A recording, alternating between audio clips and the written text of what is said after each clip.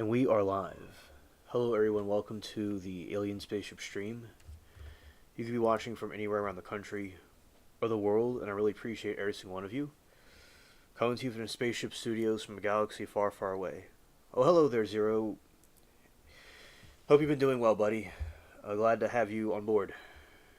And hello, Rebecca. To you as well. I've seen that Zero's made it back from the other deeper realms in space. Alright, so hello Rebecca, good to see you, welcome. Alright, now heading over to the other screen. Alright. So hope everybody's been having a good day, good evening, good afternoon. It was today I was watching some trials with the friends. There was two on, and people have different opinions about the different trials that are on. There's this thing that has occurred where in one of the trials that we're watching, this murder took place with this woman, and she was most likely murdered by the person she was with. We've been having a debate and chat about it. It's been very, very good debate today. I liked it. And Joe said, "How do you know I was measuring the voids of space around us? Have you been spying on me?" The KCB void and the local void. So the reason why I know that is there was a tip I got from one of the aliens in the control room. I was wondering where your whereabouts were, and they told me with a drone, a space drone, which is like, like a satellite, was able to see where you were exactly. And that's how I knew. In a way, it is like spying, but I was just a bit curious. The other ones in the spaceship were keeping up with you. And thank you for letting me know exactly where it was. I wasn't too sure what the name of it was, but I knew the general area. Alright. Let's see about doing this. Here.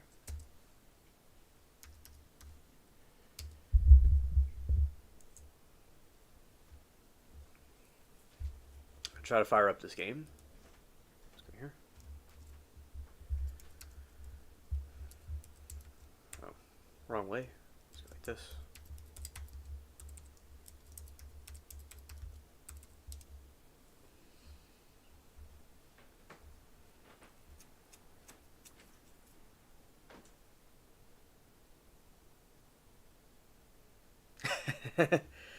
Zero said, "I expect you to have a device to tell you where someone is located." Chuckles lightly. Yeah, that could be very true. You are not wrong to assume that.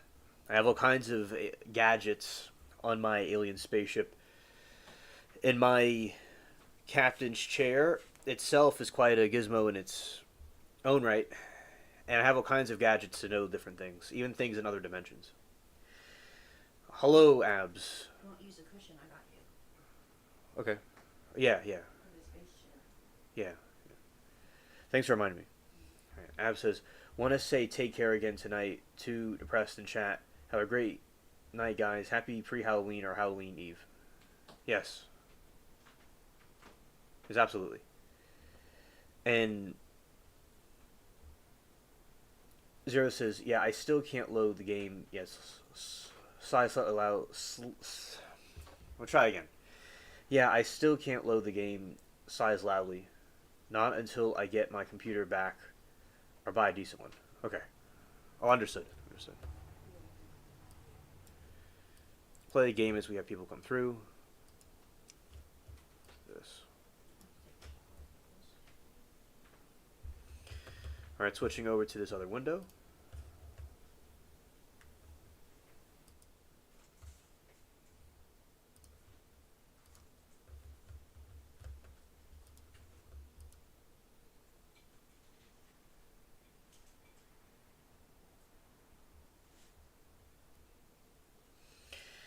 The game has been doing this to me for quite a while. The game has been doing this to me for quite some time. the past couple of days it doesn't load, and it's stuck on 30%. Let's see what that's about. If I can figure out what that is. Oh, let's see.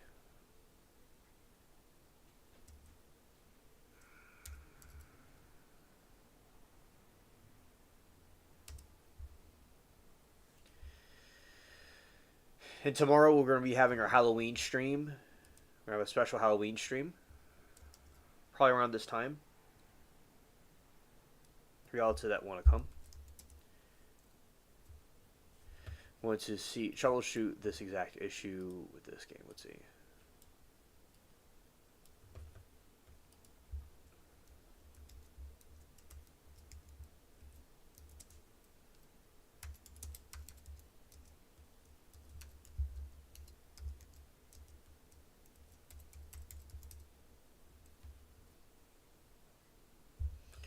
Yeah, okay, now we're going to do this right here. So troubleshooting what is wrong with this. Okay, so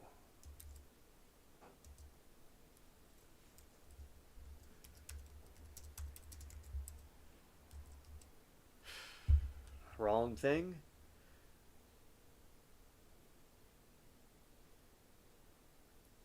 I'm going to try that again. Okay, let's go here.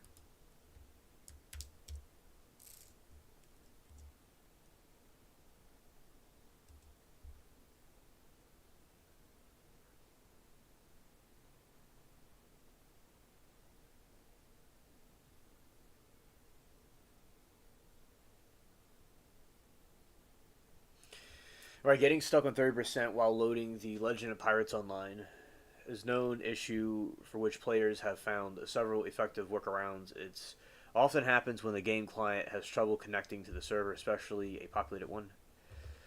Instead of clicking play, letting the game auto-select the server, choose one with low... Oh, okay. Let's choose one with a low population.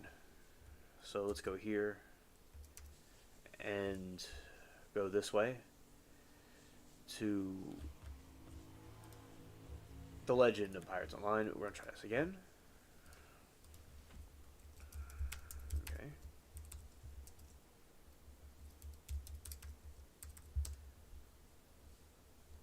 Now this should work.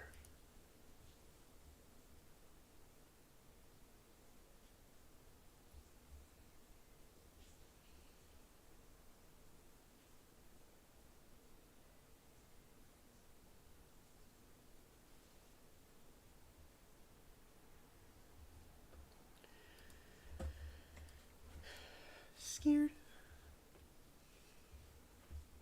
Yeah, Nabs, we love you and thank you for giving us the kind wishes. Yeah, this is one of my favorite seasons of Halloween. It is very nice. And right now the game is currently loading itself up. In a little bit we'll do some review on the trials that we were watching today and discuss it. Alright, now the game is still loading. Let's see if it works.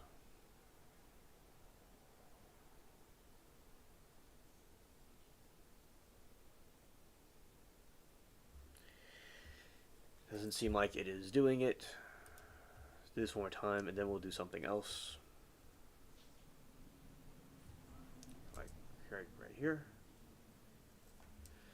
Okay.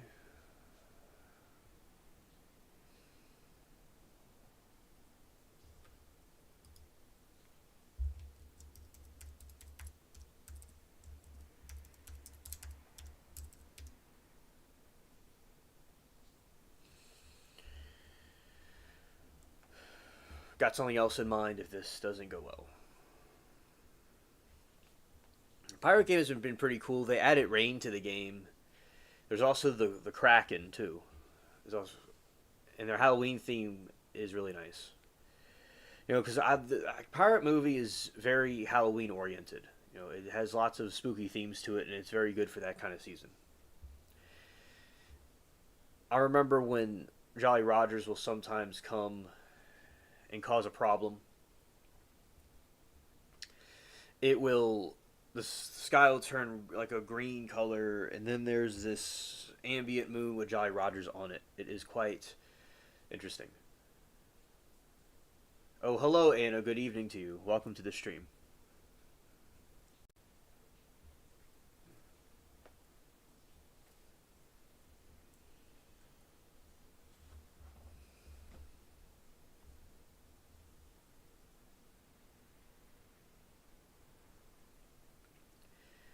All right, now the game is loading, thankfully. Okay. I watched both trials today. Now, I didn't see all of Fulio because I was going to do this stream right here. So, like, because some people don't, they like it when I go live after the other stream ends, so I was getting this ready. All right, so now we're going to go to a different server. Less people.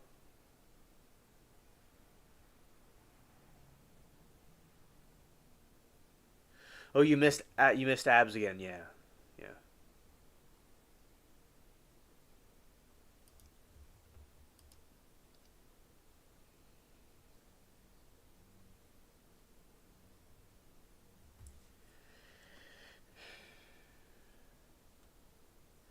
Yeah, I like the Folio trial.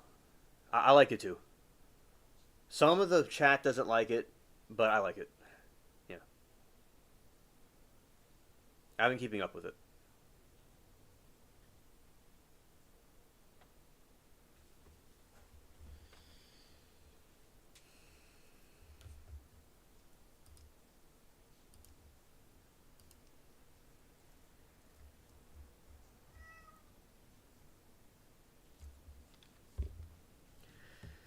All right, we got this. We got this ready to in the game. We got the game up. All right, now in Folio, yeah, I think it's really cool. The chat is always on fire, and the chat's very funny. It's like YSL, similar to YSL. And today there was some drama where I think the judge got into a fight with one of the attorneys. It was like she could, I think, was going to get her to leave the room. It was, yeah. Today was very active, and they're showing different analysis.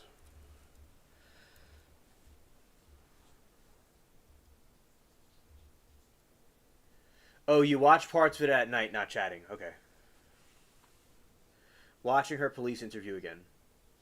Oh, okay. That's cool. Yeah. Yeah, there was many different scenes today. There's different witnesses that had interesting testimony today. And there was a mother on the stand that was extremely wicked of one of the people, like one of the co-defendants. And chat was saying how like wicked she was. So evils is breeding evil. So I think it was a wild day today for sure. And they did analysis, a lot of good, not really good analysis, but kind of like useless analysis. Where, oh yeah, I remember her police interview.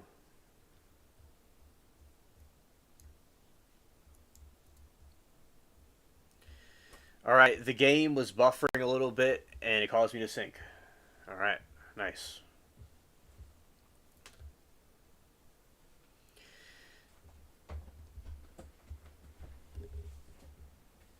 All right, and it says the chick is toast. She doesn't give a crap about nothing. Yeah, I saw her police interview, and she was complaining and getting emotional, and yeah, no empathy at all. No empathy at all. She only cares about herself. They were having some useless scenes today where the person was talking about the where the cell phone towers are.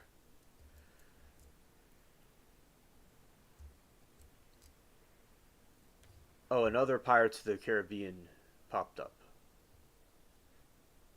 All right, let's get that to close. We don't need that one. Scared. Yeah, this is the cell.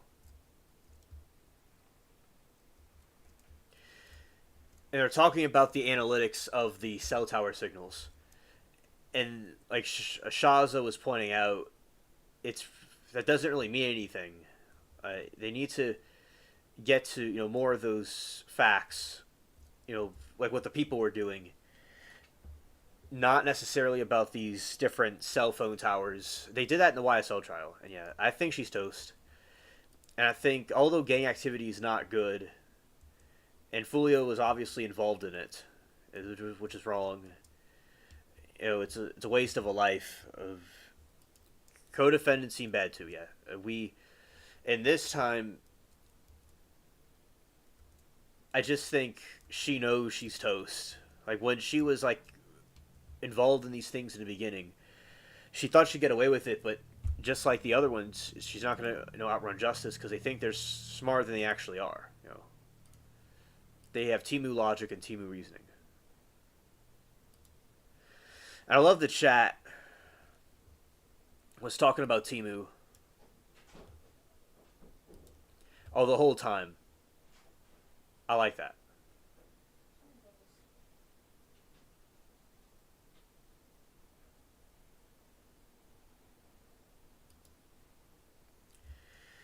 All right, Zero says, so I now have something written in the Bible that state Jesus wants us to do greater things than him. Uh-huh. Okay. Because there is this passage where the believers would expand more on what he did than he was able to do, because over time, yeah, I believe I know what you're talking about. Yes. And back in that time, there wasn't a lot of technology stuff like we have now. So in this modern era, we can reach more people than he was able to. But through the Holy Spirit is the guidance for us to do what we do, to do what his will, according to Christianity.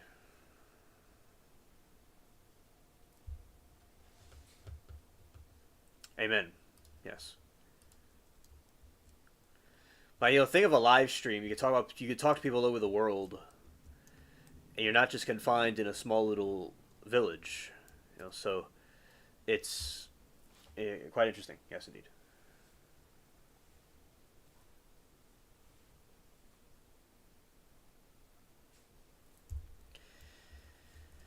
I think all those defendants in the Fulio trial will be found guilty, and her attorneys are stupid. The whole group is dumb. you know, Earlier the attorney was arguing some points for the client, and everyone's just like, "Come on, he's not making any kind of difference, any kind of change." You know, it's not working. And chat got it. Chat got it right. It said, chat will be relentless and not hold back, and I appreciate them for that.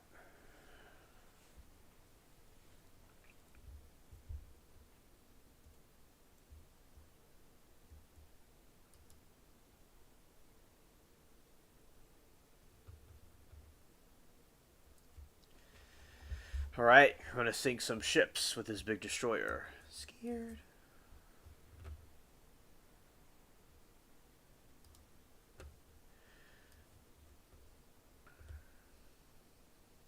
And tomorrow I'll be doing the Halloween stream. It's gonna be nice.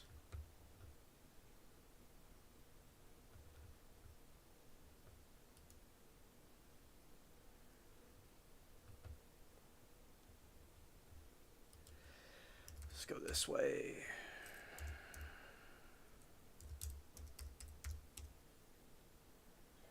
Now what I'm doing is kind of drifting. Temu drift.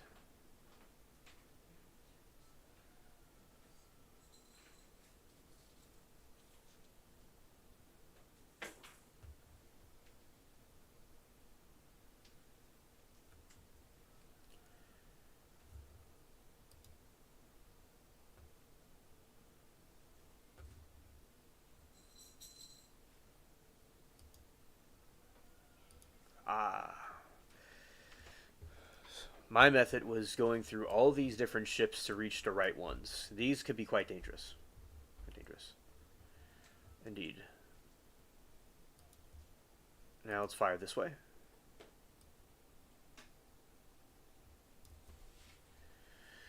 Alright.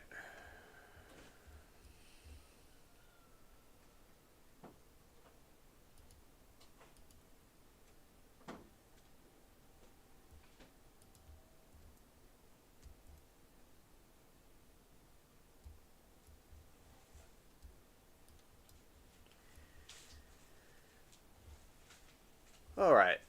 These are some of the ships that sunk me earlier. So now we're going to get back at them. Okay.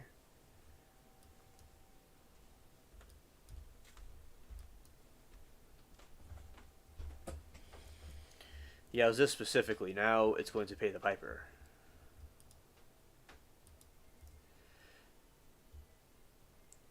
You know, being rude to a judge like that, as I said, is completely not right. It's not going to get them far in their case. Yeah, now I believe the fact that she's guilty of what she was doing, for sure. Or if she wasn't guilty, her defense sucks.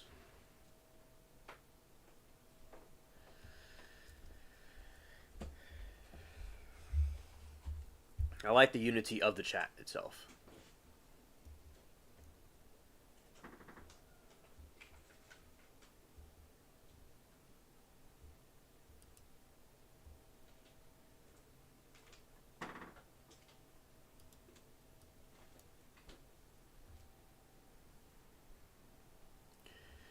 Turning this way and then firing.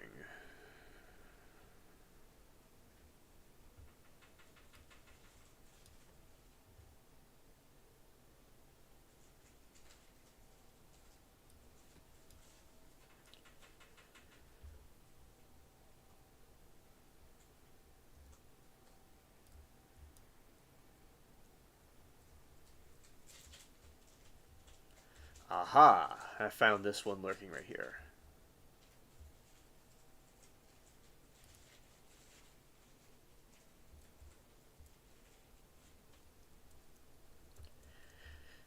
Yeah, because before when the game was doing its buffering, it didn't let me do what I did. Yeah. So, although it's unfortunate about the gang activity, rest in peace to Fulio, and I wish him the best of justice.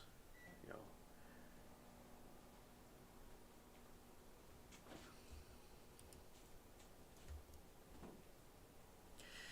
I saw, Fulio this morning. I was watching it.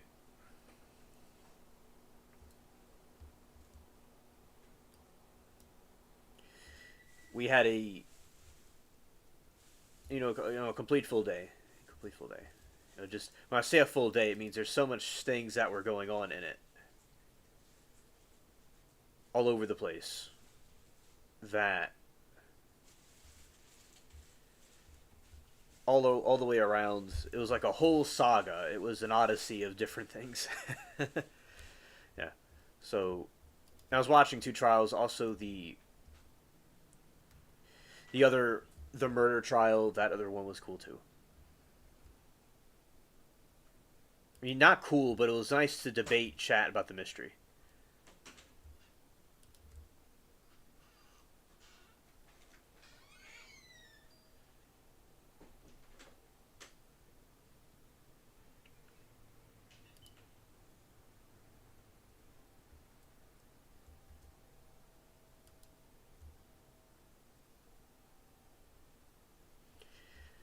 Hey, sink.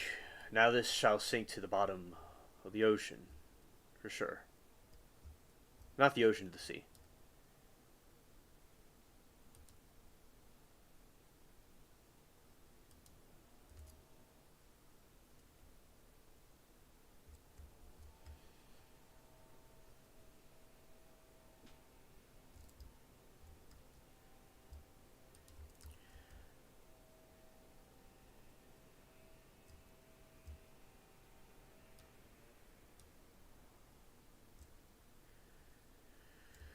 Okay, now this part will be a little bit tedious. Being careful about how we maneuver this because they could try to sink the ship again. Alright. Hello there, Kim. Welcome to the stream. We are talking about trials. With Anna, I'm talking about both trials with like the Folio trial. Also, that I saw earlier. Now, this is a pirate game that I play that I would play in the beginning of streams, especially when I first started streaming, and then while people came, we went into different topics. But yeah, so yeah, this is the pirate game that I play, and yeah, we're just reviewing about some of the trials that we talked about that we saw earlier, and at the moment it was about Folios also. So I hope you're doing well, Kim. Nice to have you back on.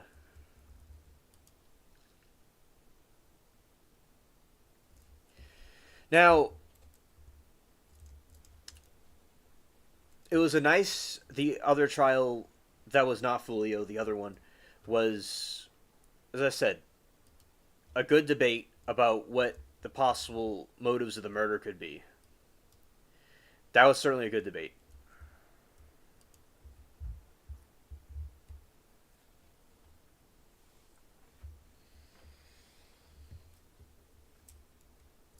It was a good to see. Like, some people think that were saying that she was on drugs and the things that she was saying was not. Oh, okay, yes, yeah, some people were saying she wasn't guilty. I mean, she was in the other one, the missing girlfriend murder trial, whatever it was. Yeah, she was known to be on drugs, but I do think her diary entries are real.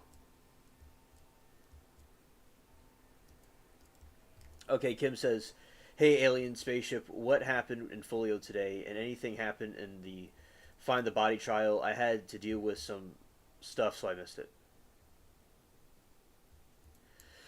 Yeah, and praying for your mother-in-law also, as we said before. Praying for her, and I understand. We in Folio today, there was a whole saga of different things. There was.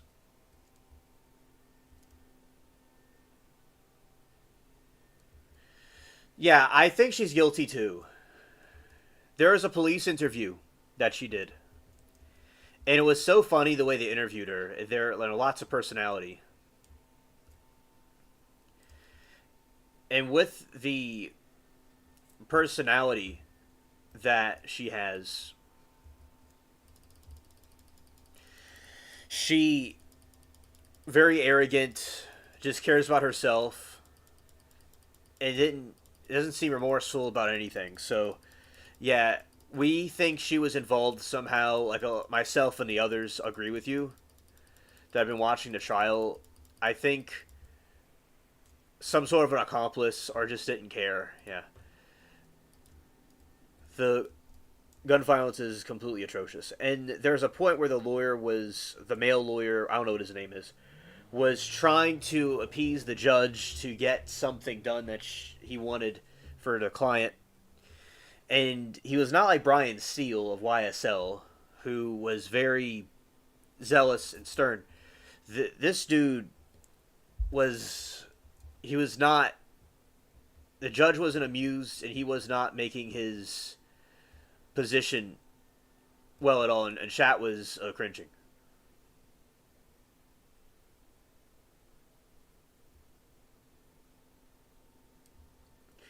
What was said in the diary of Stephanie?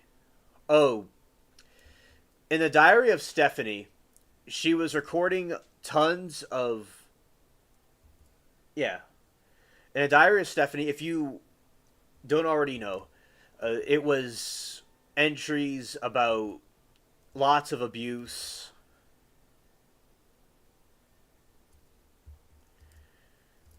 It was lots of abuse.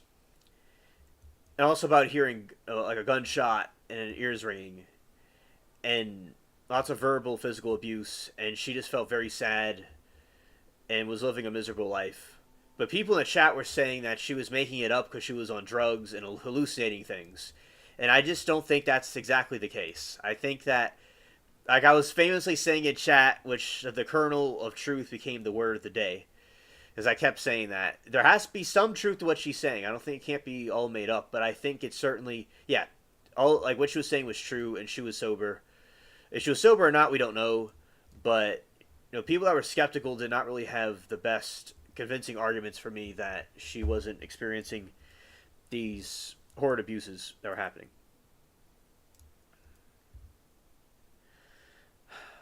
Did she testify?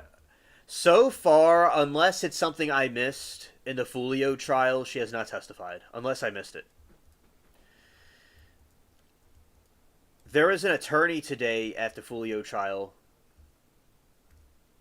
that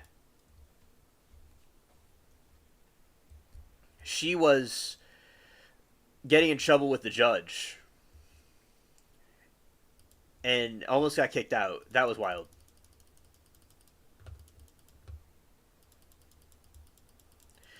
Oh, both of them are attacking me. Yeah, so that is like a rough summary about what happened with the trial. Oh, they got me. Okay.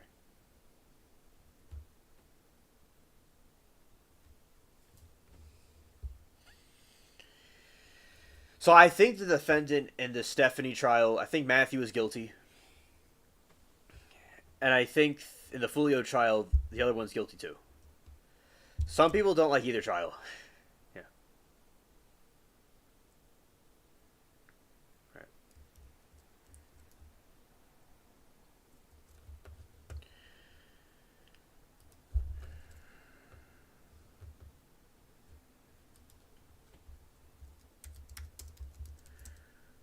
Oh, okay. The jail clothes.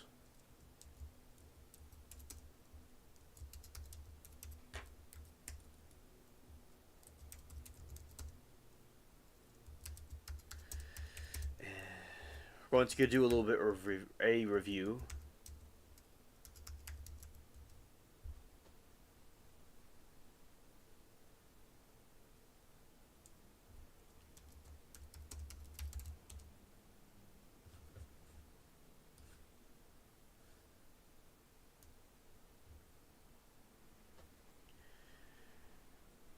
All right. So just an overview about in the missing girlfriend murder trial, whatever it's called. This is like the evidence that was presented so far by prosecution. Surveillance video. Footage shows Paul and Pavlins leaving the apartment building together and Paul returning alone while later carrying the victim's belongings.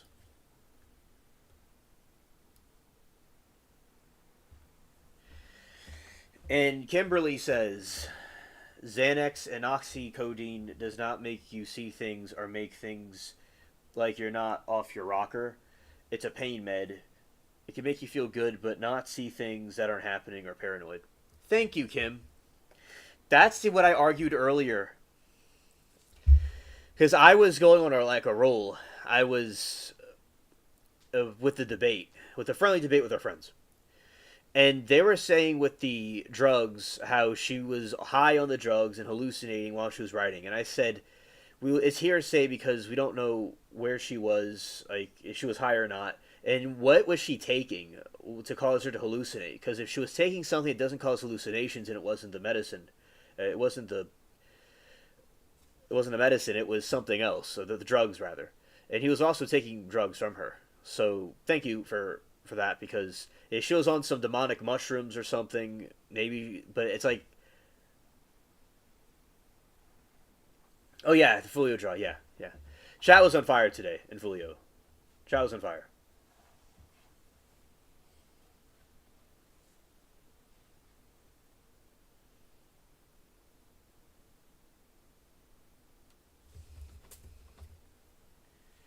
Yeah, Fulio trial is wild.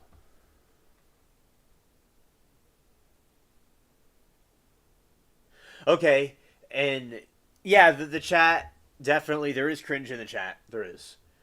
I see the people that I focus on. There are people that are the people I like there are people I've known for quite a long time, especially I met during the YSL trial, and some of the people are just really have say humorous things that I like.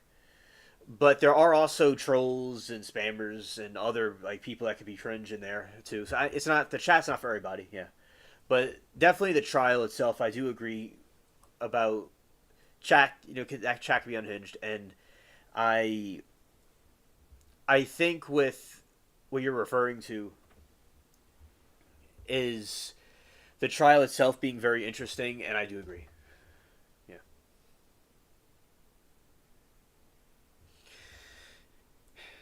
Yeah, it's different than YSL. It's a little bit different YSL because this is this person we're seeing is guilty, and there's clearly we believe that there's gang activity involved, obviously, and it's like a different type of situation, but with the same like theme in the rapper world. But yeah, so that gang stuff, they all need to stop doing the gang violence, because life's short, and they just make it even shorter. Yes, indeed. And the surveillance video, the footage, and then we're gonna get to the some Fulio stuff. Yeah, current searches. The investigators found Paul searched for local obituaries and read online articles about the investigation. He also allegedly presented to be the victim online. The defense has pushed back, arguing that exact cause of death is unknown. And I also said that he did neglect.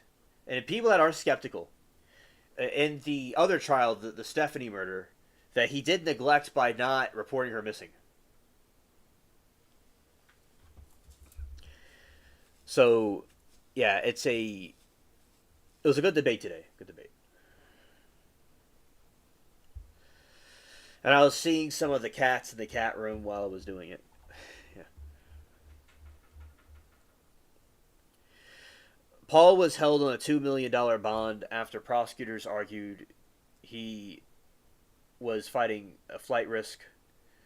Defense statements. A detective testified that during his arrest, Paul stated he figured something like this would happen within a year of Pavlin's death.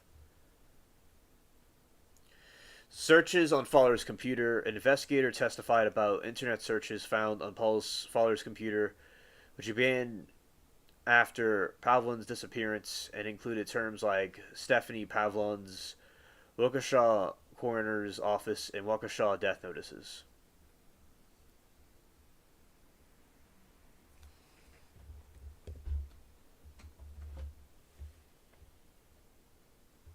I know, right, Anna? Excellent point. She said, "Kill each other over lyrics and go to jail for life." What the f? Yeah, what the fuck? Yeah, exactly. I yeah, because a lot of these rappers are. I've heard people will beef over stepping on someone else's shoes, or it reminds me of something like the Elvis song "Blue Suede Shoes" when they told me that. And yeah, because there's people that will get into cliques. We would call them cliques, but they're also called gangs, where there will be some group of friends, another group of friends, and they start, you know, with lyrics and different reasons. They just start attacking each other for no reason.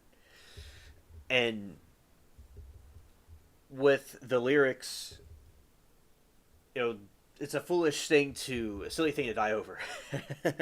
Yeah, definitely needs to stop. They need to use their rap skills or whatever they have for not trying to kill each other. It just it's a messed up system.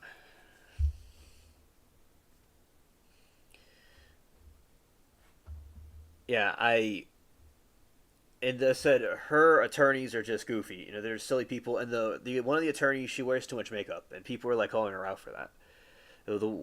And that was wild. And Kim says, "Well, my mother-in-law was complaining about her job today, so I guess she's starting to feel better, even though she's still in ICU. That's a sign she's feeling better." Oh, okay. Well, I'm glad to hear she is getting better. Yeah, and when a relative has a problem like that, I understand what it's like.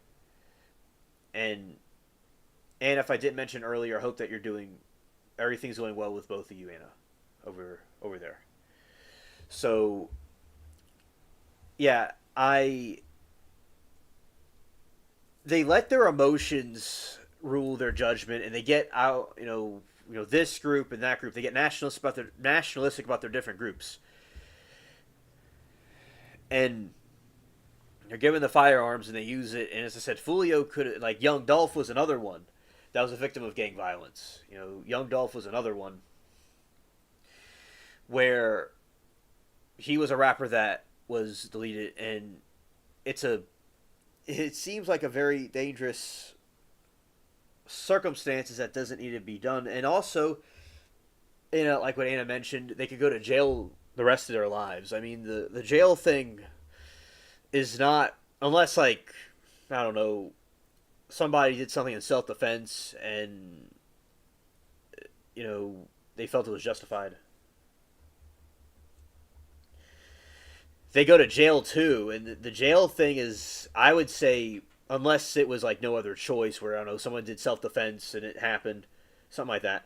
The not that that would happen, but just as a hypothetical, I think that no one would want to go to jail, and that's just not a place to be. I mean, it's just a waste of a person, and they think they're all cool doing that, Anna. They think they're all cool, but as I said, going to prison and being locked up with a bunch of other men is not cool. At least I would not think it would be. And they can't go outside and do what you want to do, and you can't get any other friends or ladies. And you're like, it's basically from what I saw on YouTube, a lot of these prisons, it's like they're like constantly in like beast mode, life death situations, and the food isn't really good. It doesn't seem like there's any benefits, but nothing wrong with being good with music. But the gangbanger stuff, yeah, not good. Get success in music, but want to play gangbangers. Yeah, it's like kids. Like, kids play cops and robbers or cowboys, Indians, stuff like that. It's like they're taking it like a playground game. Like, I think, like, for instance, Darrell Brooks was very childish. Like, he acted like a toddler in an adult body. I just think some of these people, whatever caused them to feel they want to go down that route of gang violence, whatever it was, it's probably a number of different factors. They're playing a game, but life isn't. And it's like what Eminem said: life is no Nintendo game. It's people. It's not GTA. It's not. You die. That's it. You go to the other side. I mean, their soul goes wherever they're going to go. Oh, okay, Anna. Thank you. Thank you for updating me. All right, and we're gonna have our Halloween stream.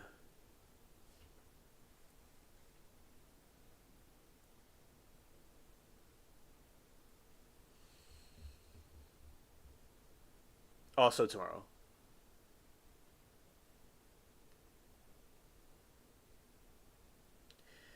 Oh, you're welcome, Kim.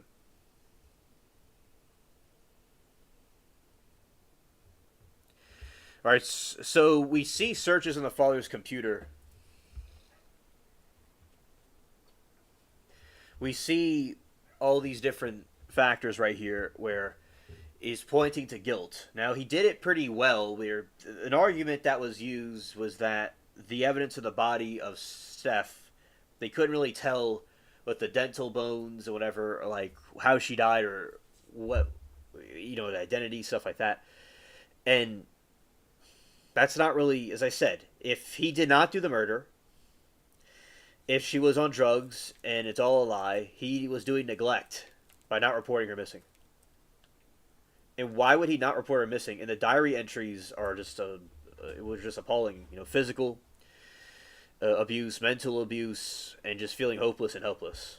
It was very sad. And people say that, as I said, she was on drugs and she was just tripping out. It's just, man, these people. I'm not against the person, like people that think that. I'm against I just disagree with that idea. I mean, but then again, these drugs she was on weren't even going to cause something like that to occur. Yeah, so like I think it's just best to find the truth, whatever that is, and the truth will set you free.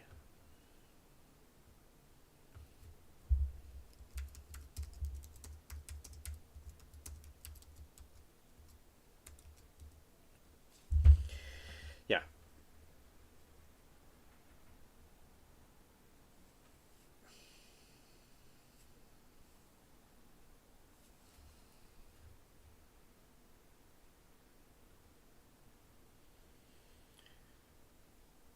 And it said waiting for test on November 12th and most likely surgery, but that will get things back to normal. Thanks, Elaine. Oh, you're welcome. You're welcome.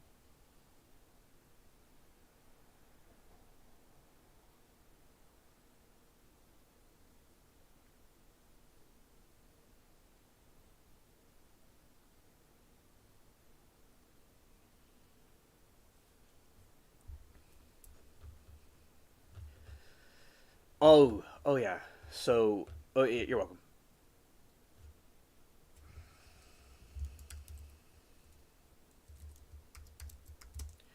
Summarize today.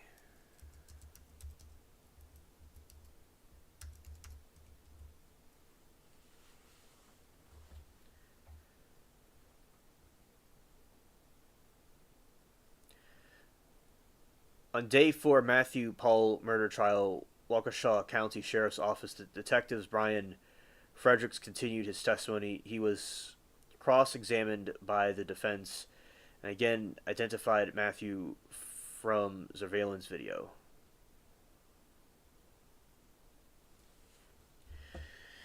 On Wednesday, October 29, Detective Fredericks detailed the digital evidence collected in the case, including Paul's alleged incriminating intent search online victims. Fredericks also testified of Paul's arrest, during which Paul reportedly said he figured something like this would happen. Okay.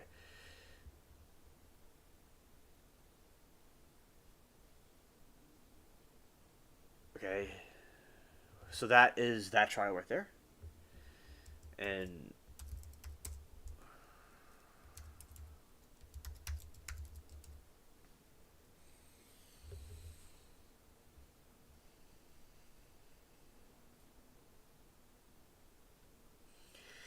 Anna said, got candy, but don't know if we'll get kids less and less every year. Ah, okay. Okay. Thanks for the update.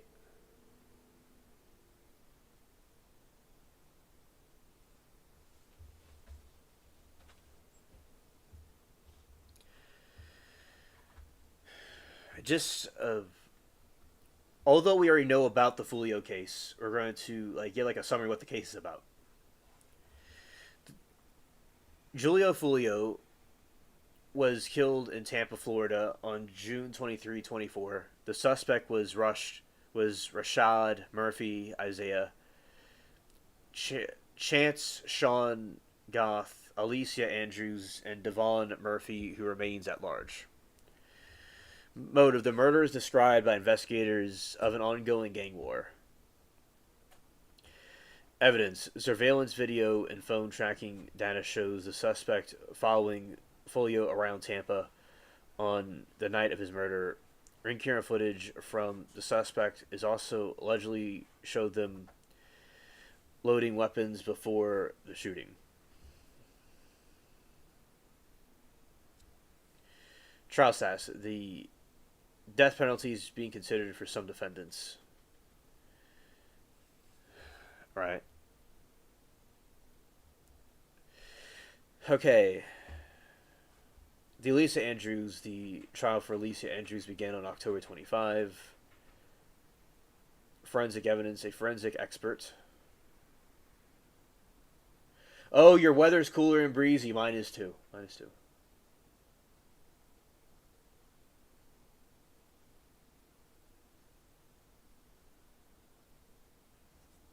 And Kim said, "You are absolutely correct. The truth will set you free." I think the trial was Steph that got killed. I think that Matt had a lot of control over her and drugs she received. Ah, okay. Okay.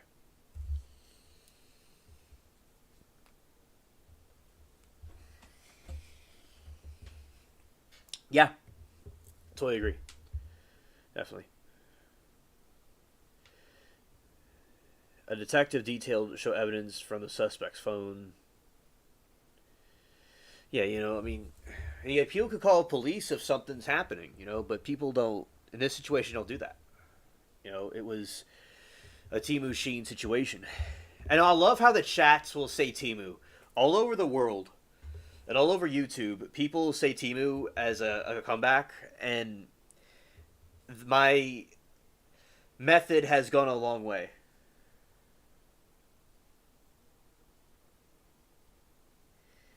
He didn't get to his Filipino lover fast enough. That's another good point to point out.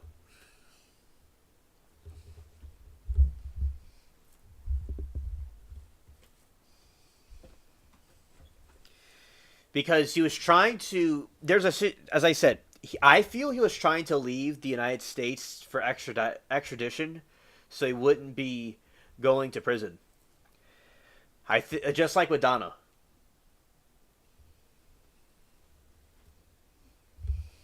Just like with Donna. Going to Nam. That's another suspicious thing.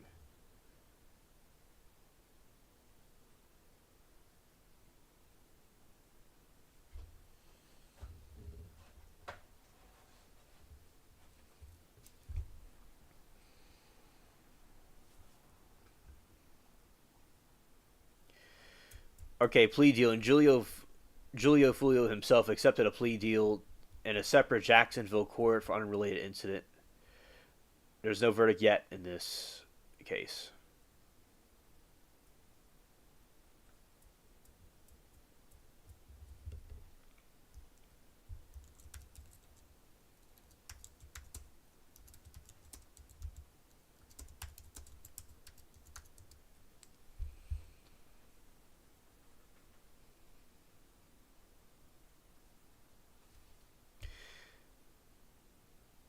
All right, so in the murder trial of Elisa Andrews accused, this is about today, of participating in the killing of rapper Julio Fulio, the prosecution rested their case. The defense will begin presenting its arguments. The day's events focus with testimony from law enforcement and their defense strategy to discredit the state's case against Andrews. Prosecution rests its case. The prosecution concluded its presentation against Alicia Andrews, charging her with first degree murder for allegedly conspiring with her boyfriend Isaiah Chance and other co-defendants to murder Fulio. Authorities accuse Andrews of using cell phone to track the victim and passing information to the gunman's vehicle, claiming she acted as a supporter for the group. A detective testified that Andrews was on Instagram while the co-conspirators were stalking Fulio.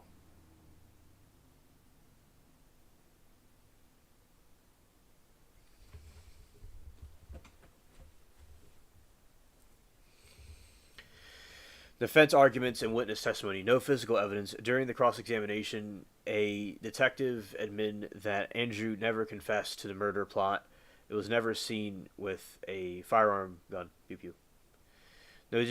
No digital communication. Detective also acknowledged that no texts or other written communications exist between Andrews and co-defendants about the deletion killings. Annoyed and not scared. Another police officer testified that during her interrogation, Andrews appeared annoyed rather than scared. Oh, hello, Joyce. Good evening. And she says, "Your dude looks drunk." Yes. Yes. Let's see what he's doing. Yeah. Yeah, he had a bit too much rum. Yeah, that's true.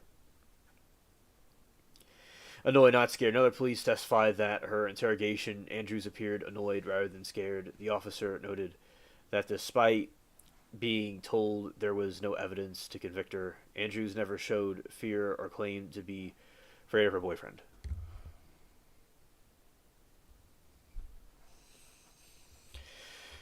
Alternative interpretation of events, the defense continues its arguments that Andrews was simply a follower of her allegedly abusive boyfriend, Isaiah, and was on a romantic gateway rather than participating in the murder plot. Focus on lack of direct evidence. The defense highlighted the lack of direct evidence connecting Andrews to the killings. Her lawyer emphasized that she was a passenger in her boyfriend's car and was not involved in the hours of planning and packing weapons that occurred earlier.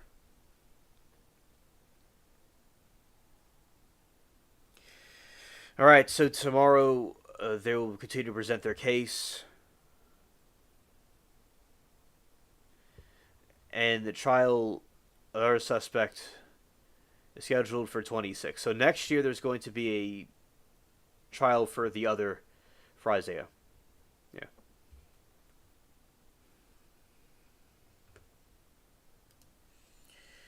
Yeah, and with Fulio,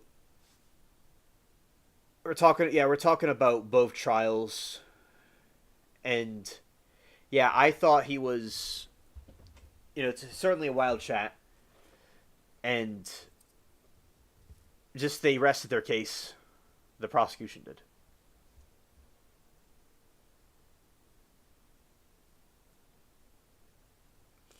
Hello, Norm. Good to see you. All right.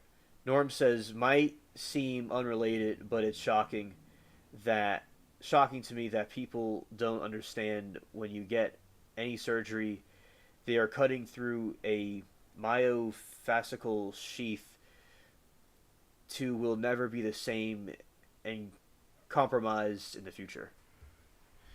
That's interesting food for thought. That when a surgery happens, the body or the Lori, good evening, welcome.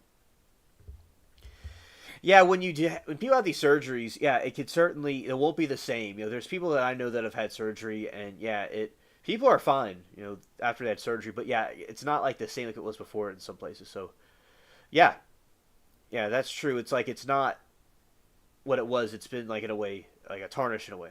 Thank you, Norm, for your commentary. I hope that I hope you're doing well with your fishing and everything is going good with you. All right.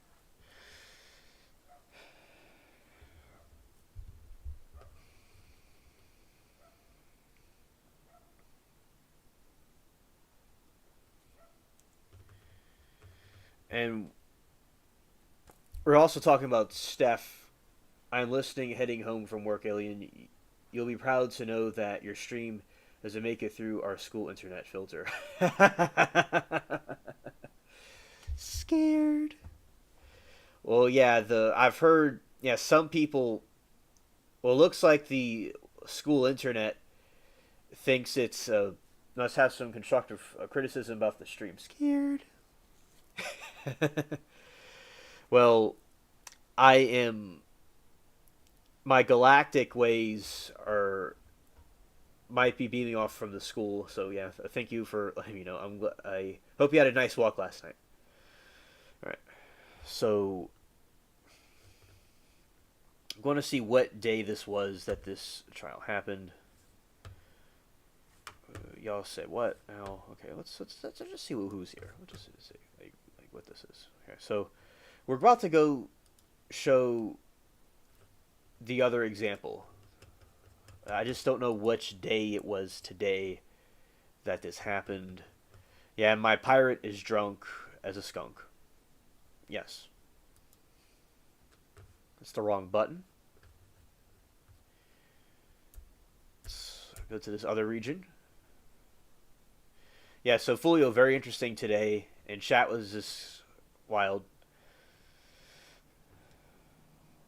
Then the other one was interesting debate with Matthew Powell.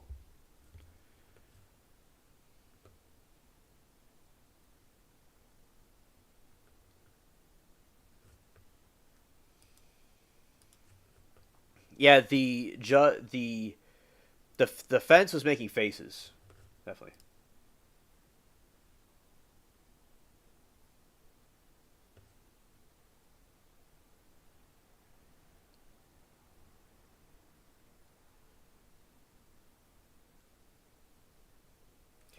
And what is the stream's email address? My email address, is that what you mean? The email address? I'll give it to you now, my email in the chat. I have it also on my in my about section of my channel is where my email is if you want to email me. But the other one that I can put in the chat for you right now. But that's just a way if anyone wants to find the email, it's on the about section of the channel. If that's what you meant. Okay.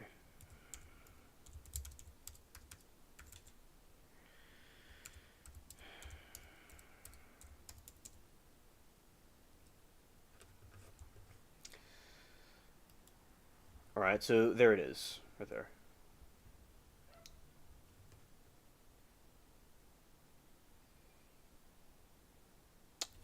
It's going to load. It's going to load. Let's see. Yep. I think it's good to see what days the trials happen so I can give you a proper analysis. So yeah. And some people have said, "Hey, both trials."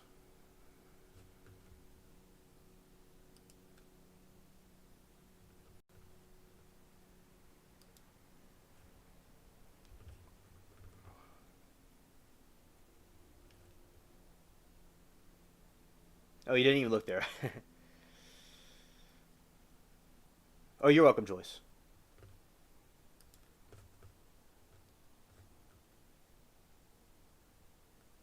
Yeah, just seeing what day it was. What was it called?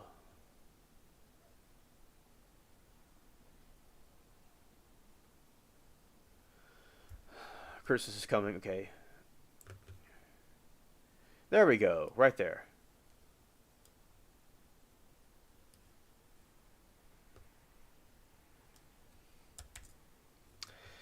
Nice. Here we go. Now we're entering this right here.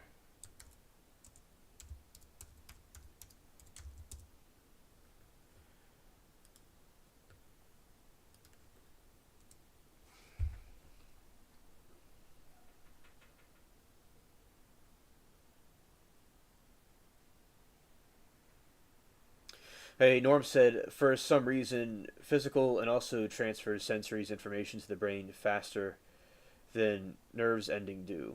I am packing up the rest of my stuff now. Should be in a new place on Monday. Oh, yeah. Scared. Scared.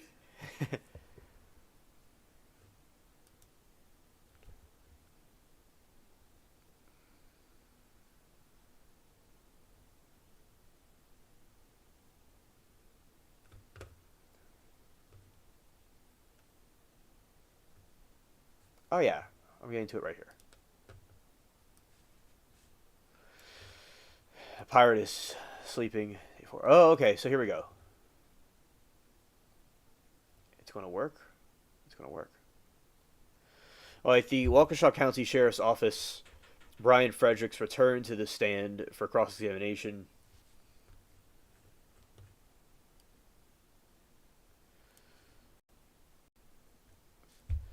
Identified the defendant from surveillance video, showed the jury videos of Paul in the mailroom the day after the victim was last seen. On September 17, still had lots of Pavlon's belongings, including her purse, water bottle, and prescription drugs. Paul was talking with women in the Philippines and planning to go there. He had previously traveled to the country. Pavlon's mother felt she was in an unhealthy relationship. Every time Paul left the apartment, Pavlon's had no keys to the apartment.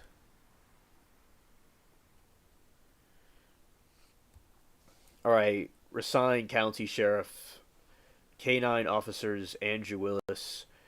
K9 Raven is certified in human remains detection. Willis and Raven were called to search an area by Waukesha Police Department. The search involved multiple vehicles, with a Toyota Tacoma being the target vehicle.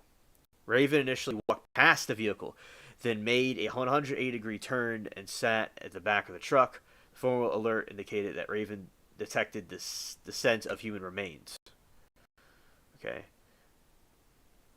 The search lasted approximately 3 minutes total. On cross-examination, the defense pointed out that Raven's certified record, noting false negatives in 21, and pointed out that Willis knew the location of the target vehicle before the search began. Scared.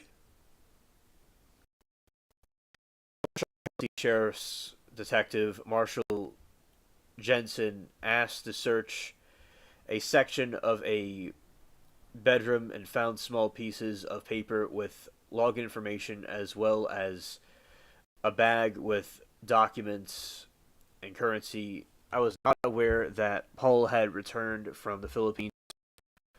Waukesha County Sheriff's Detective Nathan Plenis responded to a report of the dead body on September 9, and he was the scene for approximately 3 hours.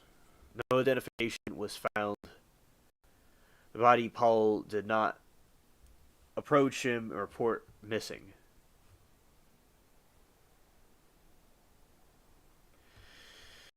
Went to Pavlon's parents' home, explained investigations that her mother gave officers Stephanie's belongings, and turned over to the journals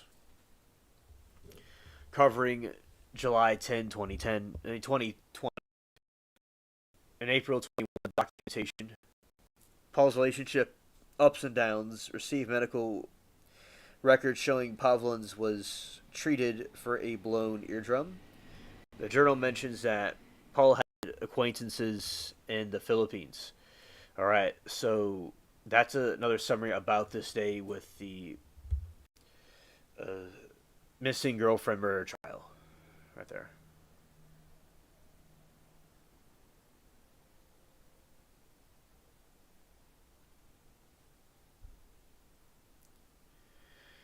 Page is going to be okay. Oh, it's doing its thing. Okay.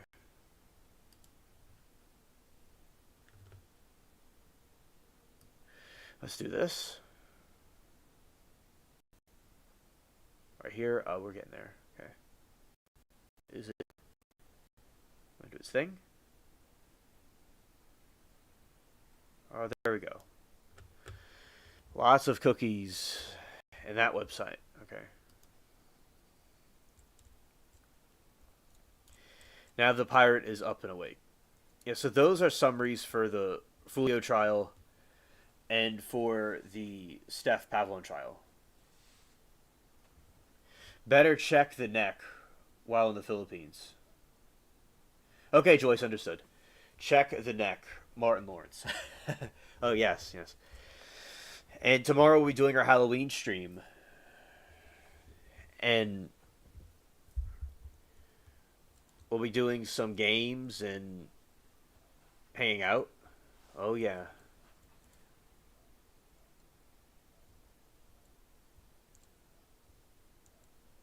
I could do that tonight. I possibly could. I don't know. Alright, that's the moon. Right there, that's the moon. See, it's a scary pirate island because it's like Halloween themed. Right there. Yeah, so the cool front has come down south. And it's nice, cooler and breezy. Oh, I like that. It's like a crescent moon. Yeah, I mean, you got some Temu alligators here that are kind of easy to take out here. But I think both defendants in both trials are guilty. Just to give my summary so far. And it's nice talking with friends and debating about what could be happening.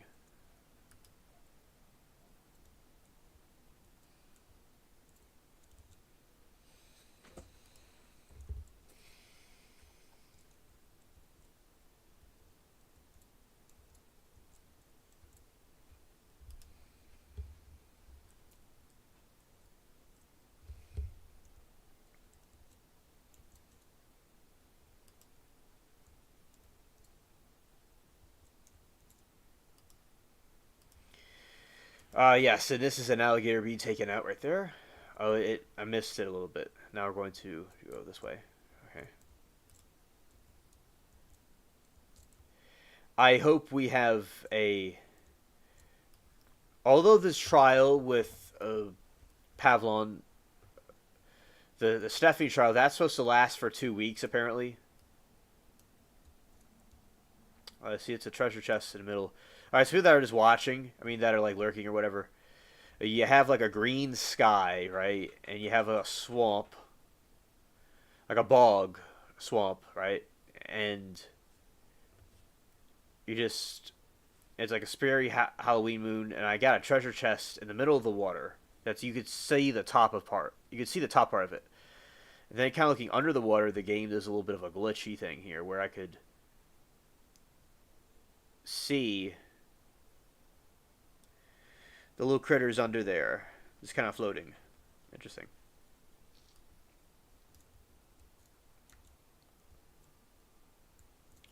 That's the rest of Cuba. Over there.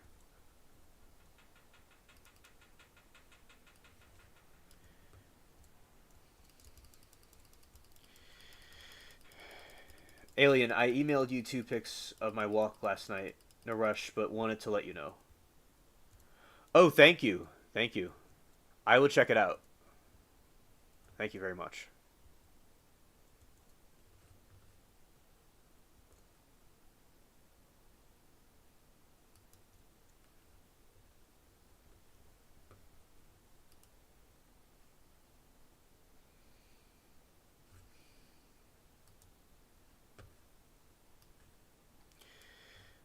The water looks so undulating.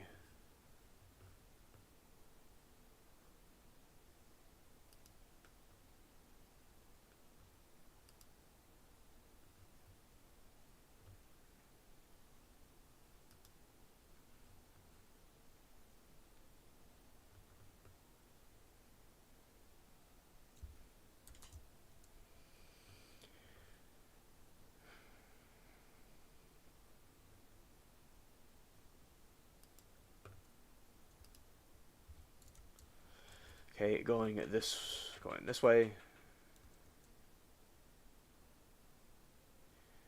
Those are some pretty big cypress trees. Big cypress trees.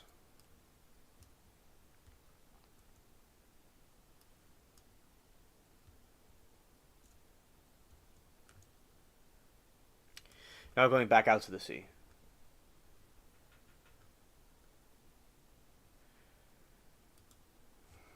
Okay, looking over this way.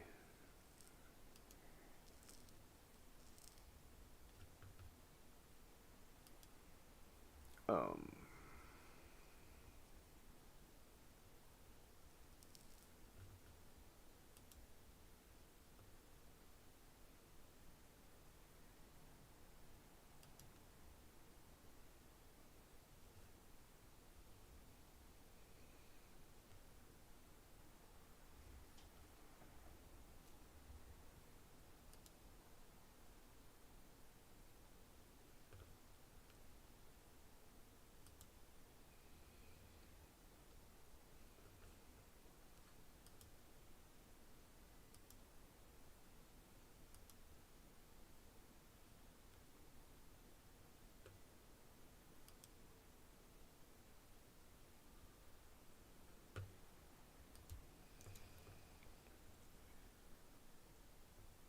I'm looking. Okay.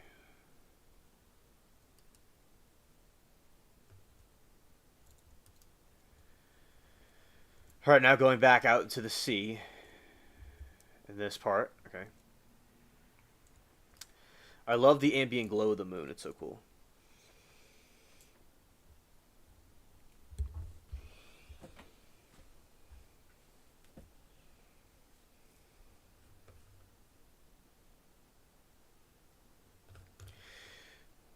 Yeah, I like the pirate moon that they have in the game. It's this big Jolly Rogers in the sky.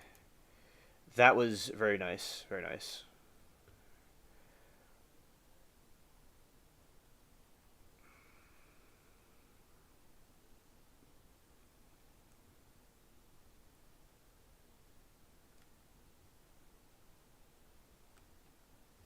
Okay.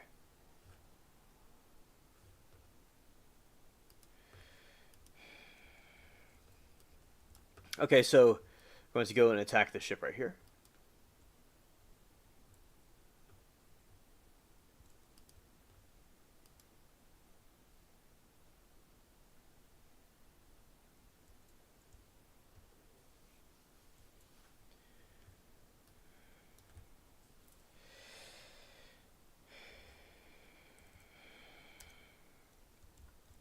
Oh, now, but so far there's no other trials. Now there is a trial from Court TV about a teacher that got shot by a student, and they're suing the principal.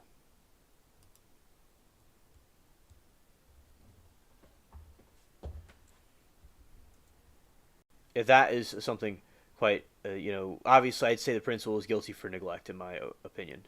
Definitely. I've watched some of that trial. You know, that was a pretty cool trial to watch. I remember that day the hurricane was hitting Jamaica. I was watching 5 different live streams of different things. It was quite wild. Yeah. As that situation, I think that the principal is guilty of neglect. Should have had a safer school where people, a much safer school for people to be with teachers or whatever, students, and not having to be concerned about getting shot. That's ridiculous.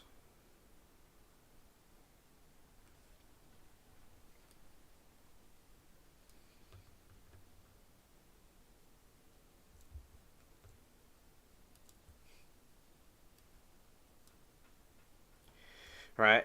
And then going over this way, we're going to have another phantom ship, a lot like the. That's. Looks like a golf course, yeah. Yeah. Okay.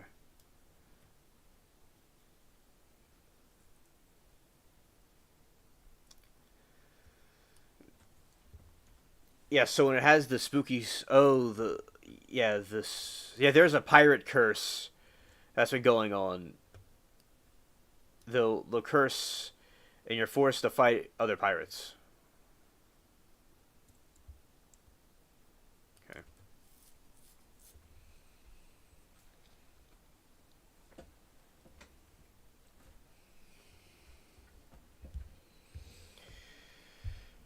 Okay. Let's check this thing right now. Let's go here. I'm gonna check both. How about that? I'll check both.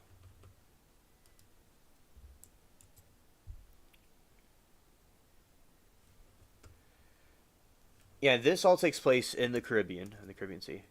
Now there are trials during the pirate era, and they would be very harsh. It was a very harsh penalty back then. Let's see.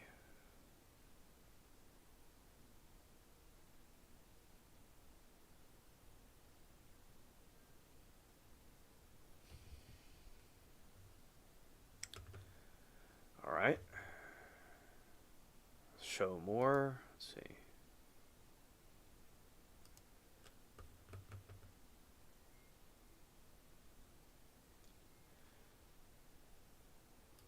All right.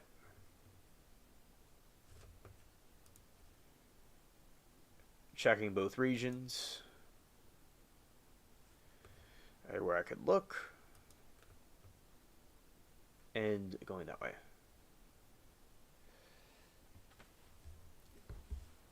There's the unsolved cases are also quite haunting. The unsolved cases are also quite haunting that happen.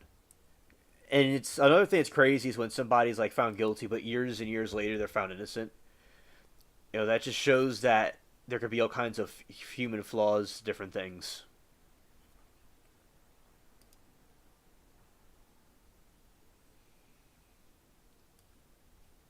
All right, and it looks like I'm about to go crash into some rocks, some sea rocks. I'm scared.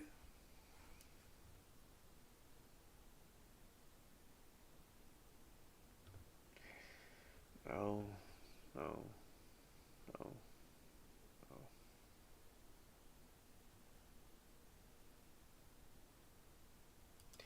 Do this again.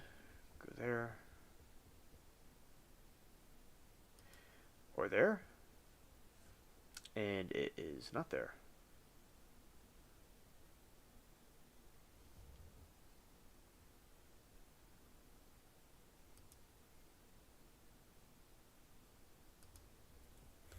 Alrighty.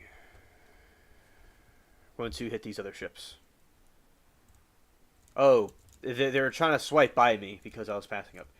Yes, that civil trial. I was still living in Florida when that happened. It was crazy. His first grader brought the pew pew gun from home. Oh, you were still in Florida when that was happening. Oh.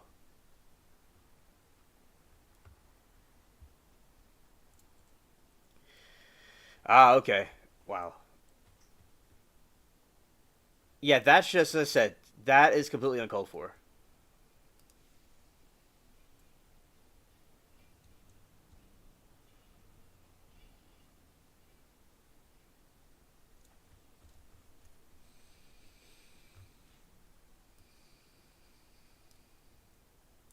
Yeah, that's a giant rock.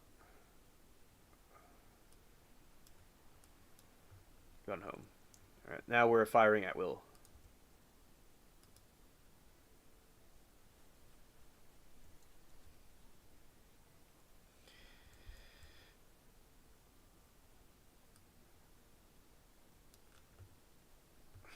A first grader shouldn't be having guns. Shouldn't even be having anywhere near them or knowing about them. Doing stuff with them. Yeah, that is very messed up. When I was a kid, I would never done something like that. Like, that's just stupid.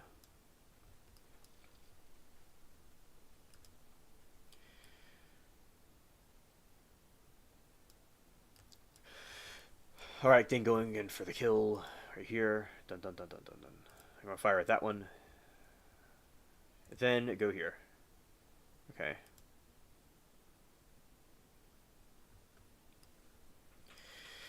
Alright, now, Lori, she says, which I acknowledged a little bit earlier. Yeah, Alien, I emailed you 2 pics of my walk last night. No rush. Wanted to let you know. Yeah, I checked. I didn't see it, Lori. So I don't know exactly what happened, but because I did look. I didn't see it. If it doesn't come through or I can't find it, I will.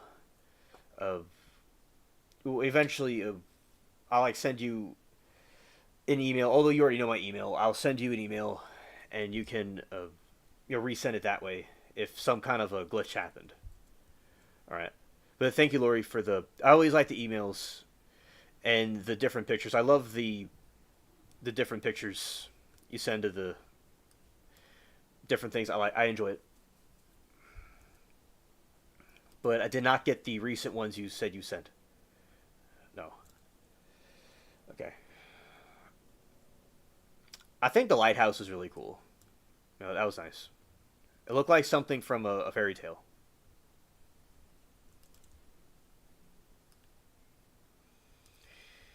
All right.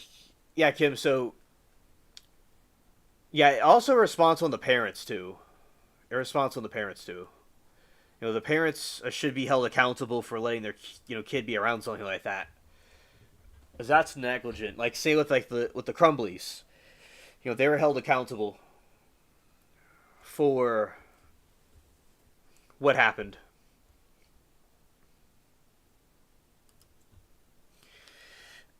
If what the parents did, because kids shouldn't be doing things like that. Yeah, yeah. The Silva trial is quite insane, indeed. Yes.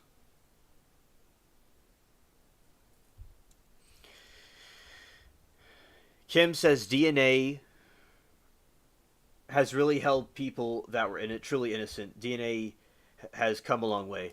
Oh, absolutely. That's why I say, like, as much as we have in our time, internet may have some problems. I I really appreciate the I scared. I appreciate the kind of technology we have to be able to do that. Yeah.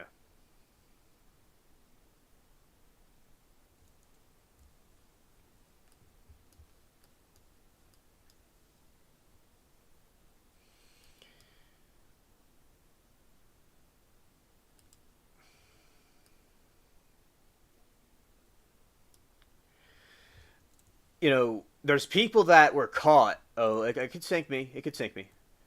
When people were caught, there's one senior citizen that was found with DNA that he murdered somebody back in the 70s.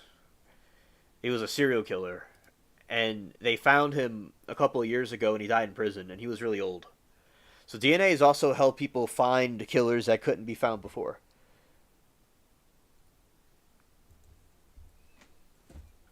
And seeing people that were innocent get out of prison is, seeing those types of trials, well, it's not really a trial, but like a hearing, those are also very warming to see.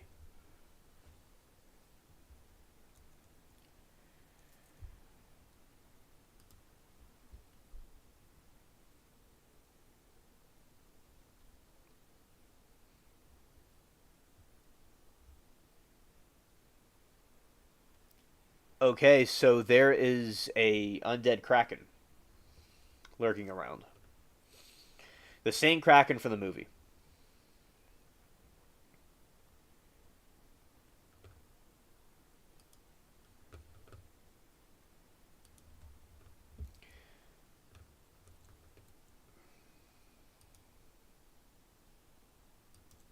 I'm going to show you all Captain Jack Sparrow. Yay.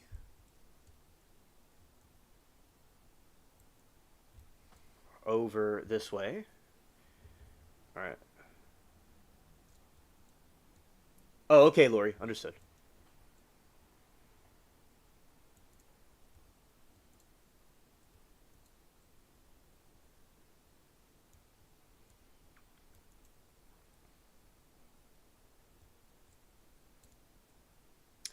Hello, D-Sauce. Good to see you, buddy. What are you having for dinner tonight? And welcome to chat, my friend.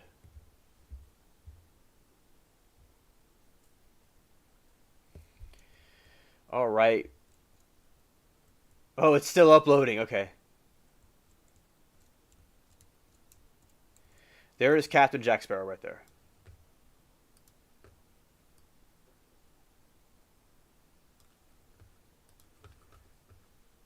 And the captain himself.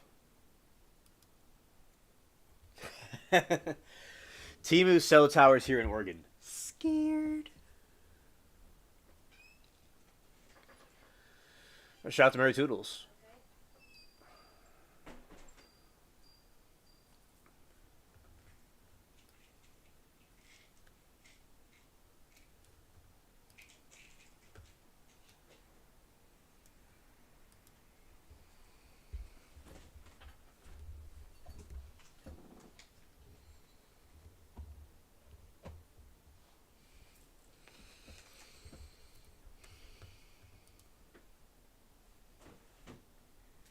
Yeah, that got your attention.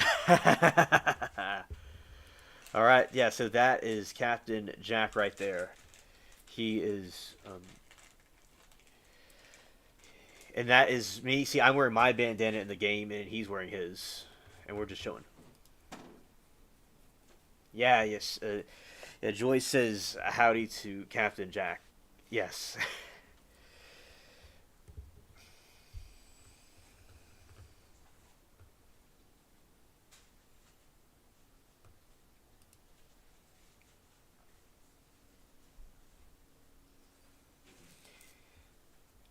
Absolutely, the parents need to be held accountable. Not sure what happens with all that, but it needs to happen. Yeah, exactly, Kim. You know, that needs to certainly be the case. Yes, indeed. Yeah. All right, G says, my Mount Everest, my Yoshi, my jackpot, my alien bestie, my amethyst, my pearl, my highest ceiling savings account, my kindest hero of the internet. Oh, thank you, G, so much for that compliment. Oh, thank you, Joyce. I did have. I'd like to see what you have in mind. Definitely. Thank you. And Joyce, my queen of all the galaxies, of the brightest stars in the galaxy, all the brightest stars that undulate are in your undulating pocket, in your treasure chest. All of the most amazing stars in the galaxy belong to you through my alien authority. And you are every single, every possible diamond in all the world, every single ruby and gem, and the beautiful mountains in Japan and all their sunsets belong to you. All filled in the inside with the purest gold of them all.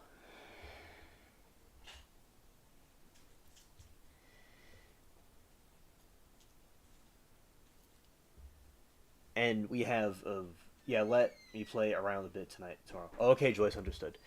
And even the shooting stars of the night shed tears, knowing of you and your exceeding beauty, and kindness and compassion for all people. Thank you so much, G. The Aliens Victims' Rights Defender. Thank you. The Aliens Victim Rights Goddess herself. Certainly is needed. Your help, everything that you do is needed for us on the spaceship. Thank you so much. Yeah, this is our... Yes, understood, Joyce. And this is our Captain Jack right here. And he is playing his deck of cards. And this is his friend, Mr. Gibbs. Right here. Mr. Gibbs. And let's see what he has to say. Oh. Oh, thank you, Joyce.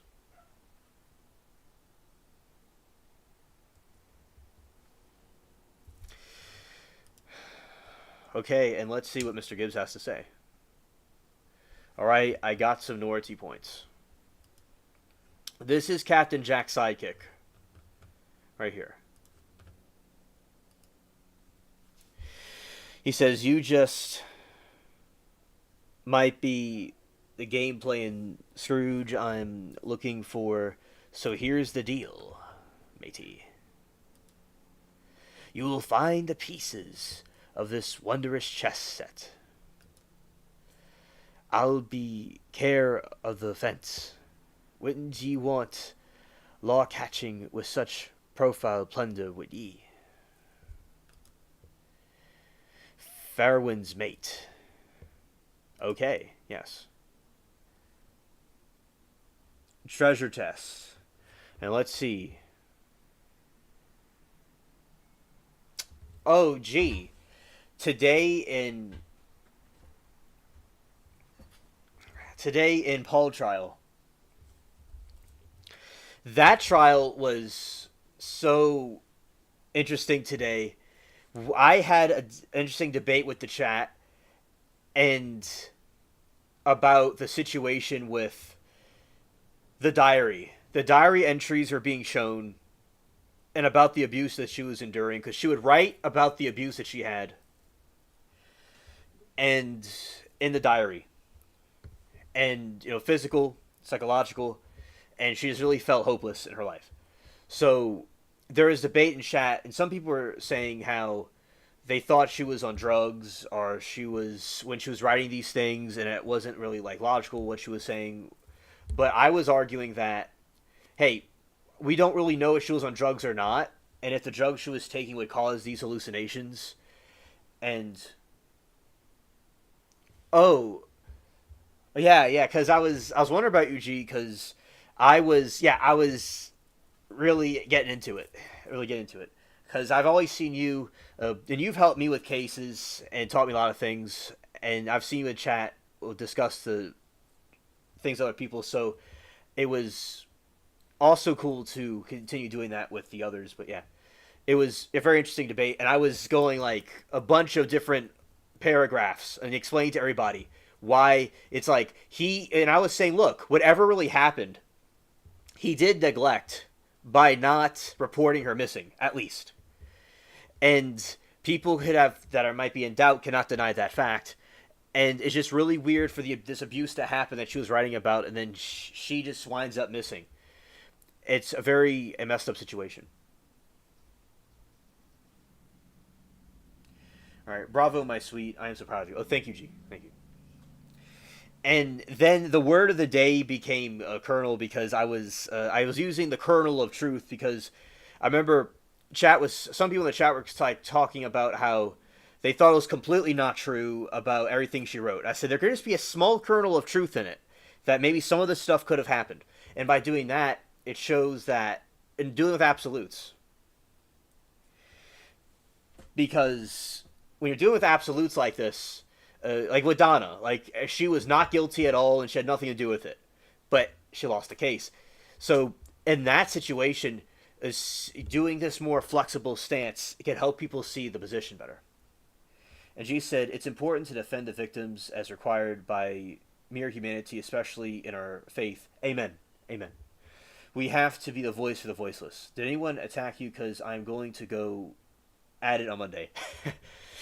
No one attacked me. It was thank you, G, and I appreciate you always sticking up for me. No one attacked me. It was a nice civil debate, and there was in this situation. As I said, it was a nice discussion. Everybody was respectful, but yeah, I was going at it. I felt like a mini G. I was really in the zone and explaining. People like what I was saying because this woman was being abused, and Moki was a good help in it too. And Moki was talking about how assisting me and saying she only wrote the stuff in her diary for her own self and not for the what Amber Heard did. I'm mentioning the Amber Heard part. Moki didn't, and I added to that. Like Amber Heard went on the public and made a spectacle out of the Johnny Depp thing to slander him. But what I was explaining was in the other chat was that this woman, what Moki pointed out, that she wrote the diary for herself, not exposing anybody, just keeping to herself. And that and it is completely different. And like, why would she just make it all up? Of course, there is truth in it. People hallucinate things, maybe, but would she make up an entire abusive story by him? Exactly. I go at it respectfully, but make sure they know you are the smart one. Yes, yes, absolutely. G said, "Okay, that's good. Thank God, and that's good. You have to do it. How can they assume she was abused? Who does that? Right?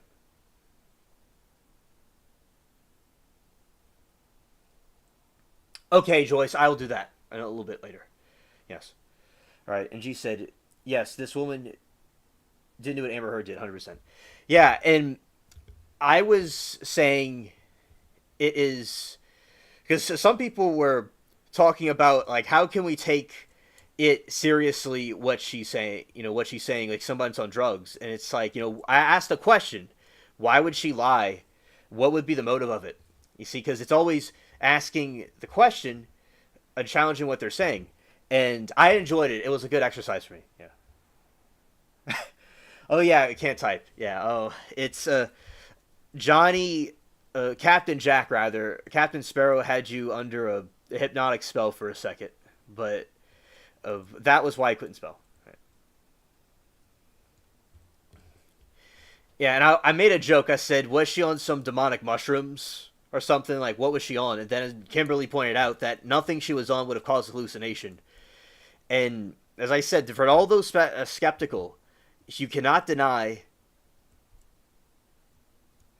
You cannot absolutely deny that. Just going over the points I made, he did neglect by not reporting her missing.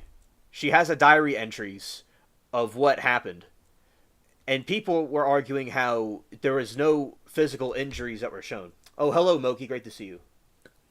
Yeah, Moki. I was talking about today when we were talking about Paul in the chat and why we think he's guilty, because she showed neglect. He was obviously abusive, and some people were pointing out that she didn't have any physical scars on her, but that doesn't mean it didn't happen. I mean, it's a hearsay thing. It's speculation. Why would she just make up all this stuff, and why would she be sober enough to write it? Right. So, and he just seemed like he lacked empathy, compassion, and narcissistic people will do stuff like this, where they lose control. They want to regain the control. They, and if she was going to leave him or was going to get out of it, he was going to let her have it, in the ultimate way.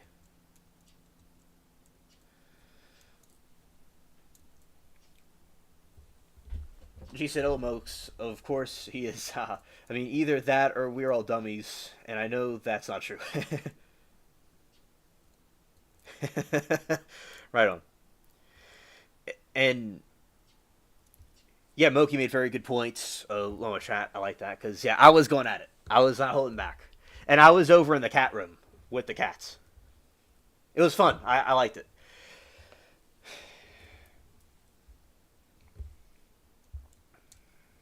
As we have, if you were talking about the dead body, it's like, these other factors can't be denied. Like, yeah, it's like, so definitely guilty of sin. Very well said.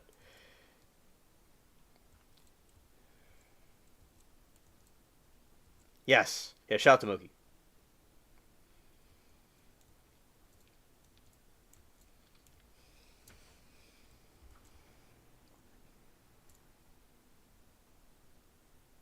Scared. Scared.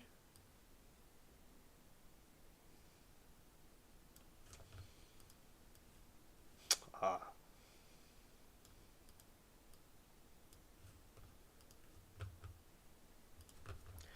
Okay, now going out to sea. I gotta repair the ship. That's right.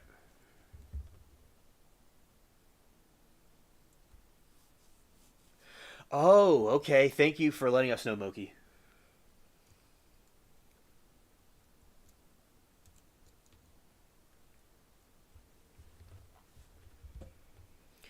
I've been keeping up with that other trial, the civil trial.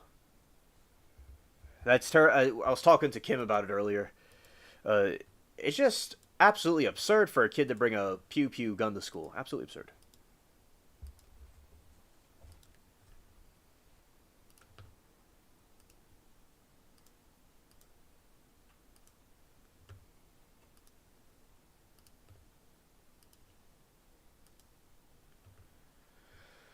Okay, and going to this part right here.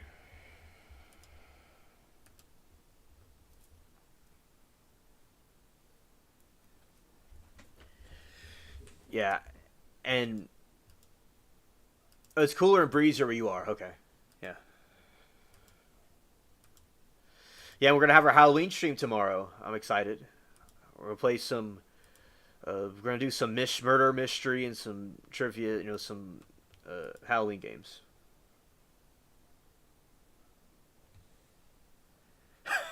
All right, G said, "Are we by any chance going to be lawfully luring tonight on the grounds of G would love some subjective manager restriction?"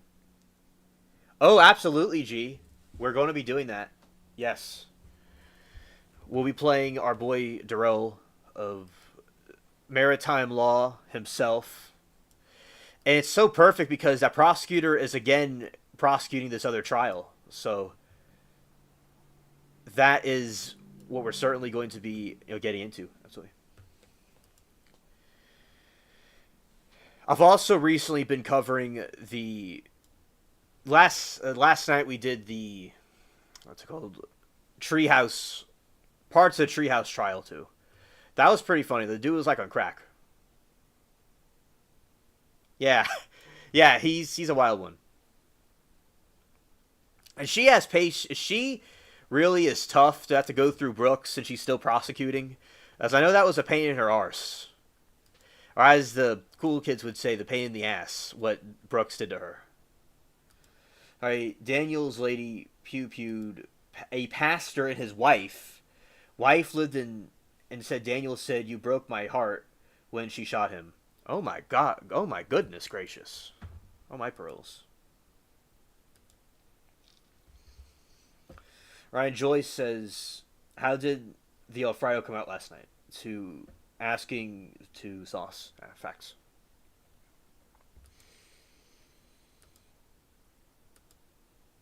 Alright, pumping this out of the ship. Yeah, that seems like it could be a sleeping thing, yes.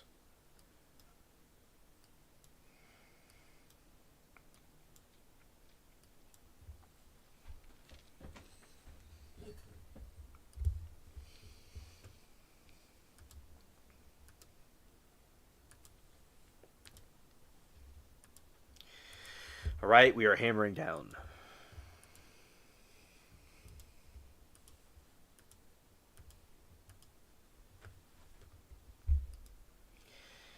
Yeah, that's what it sounded like. Oh, it's in the 70s there, okay. I really need to pay Temu attention. Okay, yes. Thanks.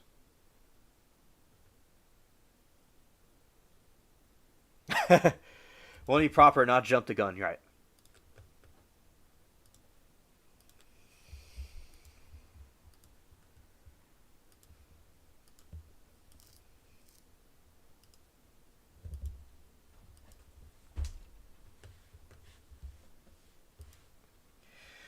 Yeah, where I am, it's in the 50s. It's in the 50s, but not 30s. It's like 50s and 60s.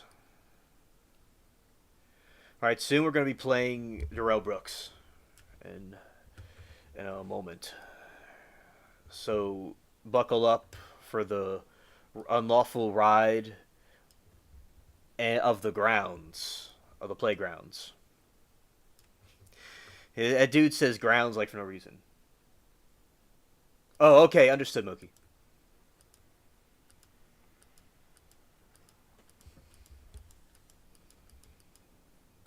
All right, here we go. I'm gonna go bring this puppy back home to. I will just go sail to this island and just end it there. Yeah, I said that's the Halloween moon. Scared. We're going full speed ahead. Full speed. Arg. Alright, now we're going to be heading this way.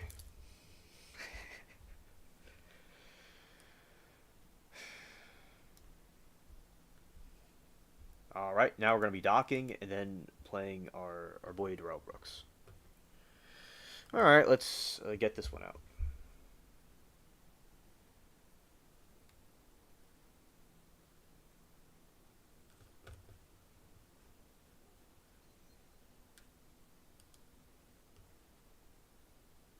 Aliens said grounds. I miss particularly all week sucks. Me too. I am missing tomorrow. I have guests Saturday, so tomorrow morning going to market, mass shopping, and clean. But what are you doing? Lawful law, alien. LO. Well, what am I doing? I am doing unlawful Temu law, and I'll explain what that means. I'm on this pirate right here. I'm doing unlawful law pirating. That's what I'm doing. All right. See, this is a spooky island where no one goes, and we're there. Right, right. And we're gonna be on this island, and we're gonna watch the Roe Brooks right now. So it's gonna go by this tombstone and get some popcorn and get ready. All right. Here we go. One of my great grandparents is in one of these mausoleum things in NOLA. There's a whole family of people in there, by the way. All right, so here we go. Let's turn on Brooks. We're going to get our dude out right now. Ah, what crime should you get scared?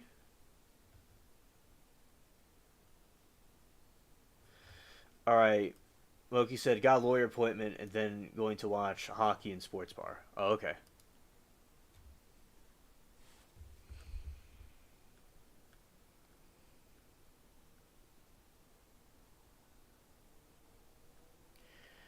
Um. Hmm. Oh. Oh, yeah. All right. Okay, here we go. Fox 9, here we go.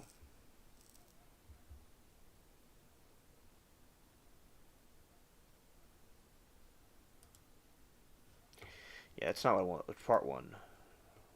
Alright, here we go. Copy. Address. And let's switch this over. Okay, game will be exited out now. Alright, the moment is here.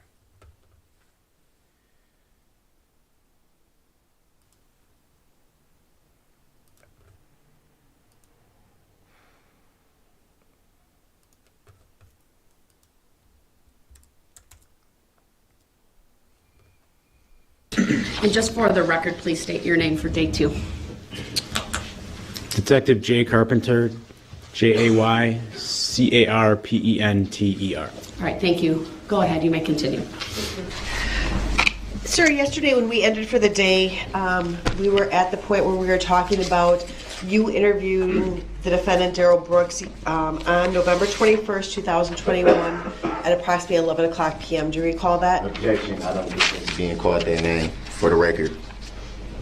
Objection is overruled. Yes, I do Grounds recall for the that. overrule. Not relevant. Yeah, it is relevant. Your Honor, at this point, or I think last night, we asked for State's Exhibit 81 to be admitted into evidence, which is the defendant's statement provided to Detective Carpenter and Detective Stern on November 21st of last year. And Exhibit 81 has received permission to publish is granted. Objection. My notes reflect that it's 25 minutes. That is correct. Let me get the exact time of it. Objection, I didn't provide any statement on the 21st. The jury will disregard the statement by Mr. Brooks. He is not testifying, therefore his statements are not evidence. And my objection should be noted for the record. Your Honor, the entire video is 25 minutes and 27 seconds. The state will be playing from 4 minutes and 25 seconds to 14 minutes and 25 seconds. Thank you. Go ahead.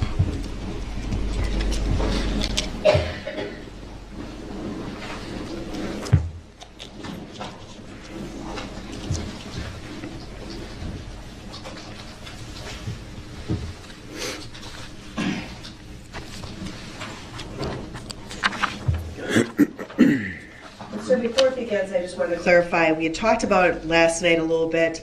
What we are hearing today is the audio interview only, correct? Objection, leading. Overruled is foundational.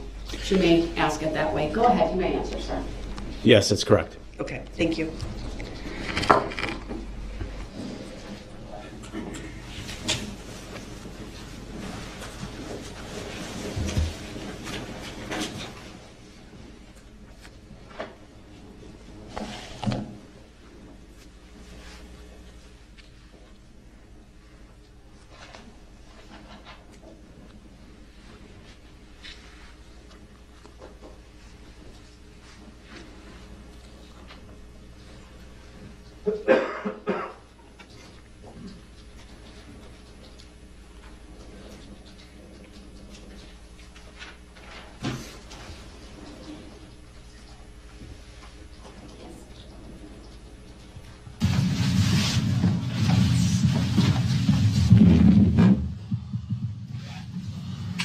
She's right here, girl. I'll go grab you your I'll tell you. Tight. It's Darrell? Yes, sir. Hey, Darrell. I'm Jeremy Wojcicki, the FBI. FBI. Yeah. FBI? I'm Mary, yep. They're just kind of helping out because we're so short-staffed tonight. So Thank you. Yeah. that's all it is. How's your shoulder, right? Is that where Yeah, well, he said in 4 to 6 weeks I might have to get it because it's still something's wrong. I know. You bang it up before or something? Nah, it was just the way they slammed me. Okay. Hit the ground, kind of like went up. Boom, boom. That's where the knee came from. Knee as well. Okay. Yeah, but the shoulder, I know something's wrong. Yeah. He said 4 to 6 weeks, the MRI won't be able to tell if anything's torn or anything like that. So Okay. FBI though. We help out our local partners all the time. This is just something that we're here to help out Because with. I'm like, What? Yeah, believe it or not, we work at MPD a lot. We come down here, so we're kind of all over the place. But yeah, like Detective Carpenter like, said, we're y'all for real, the FBI for real. That's what this says, at least. Yeah. Yeah. Yep. I'm not trying to be funny, but this is the first time I've ever even seen an FBI agent in real life. We get that reaction from most. No, because it's like, am I in a movie right now? Y'all sure y'all not punking or pranking me or something? Yeah, you don't need to let that freak you out or anything. Right. Again, we do work, so we work on a task force with MPD quite a bit, so I'm we are out gonna put my arm like this just to stretch it out. Just to, I don't want you to think I'm doing nothing crazy. You good? You good? It leaves some pressure. Something right up in, No, you're good. Yeah, like she was saying, don't let the, don't let them don't let them make you nervous. Okay. You'll be talking to me mostly and my partner a bit. No, they'll ask you a little too, but just trying to get to the bottom of everything. Look, you were found basically running around in the yard. You said you grabbed dude's phone. That's I didn't grab it. I don't mean you stole it. You asked for it and you made a call. And that's just kind of what I'm up here to start with and get the background about it. If you're willing to tell me just what you're doing in the yard, because obviously we have the perception we got, like I told you. They said, okay, they had us write this warrant, get some of your blood. But I have one side. So what am I missing? I'm missing Darrell's side, right? I don't know what created all this, why these people are calling us. And I can't really clear that up, or I'd like to clear that up, but best way to clear it up is if, you're willing to talk to me about it, okay? And that's just kind of what I'm here to sit down and chill with you about. We've been talking to you, about 4 hours now? And we've probably been longer. Yeah, it's been pretty cool. It's been pretty laid back, so I'm looking to keep it that way. I'm not looking to pull any fast ones on you. That's why I've been straight with you to that point. I'm going to keep doing that now, right? Darrell, is it Darrell? Do I have the spelling right? Yes, sir. And it's E. Edward, like full middle is Edward, right? Yes, sir. Brooks, Brooks. Yes, sir. Okay. And just verify your date of birth for me. 2/21/82. 82. So you're 39? Yes, sir. Okay. All right. Married at all? No. No? As little as I am, I'm like, you have to slam me. Yeah. How many kids you got? 3. 3? How old are they? 18, 14, and 7. 18, 14, and 7. Yeah. Yes. What do they like to do? My baby girls, they into everything that's going on right now. The TikTok, the Instagram, Always on the phone, right? They always dance and making videos.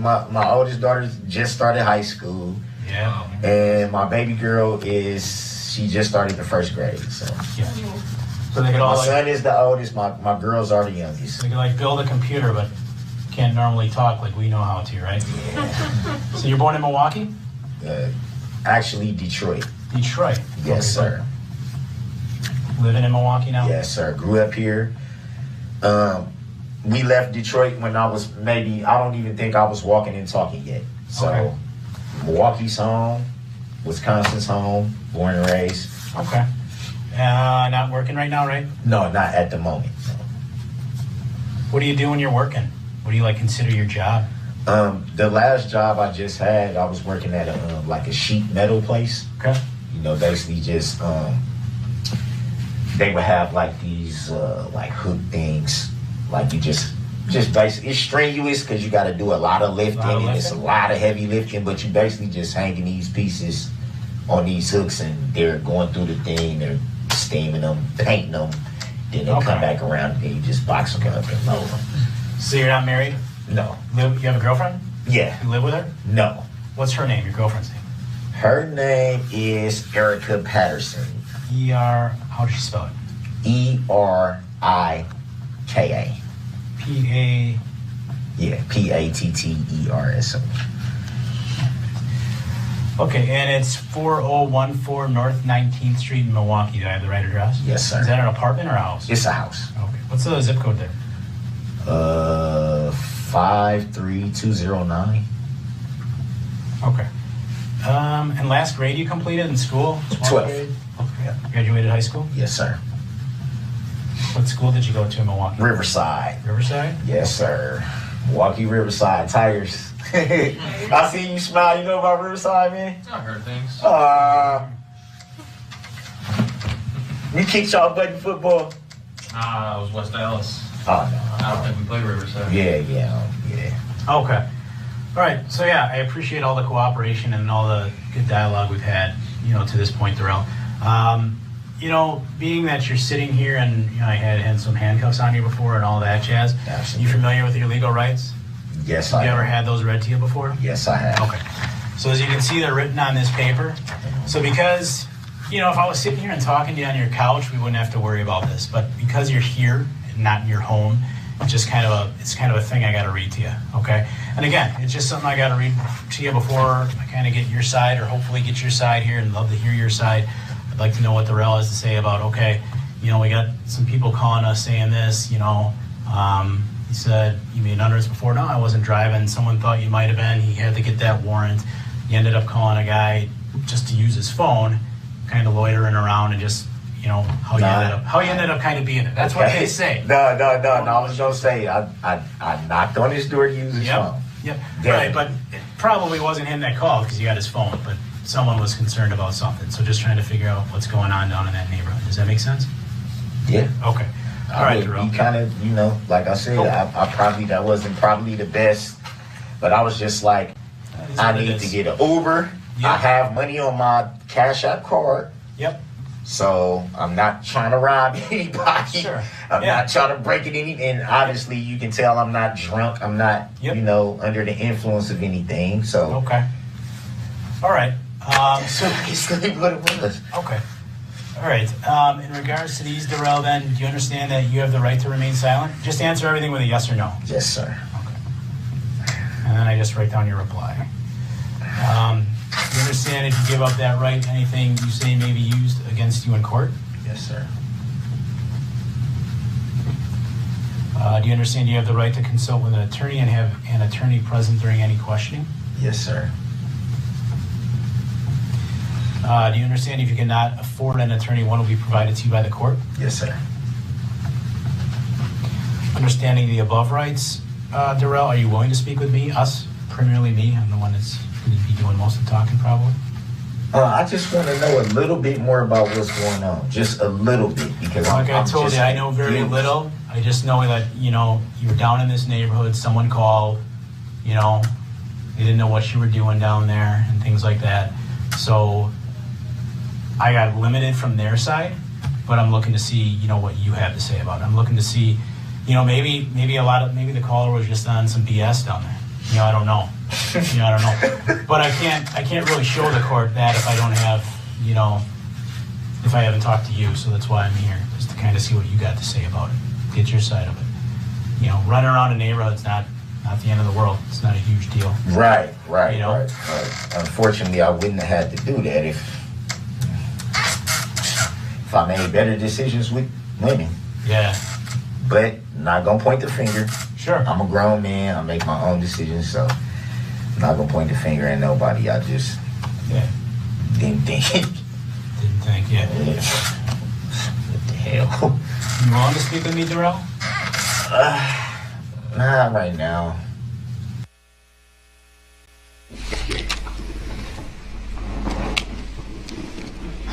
So, was a decision made to speak with Mr. Brooks the following day?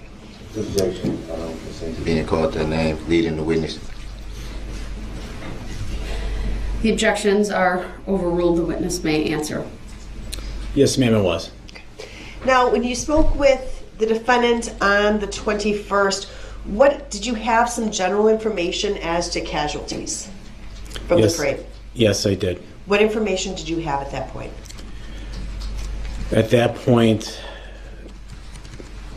not all the information was in yet, but I knew, as I stated in previous testimony, our emergency department was very full. I knew there were significant injuries to many people. I knew some were deceased. I did not know the exact number at that time.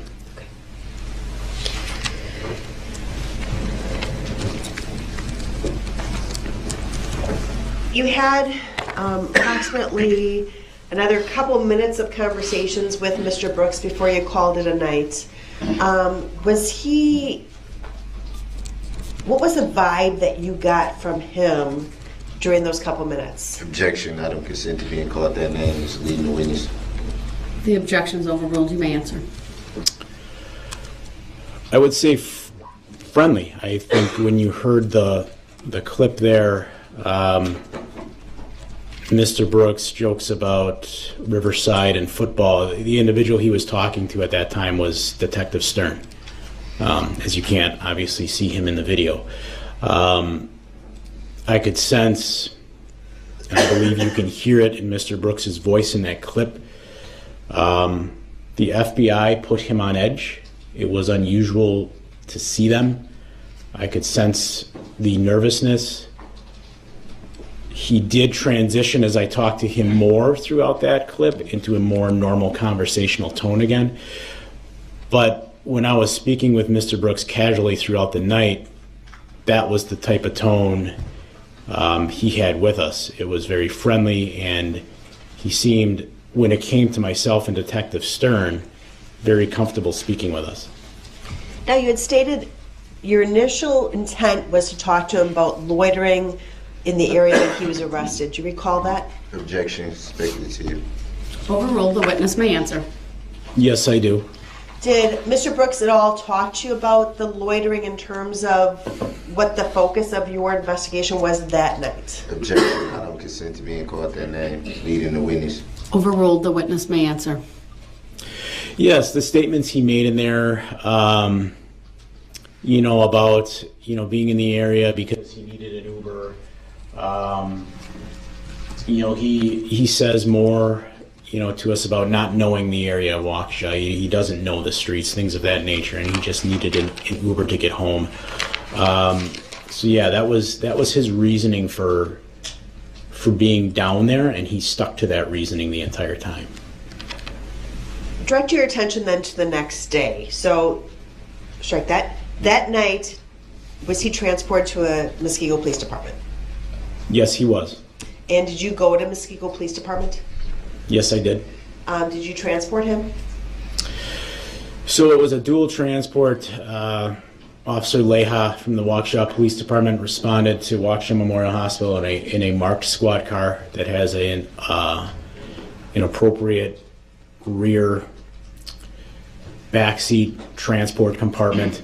Mr. Brooks was placed in that car, and myself and Detective Stern followed in a separate car. So once you get to City of Muskego Police Department, do you do anything there? Objection, leading. Overruled. You may answer. Not the first night. Myself and Detective Stern stood by while some basic medical questions that were part of Muskego Police Department's policy as far as holding a prisoner were asked of him. I was there until Mr. Brooks was placed into his cell.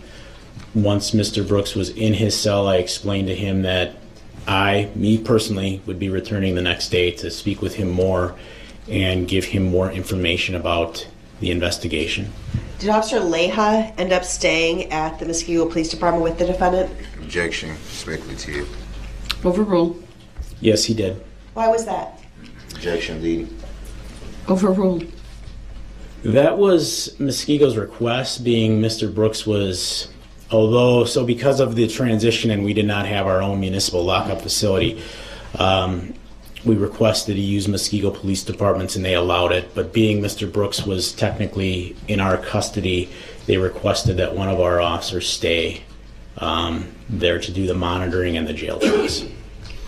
So did you return to the City of Muskego Police Department the next day, November 22nd, to speak with Mr. Brooks again? Objection, Yes, I did. I don't consent to being called that name. Overruled. You may answer. Yes, I did. Did you return with anyone? I returned with Detective Ben Stern. Now, what was the plan for this interview? You had said the previous day the intent was to kind of start very low, just looking at loitering. Did you have a plan going into the interview on the 22nd? Objection, leading. Overruled. I did. What was that plan? So the plan was different from the prior day. So the interview with Mr. Brooks on the 22nd didn't start till about a little after noon that afternoon, 12:11 p.m. to be exact. Around 8 a.m. that morning, there was a briefing with all officers that were involved where I learned some additional information. One of the things I learned that morning was that there was a domestic abuse incident that had occurred between Daryl Brooks and Erica Patterson, something I was not aware of when I was with Mr. Brooks during the evening hours of November 21st. There was also much more information at this point in regards to the parade incident. As I had stated in my earlier testimony, it was very, very chaotic that first night between radio traffic and what I could hear going on down in the downtown. As I had stated, it was really unlike anything I've ever been involved in. But by Tuesday morning, the 22nd, we had narrowed it down to basically just Mr. Brooks, that there were not 4 people in this car. We were looking at 1 man. So he was now a suspect in the domestic abuse and driving in the parade. So I chose to begin the interview on the less serious matter, that being the battery charge that he was looking at with Erica Patterson. Now, you said Tuesday the 22nd. Monday, excuse me. Okay, thank you. And what do you try to do when you're meeting with someone? Do you try to establish any type of rapport with that person? Is that helpful? How did you approach this interview on the 22nd? Objection, leading. I'll sustain as to the form of the question. It was actually compound, if you could rephrase. How did you approach the questioning of Mr. Brooks on the 22nd? Objection, I don't consent to being called that name. Overruled, the witness may answer. So when I began to speak with Daryl Brooks on the 22nd, I began with some very light conversation. I explained to Mr. Brooks that I had more information from the previous day. I explained to Mr. Brooks that his girlfriend at that time, Erica Patterson, had made some domestic abuse allegations against him that were physical in nature. I didn't indicate to him exactly what she said he did, but that there were physical allegations. I explained to Mr. Brooks that there's always 2 sides to a story, and that, you know, a lot of times in my experience as an officer, it can be about perspective. There's side A, there's side C, so to speak, and maybe B, somewhere in the middle, can be your truth. And I basically just implored him to be honest. I touched on the fact we had talked extensively the night before about things such as him enjoying baseball, him having watched the Packer game, him having been disappointed by the result of the Packer game. And in situations such as interrogations, I think it's always important to let a person know that obviously I'm an officer, but I'm a human being, as are they. And you want to try to not let them see that barrier and feel comfortable talking to you. I think in any interpersonal relationship in society, there needs to be rapport. And I try to establish that before getting into the specific details of the crime at hand.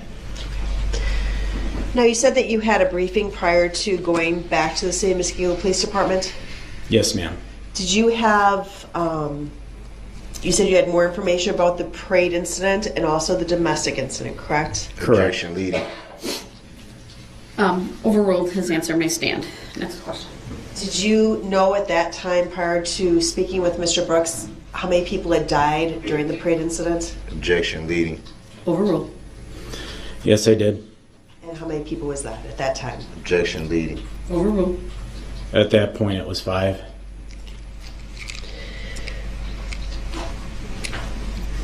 So, did you confirm, again, personal information for the defendant before starting the interview? Yes, I did. Did you read the Miranda form like you did the night before? Yes, I did. I'm going to show you what's been marked as State's Exhibit 174.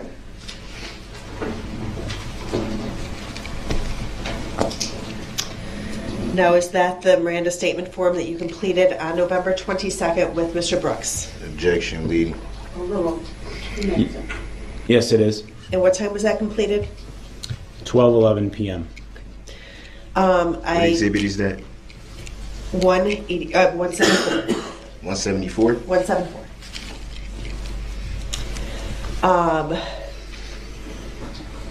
And did you read that form to Mr. Brooks? Objection. Hearsay. Overruled. Yes, I did. And did you read that form to him in its entirety? Yes, I did. I'd ask that Exhibit 174 be moved into evidence. Objection. Relevancy. Exhibit 174 is received. Now, when we look at Exhibit 174, it says spouse's name, it says Erica Patterson. Do you see that? Objection leading. Sustained it to the form of the question. You did not ask to publish. I did not. I just want to make sure that's what you were not looking to do. Correct. No. Okay. Thank you. There's a spot on this form that says spouse's name. Is that filled in? Yes. And what does it say? Objection leading. Overruled. The witness may answer. It says Erica Patterson. Did he say that they were married? He did not. He said that was his girlfriend, however. And he indicated he had children? Objection leading. It's background foundational. It's the witness may answer. The objection's overruled. Yes, he did. How many children did he have? Objection leading. Overruled. 3.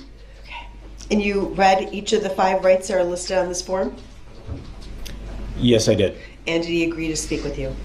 Yes, ma'am, he did. Okay. I would ask that Exhibit 174 be published to the jury. Objection. Relevancy. The exhibit's already been received. Noting your objection, it's overruled. Permission to publish is granted.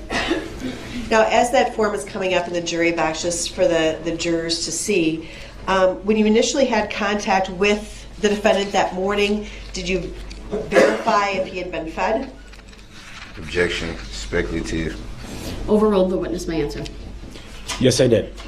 And had he been fed dinner the night before, breakfast that morning, lunch that afternoon? Objection. Hearsay. Overruled. Yes, he had.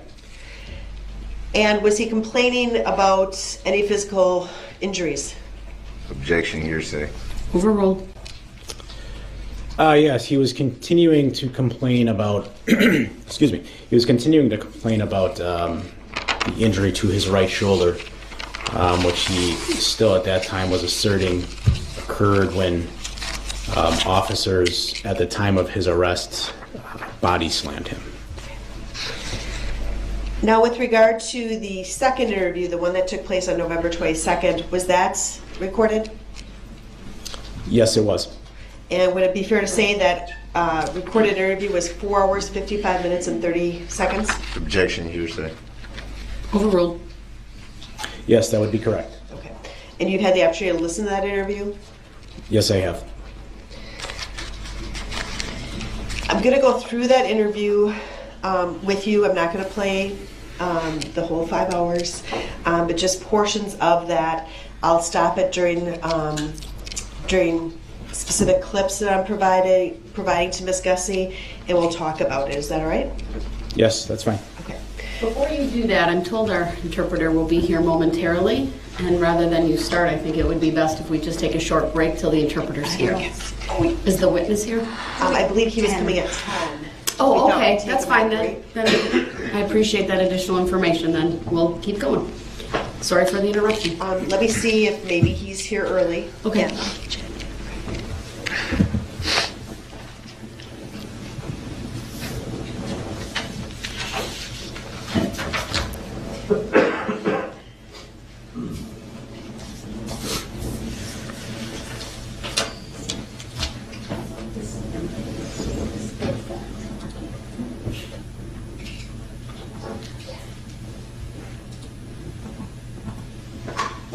Okay, he's not here yet.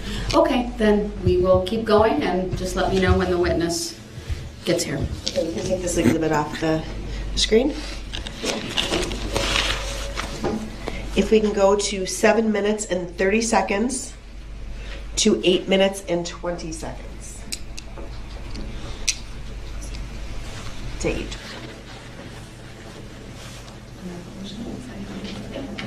Now, before she starts it, is this the interview room that was at the San Diego Police Department? Yes, it is. Okay. And it's paused right now, but who's in that room? Objection leading. Overruled.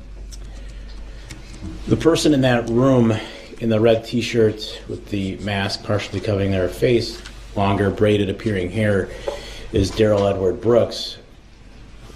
The same individual sitting to my left in this suit, jacket, shorter hair, and surgical mask. Okay. And the other two people depicted here? The person, as you would look to the screen to the left, is myself, and on the right is Detective Ben Stern. Okay. So again, going to 7 minutes and 30 seconds.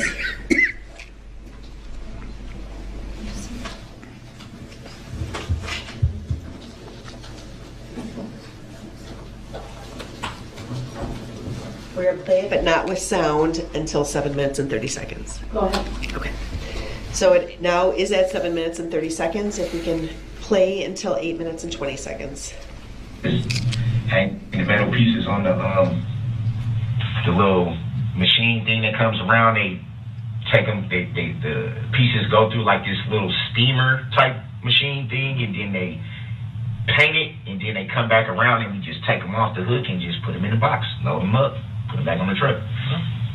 It was 4 on, 3 off, so that was more ideal because That's a great schedule. I mostly have my children the back half of the week. Sure. But since all this, I've been having them every day. So it's like, How old are your kids? my son is grown. My oldest daughter is 14, and my youngest daughter is 7. You said your oldest son's grown. How old is he? He's 18. They all live with you then in Milwaukee? Well, my son doesn't. Your son doesn't? My son doesn't. But. Okay. All right. So initially, what were you speaking with Mr. Brooks about when he was describing doing something with metal? Objection leading, and I do not consent to being called that name. Overruled as to both objections. The witness may answer. Just about work, he was, Mr. Brooks was explaining a job he had prior. He indicated he was laid off due to the pandemic. So it was just general conversation about his work history. Okay. And he talked about his kids. Do you recall that? Yes. And his 2 youngest kids, who did he say they lived with? Objection leading. Overruled. The witness Objection may answer. relevancy. Mr. Brooks was indicating they were living with him. However, the investigation showed that not to be the case. Of the 2 daughters, one lives down in Georgia in the Atlanta area, and the other lives in Iowa. Thank you. Now directing your attention to 14 minutes and 15 seconds into the interview, and I'd be playing that until 15 minutes and 48 seconds into the interview. It is Overruled.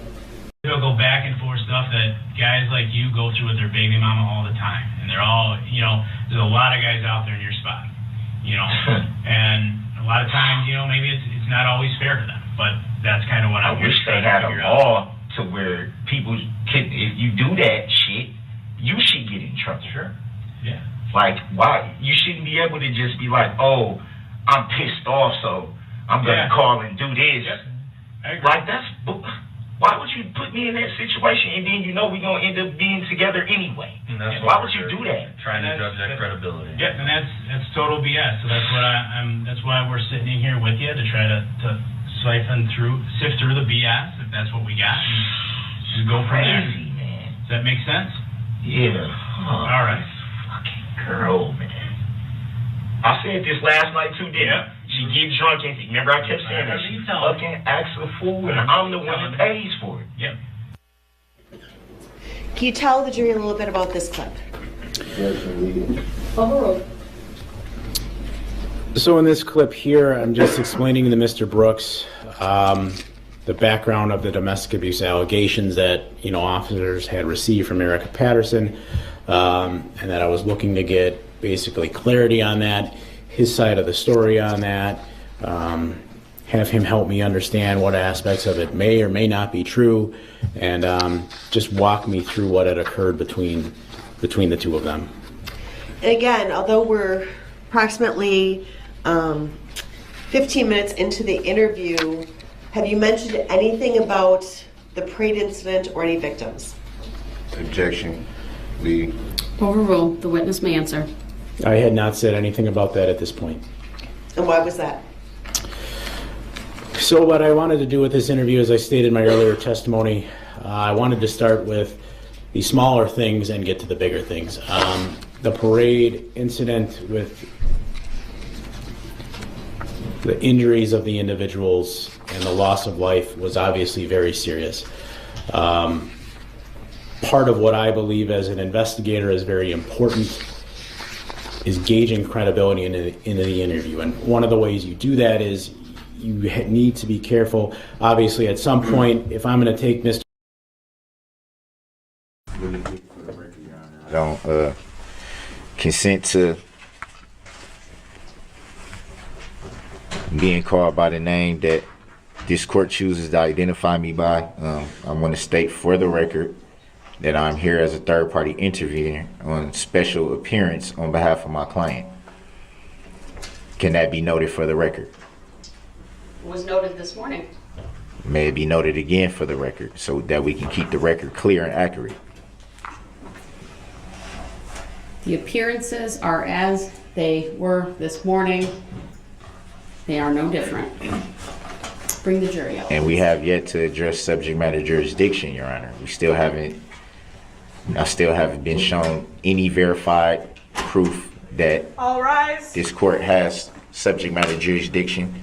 And at this point, may I request an affidavit that you, Your Honor, have no bias, no conflict of interest, and no interest in the outcome of this case? Mr. Brooks, the jury's coming out. We'll address your legal issues later, if I deem them appropriate. Judge, do you hold the full Mr. judicial Brooks, power of the please, state, or is this the military All right, power? can you please take the jury out? Thank you.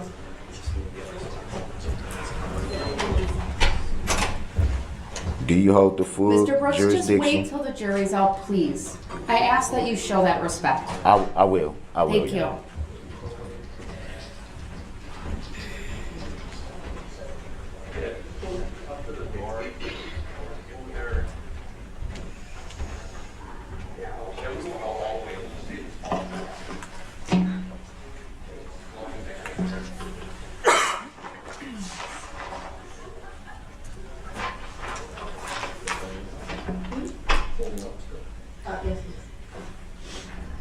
Everyone else can be, you all can be seated. Mr. Brooks, just make your statements. What do you want to advise the court today?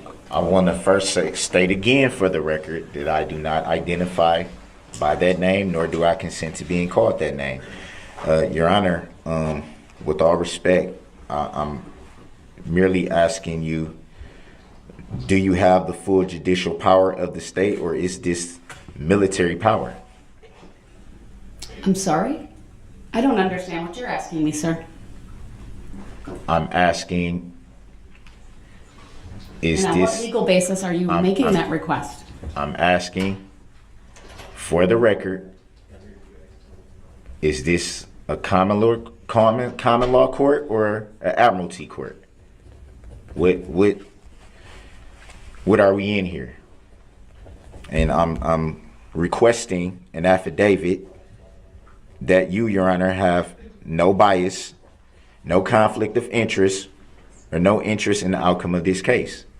And the reason why I want to state this clearly for the record, mainly is because of the bias that's been shown.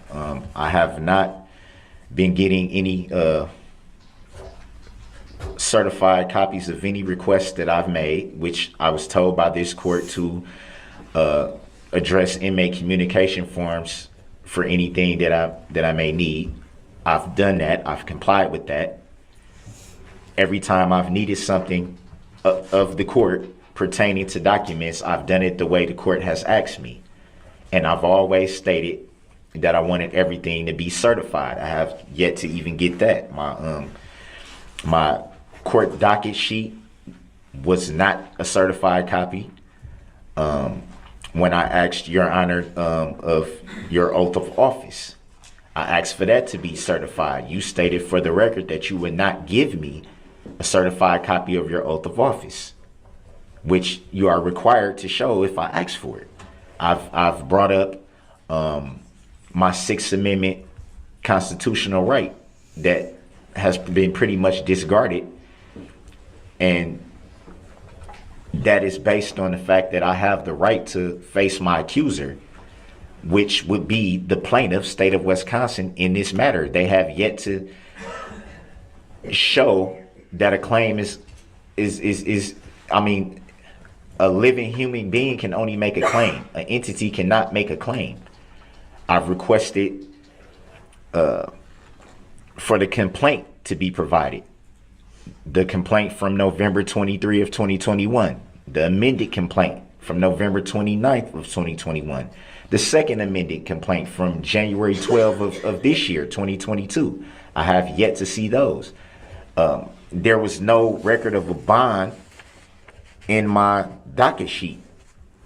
I asked for that to be verified by proof. That hasn't been provided. There's so many biases, clear biases in questions that are not being asked based on judicial determinations made by Your Honor. You look at the discrepancies, and I think they're clear. I think at minimum I deserve for the subject matter jurisdiction to be verified and proven. I've raised that issue numerous times, pretty much every day, every time I come before your court, Your Honor. I address that, and it has yet to be proven. My filings have been disregarded, even though they've been filed into the record, even though they've been time stamped. I haven't got the original copies of any of them, which I'm supposed to get. And as we sit here today, I'm still not even understanding the nature and cause of the charges. That hasn't even been proven. Can that be provided in any way? I'm basically sitting here confused because I don't understand why these proceedings are allowed to continue when there's so many things that have not been provided. They haven't been provided in my discovery. They haven't been provided to me by being brought to my pod where I'm housed in the jail. I'm without so much information, valid information to this matter. And I believe that it should be verified and it should be proven for the record. And if not, I move for this case to be dismissed for failure to appear by the plaintiff and failure to state a claim for which relief can be granted. Everything that I'm saying, it has merit and it has validity. As we sit here today, I'm still being charged with charges that shouldn't even exist based on the testimony that we've heard for the last few days. There's so many things left to still be proven. The prosecution team hasn't even proven that they're licensed to practice law in Wisconsin. They haven't proven, are they just bar association members, or do they have state issued licenses? That has not been proven, which I've raised that issue for the record. I'm not even sure if that was even recorded in the docket sheet. There's so many things, and Your Honor, you still haven't stated for the record if you have full judicial power of the state or is this military power. That hasn't been proven. Nothing has been proven. Not subject matter jurisdiction, not licenses to practice law. My Sixth Amendment right has been basically trampled over. No complaints have been shown. Neither of the three that I've requested, by the way that you told me to request them by inmate communication. Nothing is certified that I get copies of when I clearly asked for them to be certified and to be filed into the record. It's to the point where Your Honor, you should recuse yourself from the presiding at this point. If you're not going to abide by the oath that you swore, which was in your oath, correct? You swore to protect the Constitution of the United States. You swore to protect we the people. That is not being done here. If every valid argument that I raised is taken by the court as a sign of disrespect or a sign of trying to intentionally be disruptive or causing a problem, when I'm merely seeking understanding, because I don't understand. I'm merely seeking to understand why this information has yet to be provided, and we're this far into this matter. And there's still no verified proof. Even as I sit now saying this, there's still no proof being provided. Zero. How is this case allowed to continue without these documents and filings being verified? Is there any legal factual basis that can state why this information has not been provided? Why the docket sheet is incorrect? Why there's so much on the docket sheet that should be on record that's not even in there? That if we had the recordings of the record, they would see was brought up numerous times that doesn't even show up. I'm just asking for Your Honor to be fair, which is another right that I have, the right to a fair trial and the right to an impartial jury. I can go on and on and on about what's not being done. I have, again, I say I have the right to face my accuser. Where's the injured party? Who's making the claim? I asked Your Honor numerous times for Your Honor's name. You wouldn't answer. I asked, did you have a claim against me? You did not answer. I asked the whole courtroom, did anyone have a claim against me? No one said anything. Which you stated for the record, a non-responsive answer. A non-responsive answer is an agreement, which will be a tactic agreement by you, Your Honor, that you don't have to answer these questions that you should be answering. I have that right. The plaintiff in this matter, which was stated by witnesses in testimony to be the state of Wisconsin. But when I asked, do they see the state of Wisconsin present in the courtroom, the question is shut down, which is a valid question. The plaintiff should be present in this matter. Where is the plaintiff? Who's bringing the claim? Because we know an entity can't bring a claim. It has to be a living, breathing human being. No one is stated for the record if they're the injured party. Not Your Honor, not the prosecutors, not anyone in the court has stated to be an injured party in this matter. No one.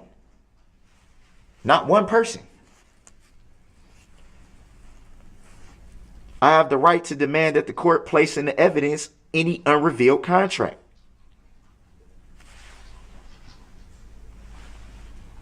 Has that been provided to me? Have that been placed in the evidence?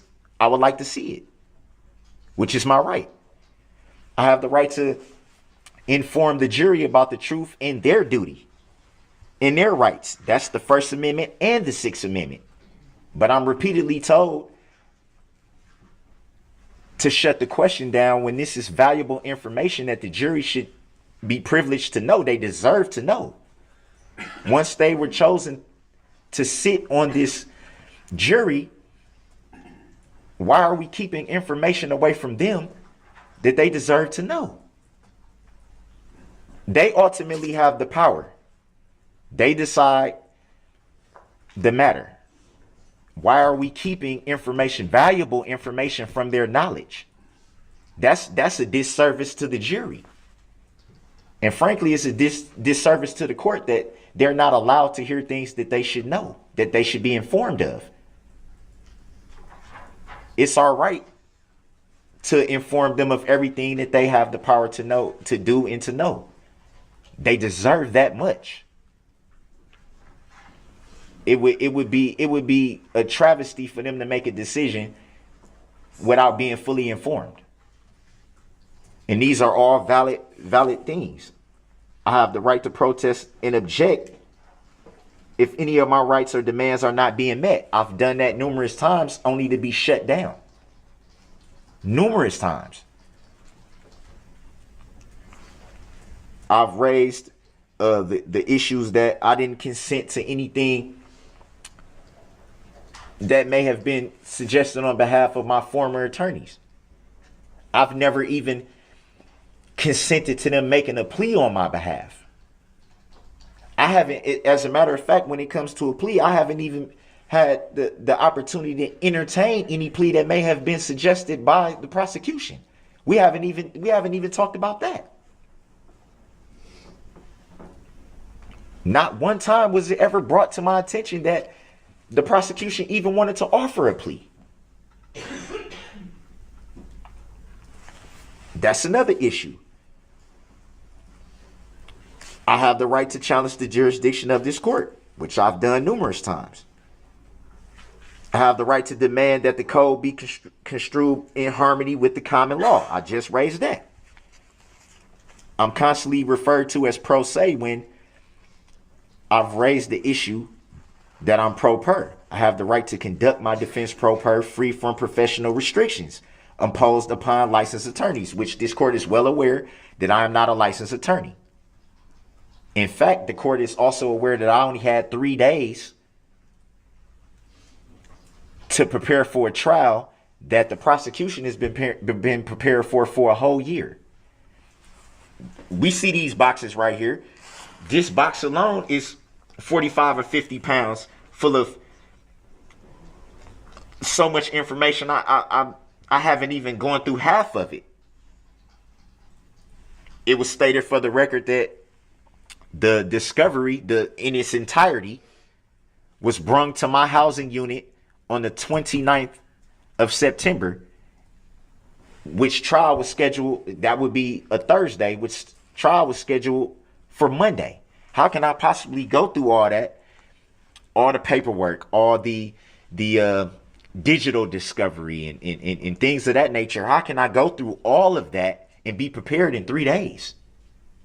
That's a clear bias. I did not have time to prepare for this. Everything I'm doing is off the top of my head, winging it, taking it as it comes. When the court is well aware that I was not prepared, I raised the issue that it should be an adjournment, at least at the minimum, it should be an adjournment because of that fact. At least to let me go through all the discovery. That was denied. No valid reason was stated for that when Your Honor knew there is no possible way, humanly possible, that I could be ready for a trial of this magnitude in 3 days. That's clear bias. I have the right to face the injured party claiming damages. That's under Article 3 and the 6th Amendment. I raised that issue again. Where's the injured party? Is the injured party present in court right now? Can anyone make a claim against me? Can you make a claim against me, Your Honor? Do you know of anyone that can make a claim against me, Your Honor? Can anyone right now in court, anyone, make a claim against me?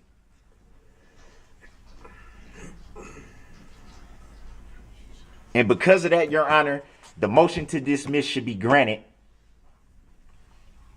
based on that alone. There's no injured party in this matter.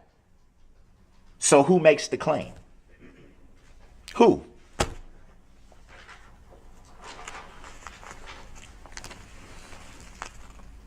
I have the right to put the judge on notice of my intent to appeal and any ruling decisions during the case.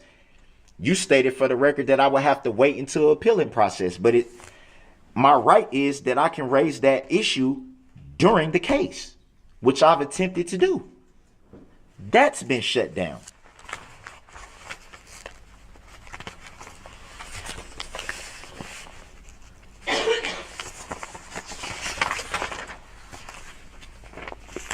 I have the right to specifically reserve all of my rights, which I do at the beginning. I have the right to say what I want and to be heard under the First Amendment. And when I attempt to do that, it's taken as a slight to the court, a disrespect to the court, or me intentionally coming into the court to be disrespectful, which I've stated that is not my intention. Never is it my intention. I never intend to walk into your courtroom, Your Honor, and be disrespectful intentionally. I never come into this courtroom to disrespect anyone. But because I don't understand, I raise these issues because they have validity.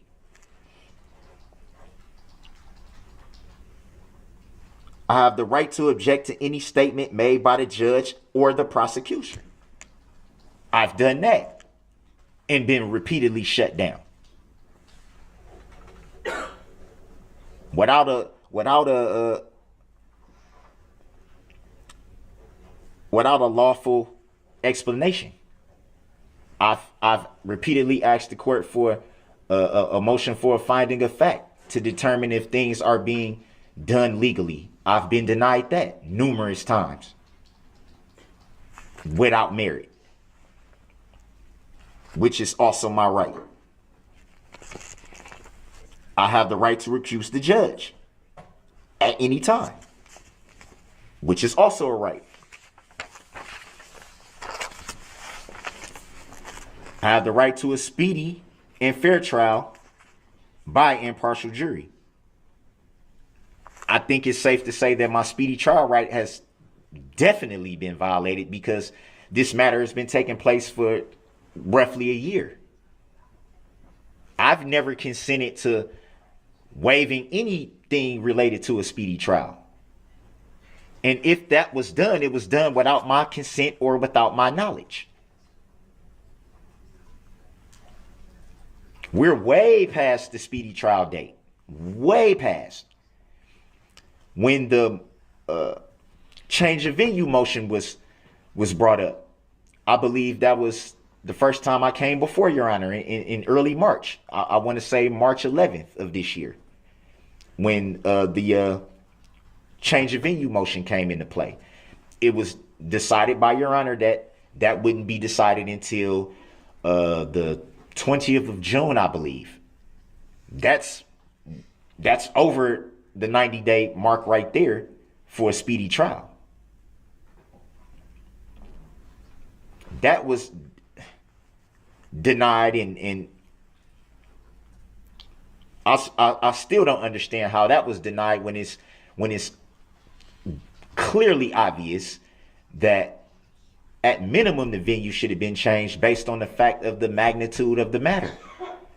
There's no possible way anyone in this county would not have some type of connection or some type of knowledge, whether they were told something by someone that they may know. The news reporting alone, just that alone, there's no way that this trial should be taking place in Waukesha County. That's obvious. That's obvious from the way the motion was presented, the coverage alone, the political campaign ads that plastered the defendant's face all over the TV every single day. Every time a political campaign was brought up, it made reference to this incident. Every single time. The fact that people have children that go to the same schools in this county, that people may have worked with the same people in this county. You yourself, Your Honor, stated that you at one time worked with the father of one of the people that was injured in this matter. That is a clear conflict of interest right there. You also stated for the record that not only did you work with this father, but that at one time they may have donated to I don't know if it was to you becoming a judge, or I would have to look through the docket, but you said it on the record that they donated money to a cause of yours. You also stated that when you had gained knowledge of the incident and that their family member was injured in the incident, that you reached out via phone.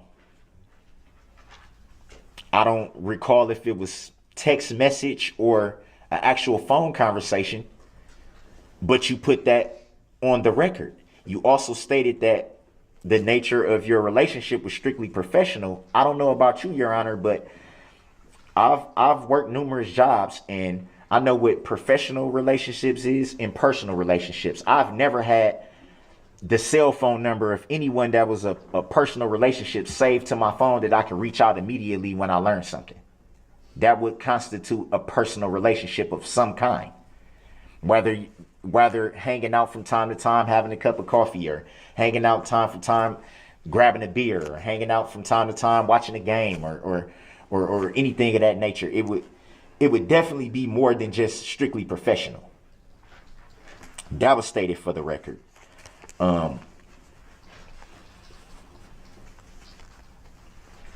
Again, I go back to the Sixth Amendment again. In terms of when I asked for the motion for the evidence motion that I raised, that was denied without any explanation. That would be strictly to place in the evidence any unrevealed contract. That's under the Sixth Amendment. Clearly, there's been repeated violations of my Sixth Amendment. We all know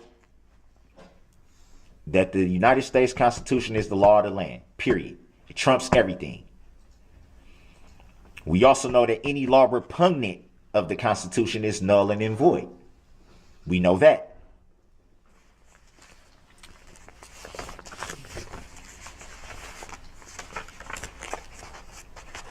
There's still no basis for the motions being shot down. Why was I not granted the motion for finding a fact? Why did it take so long for me to be brought my entire motion for discovery? Why was the motion to prove jurisdiction not verified? Why was the motion to dismiss the case for all the reasons I said not being granted? Which brings me to the motion to subpoena witnesses. I did everything that was asked of me by the court pertaining to those subpoenas. It was understood by the court that this is my first time ever having to do this. I didn't understand how to properly fill out the subpoenas, at which the prosecution volunteered that they would give assistance. The only assistance I received was for them to check to see if it was filled out right. That was it. That doesn't amount to any assistance. I was still left to fill it out on my own, and then when I did that, corrections still had to be made, which would verify what I was saying. I don't know how to do this.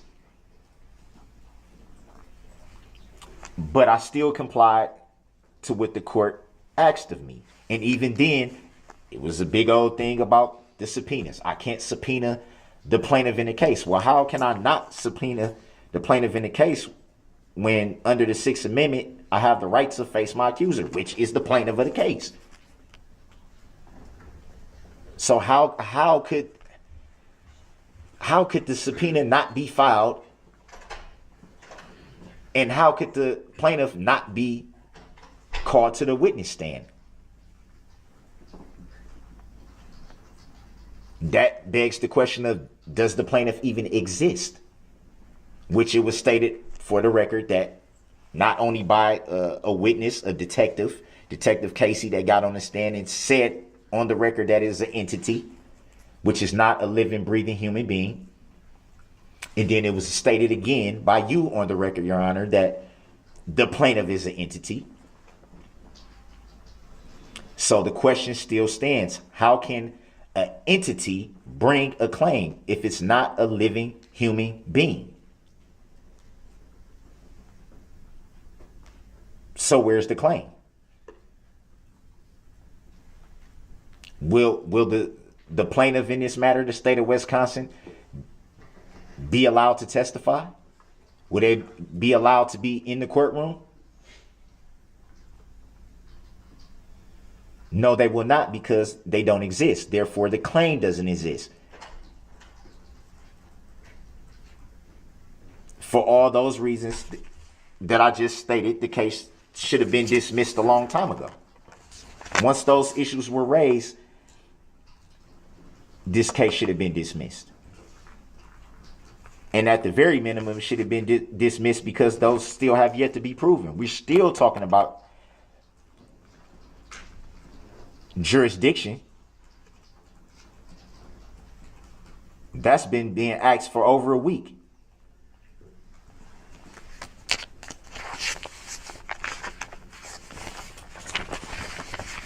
There's still no providing of license to practice law yet.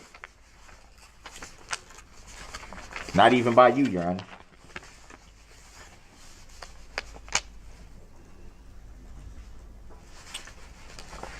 Why was I not provided with a certified copy of your oath of office?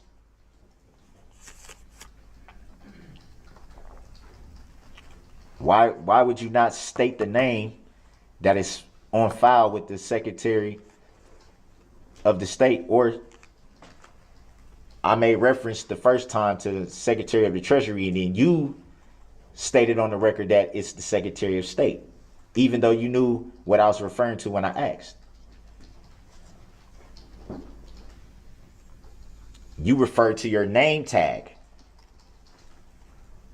but that's not the name registered. We both know that. So why wasn't that proof verified? You gave me a copy of your oath of office, but it is not certified. So how can I verify that that is the true oath of office that you signed? How can I verify that it's valid? That's the reason why I asked for it to be certified, which you stated for the record you will not do that. You never stated any legal reason why. I have the right to ask for that legally.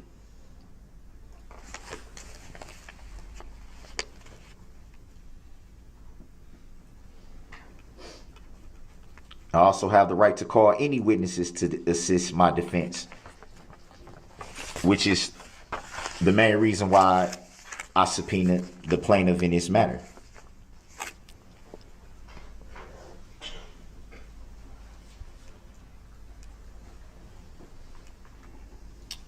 I also have the right to challenge all relevant laws in this trial in terms of their intent, interpretation, fairness, enforcement, and whether they serve and protect the people.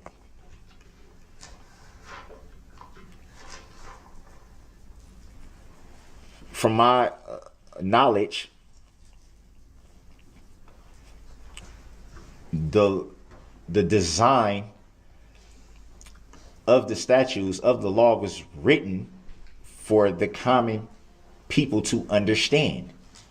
So that would mean the final determination or interpretation of what the law says comes down to the people. You know this, Your Honor.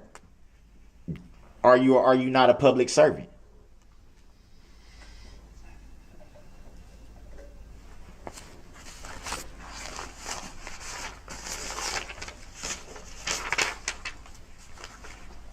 You also know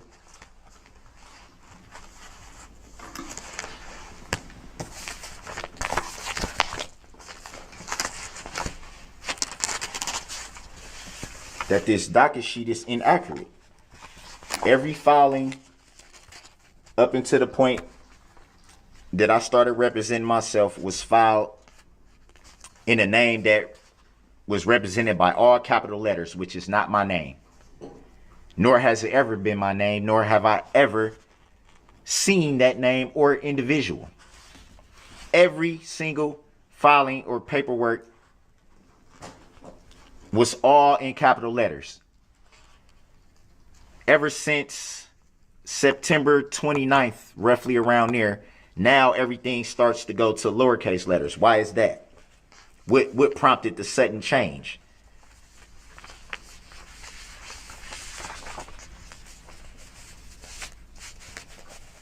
I still have filings that have all capital letters, which I state every time I come into your courtroom, Your Honor, that that is not my name, nor do I consent or agree to being called that name. I'm merely here as a third-party intervener on behalf of my client. Did I accept for value in return for value? We go through this every time I come here. Every time.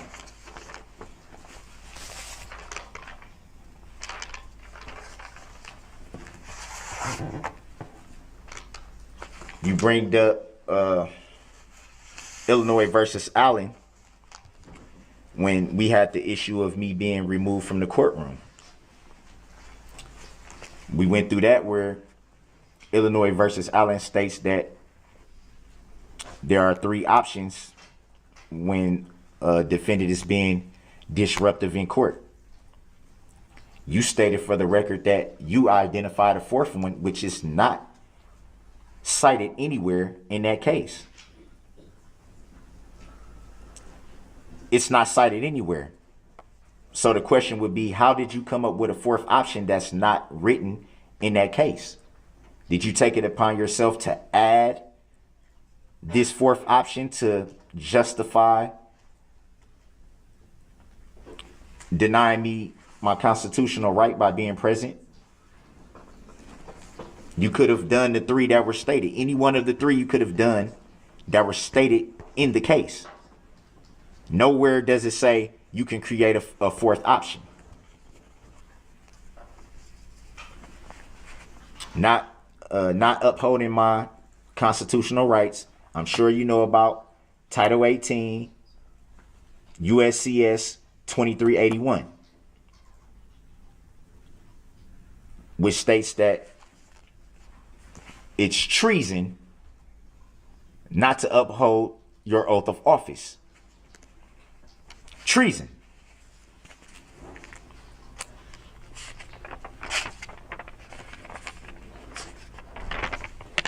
You repeatedly make judicial determinations that clearly prejudice my defense. And then when I question you about, are you making judicial determinations, I'm repeatedly shut down.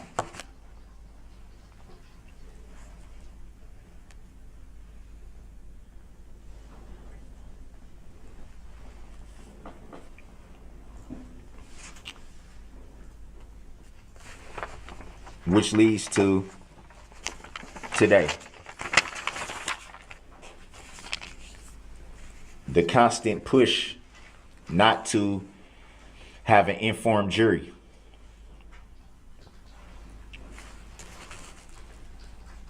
Not giving legal valid grounds on objections. Not noting objections for the record to make sure that the record is clear.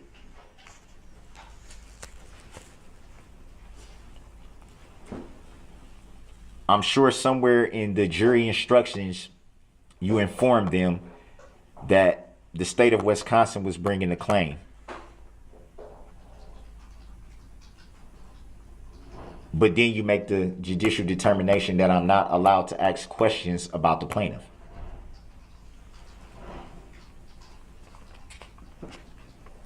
That's clear bias. And it prejudices my defense.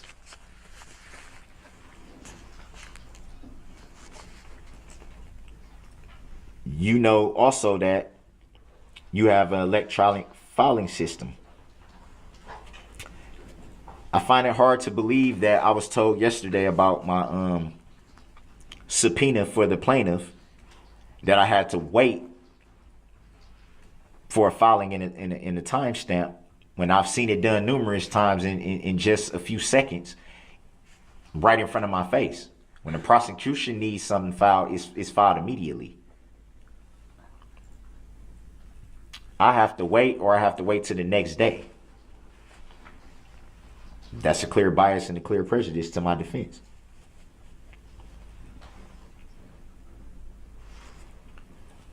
Obviously, the court knows that I'm not privileged to the same filing system.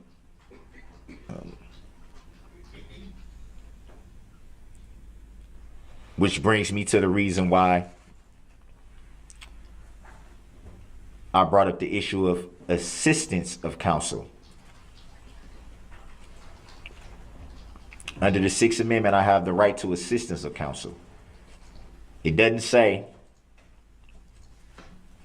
anything about representing yourself without assistance of counsel. Having counsel represent you and having assistance of counsel is two totally different things. You, Your Honor, gave me paperwork that was a waiver of counsel. We both know that any contract can be altered if I don't agree to certain terms.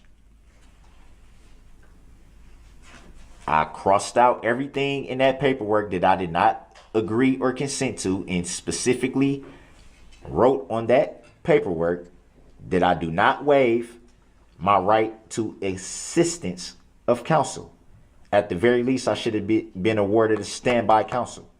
Not someone to represent me, to speak for me, but someone to help me do things in a timely fashion. Get things filed in a timely fashion. Get motions together in a timely fashion.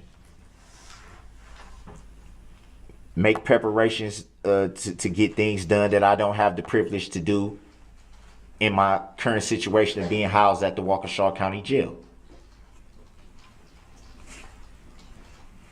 I gave you back that paperwork and you accepted the paperwork that I altered,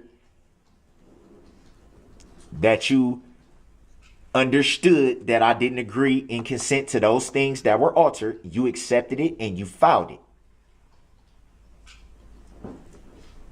That is in the record. I have copies of the same paperwork that you accepted. So when you accepted that, with no objection, that becomes a tacit agreement.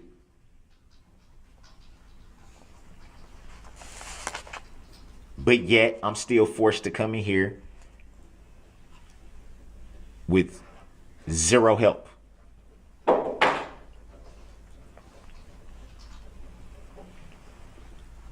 I think it's clear that prejudiced my defense. Knowing that the prosecution has everything that they need for this matter at their fingertips. And I have to jump through every hoop possible to even get things filed in a timely fashion.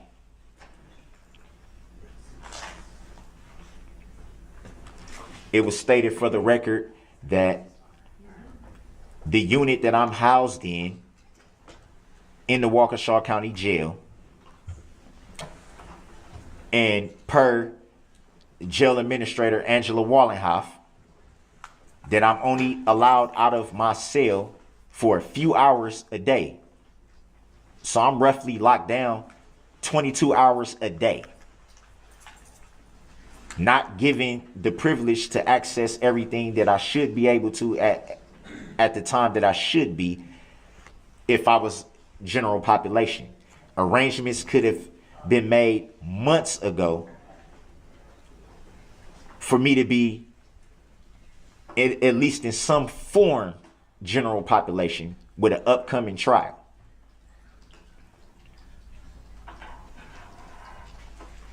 Reference was made to being able to use LexisNexis or whatever it's called. We call it the law library. That may be the easier way to describe it. I'm only allowed to access the law library at certain times during the day. The rule of the jail is that when you're not in the day room, you can't access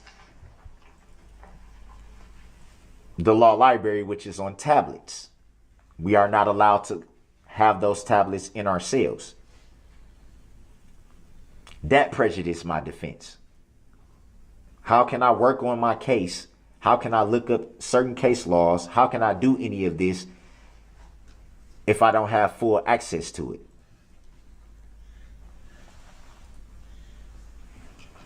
I even suggested some type of order that could be made by the court to allow me more time out of my cell, or to talk to jail administration about allowing me more time out of my cell to be able to use those when needed.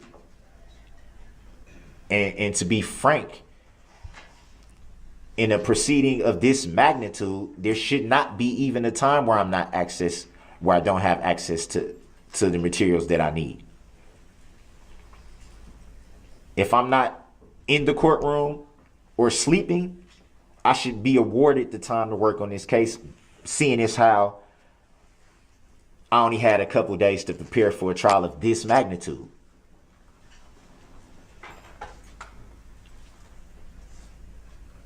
Which brings me back again to the change of venue again. Even right now with trial going on, there's still political ads being shown every day that reference this incident. There's still talk throughout the jail about it. There's been a ton of hate mail received to the jail since the beginning of this. It did die down for a little bit, but it picked right back up the closer we got to the trial. Hate mail that comes from people right here in the city of Waukesha.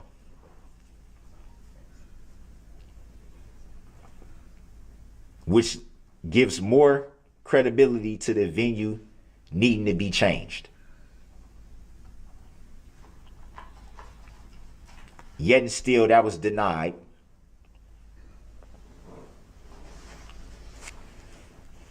It's impossible for impartial jury to be found in this county. And that's not to discredit people in the county that can be impartial. It would be unfair to say that no one can be impartial. That wouldn't be accurate. But with the level of scrutiny that this whole incident has, the reporting, the Facebook groups, the constant, there were Facebook groups created because of this.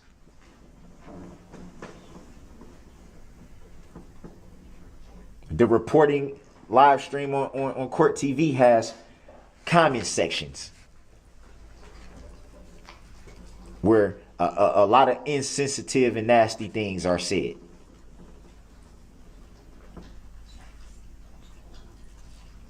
The sheer insensitivity of some of the things that are said on there.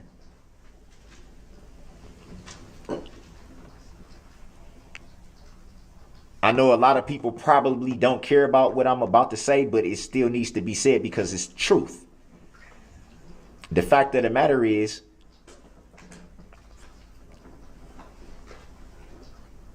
that I have children too. Family too, loved ones too. That also have been ridiculed and had their names drugged to the mud and have threats towards them.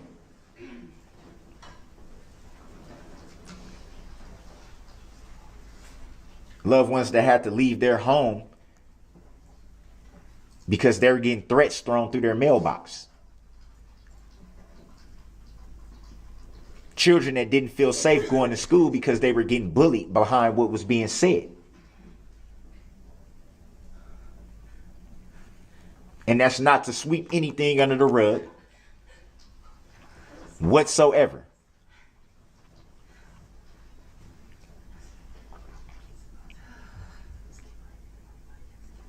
To constantly say and report this incident as attack,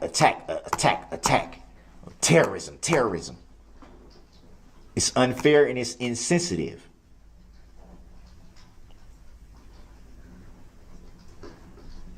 It's a definite tragedy. Definite. And that will never be swept under the rug.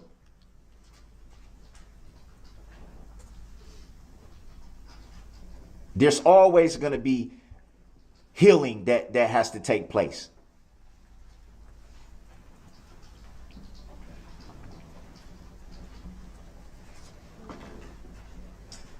It's going to be difficult.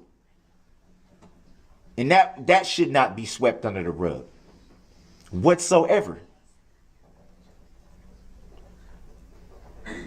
But it's very insensitive and unfair to not recognize that there's many, many, many other victims that never is talked about.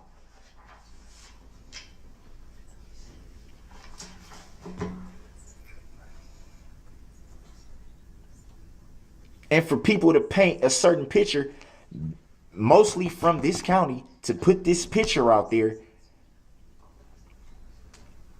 it's not only hurtful, but it's insensitive, and it's not true.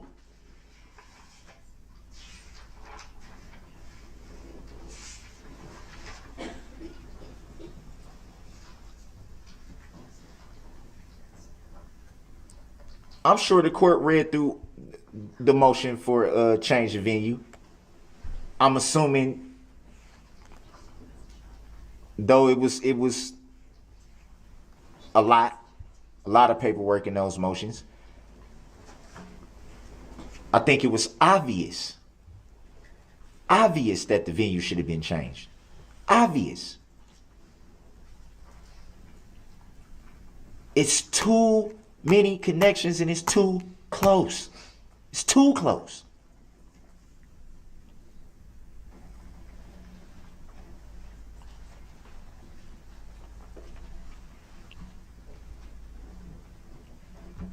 If there was any chance for a fair trial and an impartial jury, it should not have been in this county.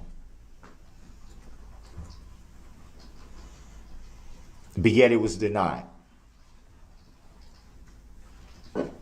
Without any validity. Zero.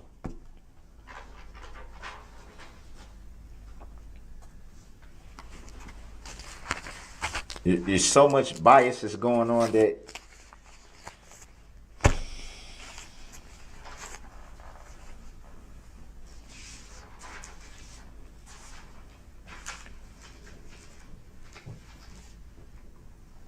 and even with all this, for the record,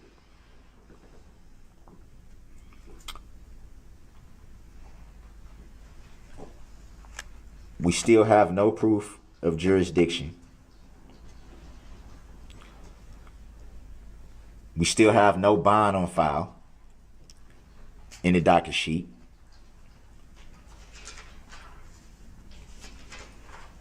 We still have no plaintiff. We still have no claim.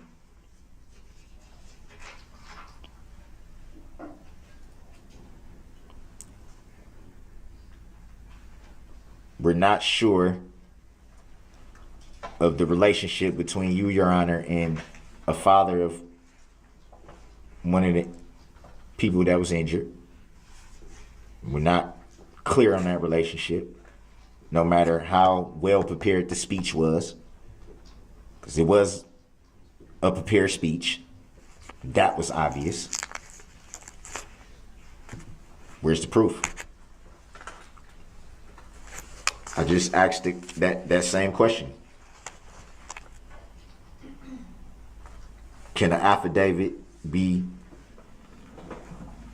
given that there is no bias, no conflict of interest, and no interest in the outcome of this case?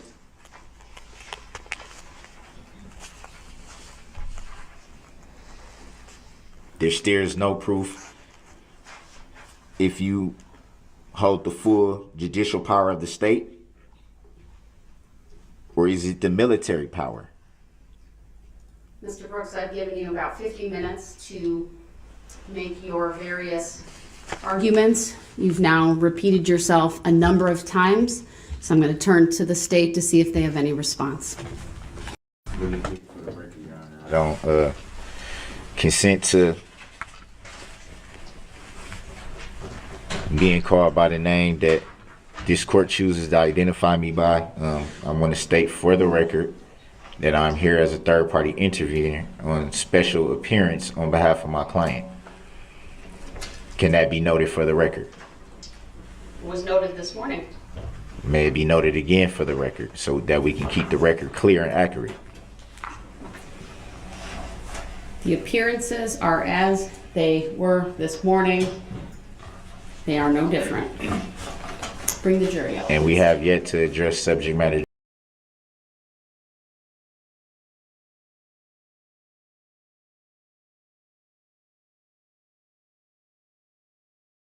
Court has been attempting, frankly, all day to get through the reading of jury instructions, to get to the point where the parties make their closing arguments, and ultimately to put this case in the jury's hands.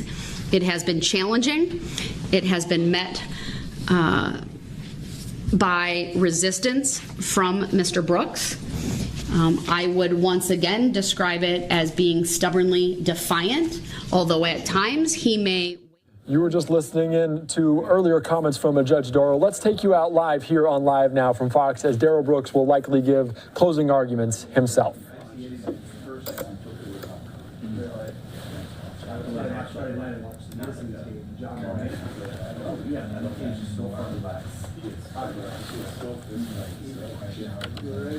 We currently aren't hearing any audio out of this stream from the courtroom, but of course they're slowly gathering back inside this courtroom in Waukesha, Wisconsin. This is, of course, a live look as Darrell Brooks back inside the main courtroom here, not in the adjacent courtroom. Was there copies made?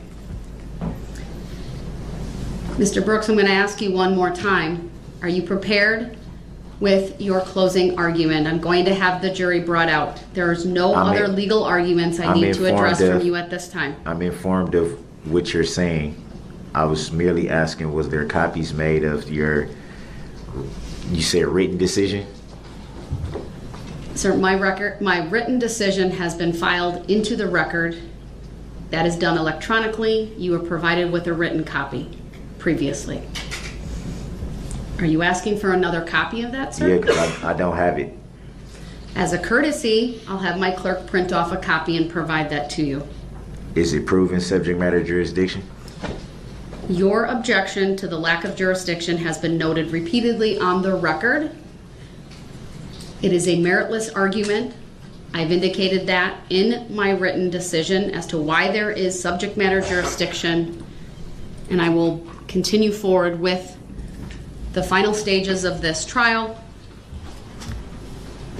which I hope include your closing argument and then the final instructions to the jury. I would hope it proves subject matter jurisdiction on the record too. All right, I will instruct the jury to come out. For the record, the written decision is once again being provided to the I defendant. accept for value and return for value this document, as it is not based in lawful law, and it does not prove subject matter jurisdiction whatsoever. Refers to some complaint that was filed in the name of a trust, not my name. Were you aware of that, Your Honor? Mr. Brooks, the jury has been asked to be brought out. I mean, I've requested that they be brought out. They're on their way. Were you aware of that? Please be prepared with your closing argument. Were you aware of that, Your Honor? Or is that a tacit agreement that you don't have to answer any questions as a public servant? All rise. So that is a tacit agreement.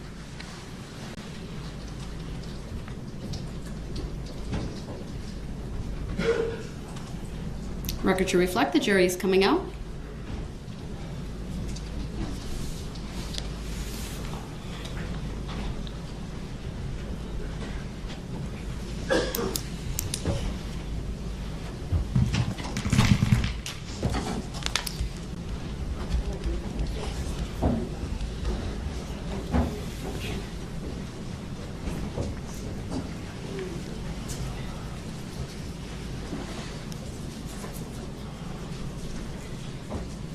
Thank you, everyone. Please be seated.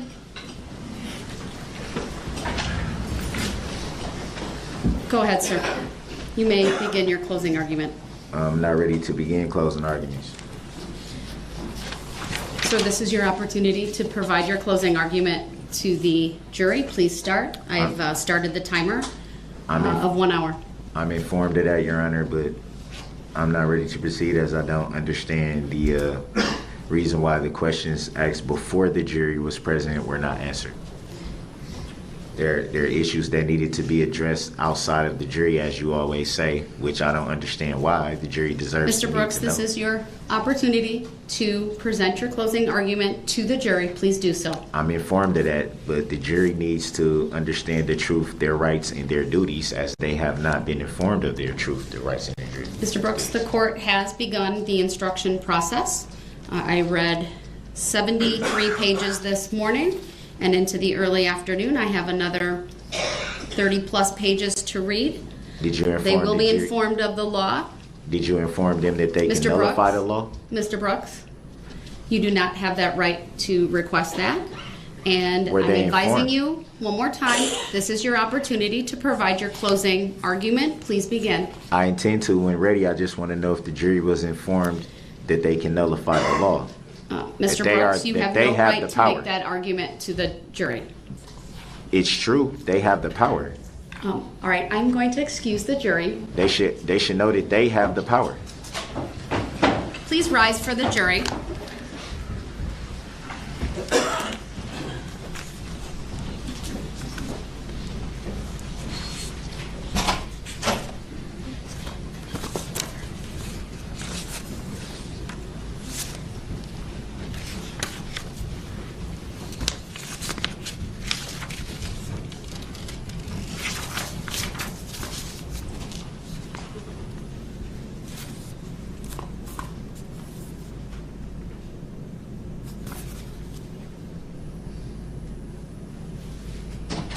Thank you. Please be seated.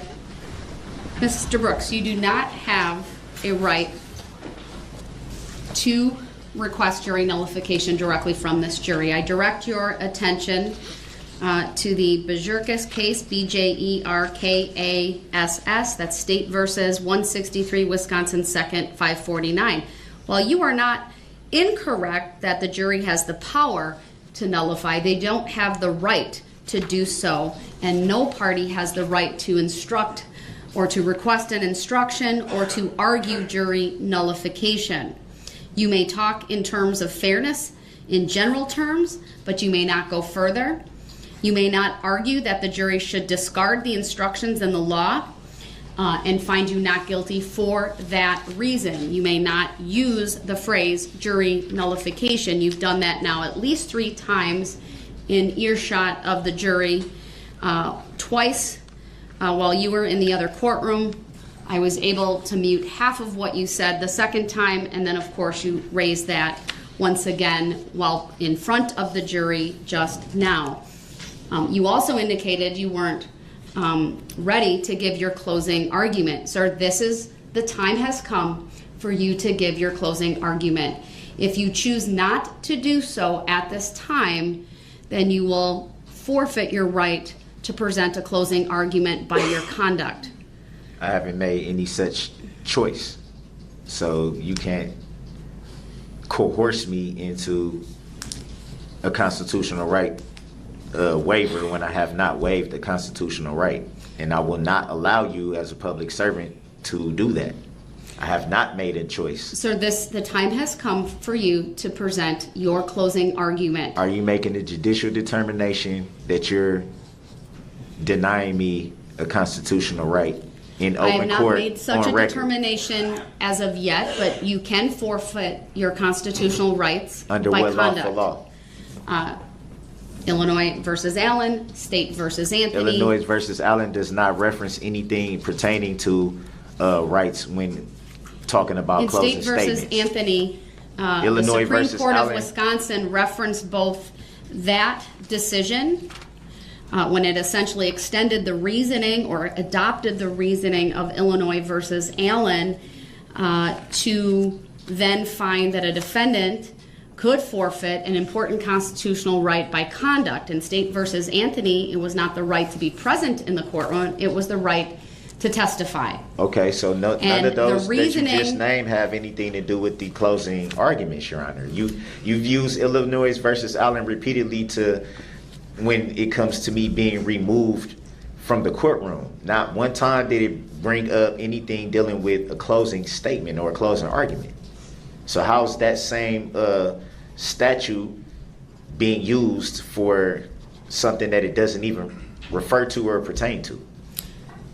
Mr. Brooks, the Allen decision, Illinois versus Allen, and the Anthony decision, which is State versus Anthony, are two examples of cases where a defendant lost a very important constitutional right because that right was forfeited by the conduct of that particular defendant. And that was to be present in trial, correct? The right to present a closing argument is no different. Because it is not evidence, it could be said that it doesn't even rank as high as the right to testify, which is guaranteed by the constitutions. Which I was denied the I'm right not to prepared to be make able that to ruling testify to. here yet today, but I will tell you this, sir. The time has now come for you to present a closing argument. There will be no further delays. It's I not a will not delay. be taking any further adjournments for you to prepare. You were advised yesterday that this court would proceed today with instructing the jury and with the parties making their closing arguments. And you made that while It is violating up- my constitutional Sir, right. please don't interrupt me because Well, you've now you did. interrupted me a couple of times. No, once. So let's Twice. make that correct. Once. That's the third time. Okay, now you can say So, Mr. Brooks, I'm advising you yet again, the time I don't has now consent to come. being called That's that another name, Your Honor. interruption. The time has now come for you to present your closing argument to this jury. You And- were brought back over to this courtroom for that purpose. I'm going to let them That's know. another interruption. No, I'm going to let them know that they have rights and they should be informed of the truth. It's not me Are trying you to telling give. me, sir, that it's you not are trying going to to give. let me ask you a No, question. hold on. I'm not trying to give any Sir, jury you're instruction. interrupting me and you haven't let me finish. So are you telling me that you are going to disregard my very clear directive to you to not bring up the topic of jury nullification? That's not what I said. That's why I'm asking you. I don't understand that question because that's not what I said. Sir, you may not argue jury nullification I'm to going this to jury. inform them of the truth. So you're going to inform them that they have the power of jury nullification. They do have the. You just said on the record that they have the power for. Sir, I direct your You attention just said that. once Did again. you not just say that, Your Honor? Sir, You the said I couldn't jury- instruct them. The jury on has that. the power, but not the right to nullify. Right. A You said the party- power. You said the Listen power. to me, sir. You're interrupting me once again. So I'm going to inform them that they have the power. Are you telling me, sir, I'm that not you telling are you no going such to thing. disregard I just told you what you just said. my directive to you to not raise the issue of jury nullification during your closing argument? That's not what I said. You just read and said that they have the power to. That's what you just said, Your Honor. Sir, State versus Bjerkas says and stands for the proposition that although the jury has the power of jury nullification, They have the power. No party has the right to argue for jury nullification. I'm not arguing for it, Your Honor. I In just that want them to be case, informed.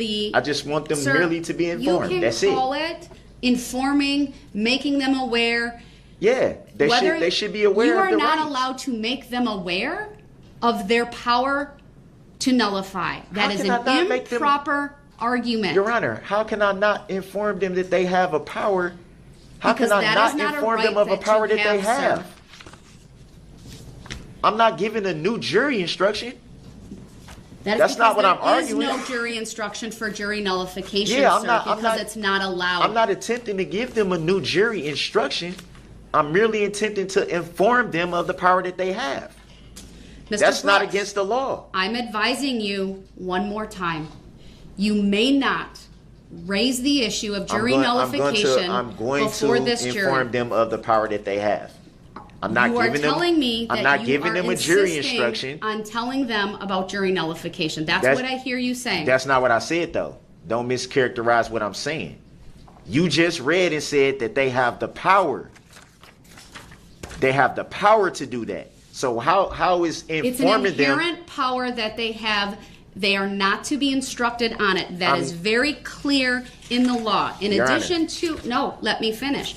In addition to the case that I just cited, I'd cite to you from the jury instructions, the law note on jury nullification 705. What that says, sirs, I'm not going to read it all. It's many, many pages. But the bottom line is, it is improper for a court to allow a defendant or a defense attorney to make an argument or make the jury aware that they have the power to nullify a verdict. And Your Honor, you just added this last night. That's why I had to sit there for an hour in the holding cell and wait for you to change the whole paperwork, because I brought that up. So you never intended for this to even be an issue. Mr. Brooks, it never was brought up. If you but think then when I wasn't- raised the issue, if you Your Honor, think let me that finish. I'm not prepared to deal with and argue on jury I nullification, didn't say then you that's not what I said. That's You are not what I missing the said. In mark. all fairness, that's not what I said. The record should accurately reflect that you were kept in that holding cell. Why was I kept so in there? that my clerk could finish Adding a jury instruction that was not there. 76 verdict forms, and it's ×2 because there's a guilty and a not guilty Okay. for each. No, let me finish. So or how you've did interrupted me I have? Why did I repeatedly. have to sit here for that? Where I could have just went to my cell and had it delivered. We had this Mr. at the end of last night before you called recess. I'm not going to we debate had a that whole topic with we you had a whole further. conversation about Mr. Brooks, you me are bringing up about the jury defiantly nullification. disregarding this court. You Here we you go can with this. roll your eyes Here at me because all it's, you want. It's ridiculous, Your Honor.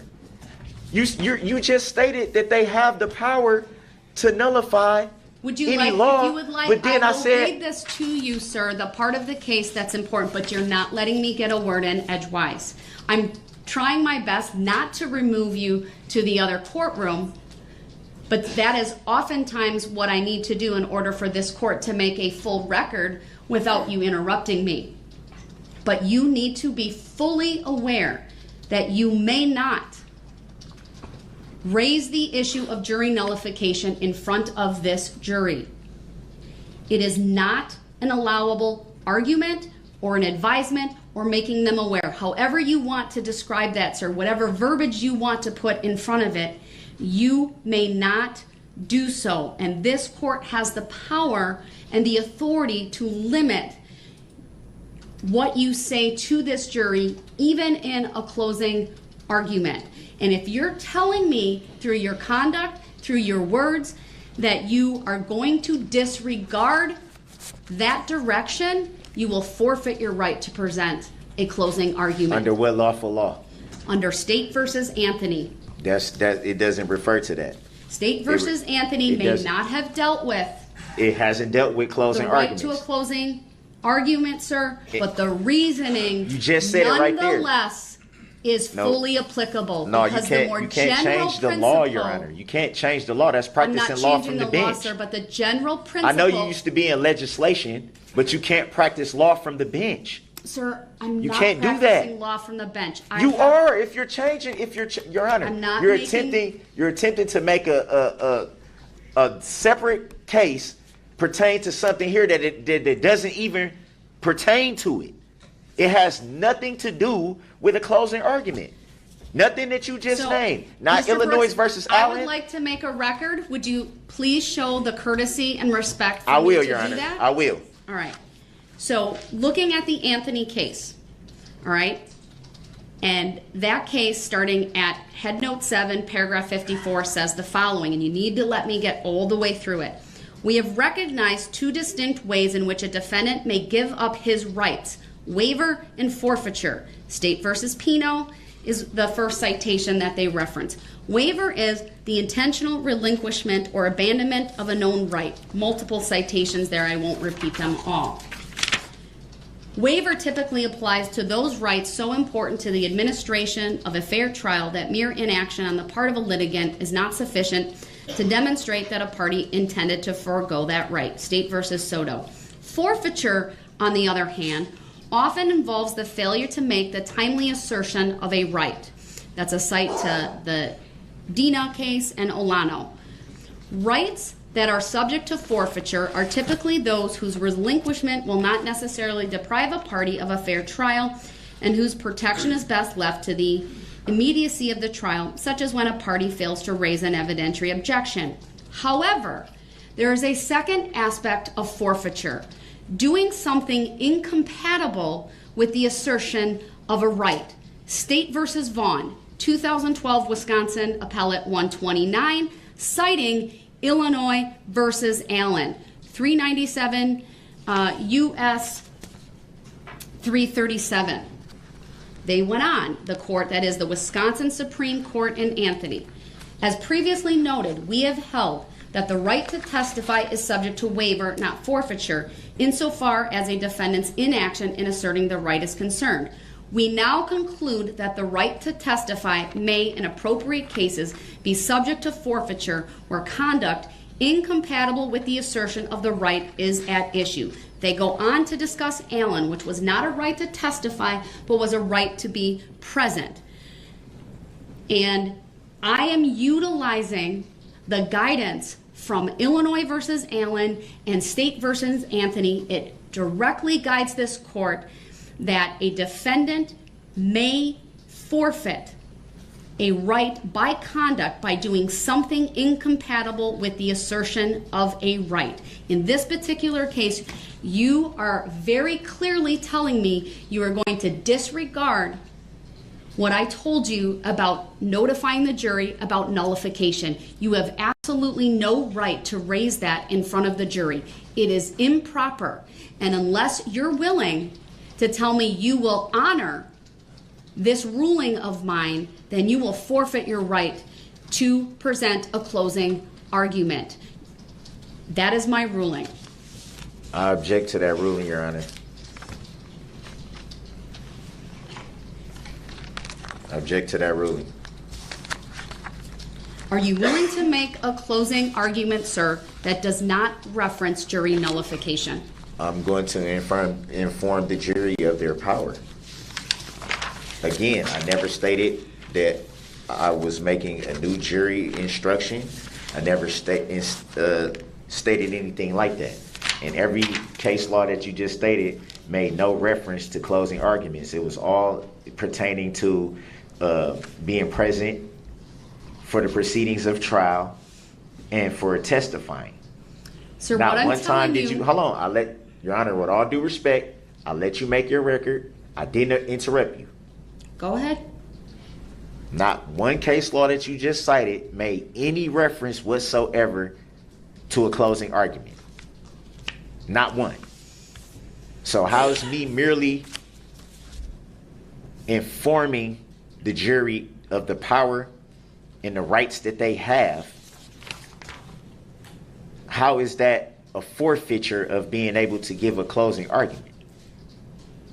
Well, in addition to the cases I've just cited, sir, I'd also point you to State versus Bajirkis, 163 Wisconsin 2nd at 549. That's a Court of Appeals case from 1991.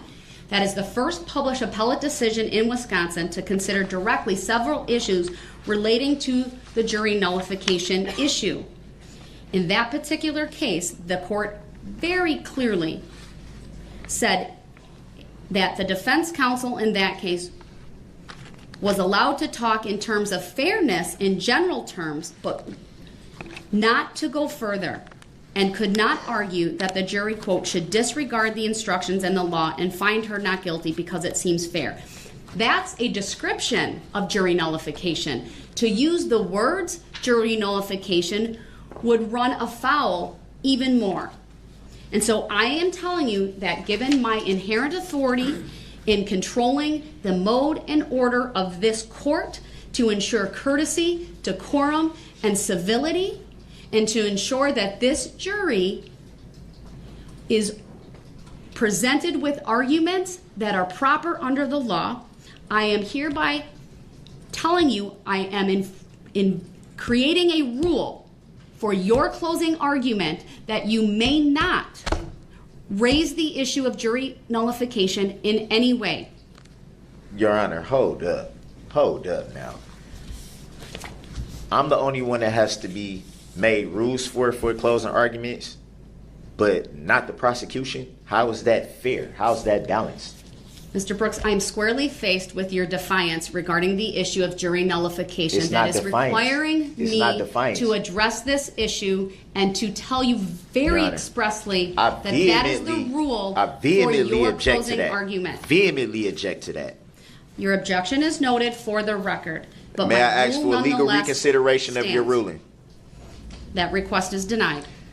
May I respectfully ask for, matter of fact, I reject that ruling and take exception to that ruling. For the record, may I request a legal or factual basis for your ruling? Not one pertaining to being present in the courtroom or testifying. One that specifically talks about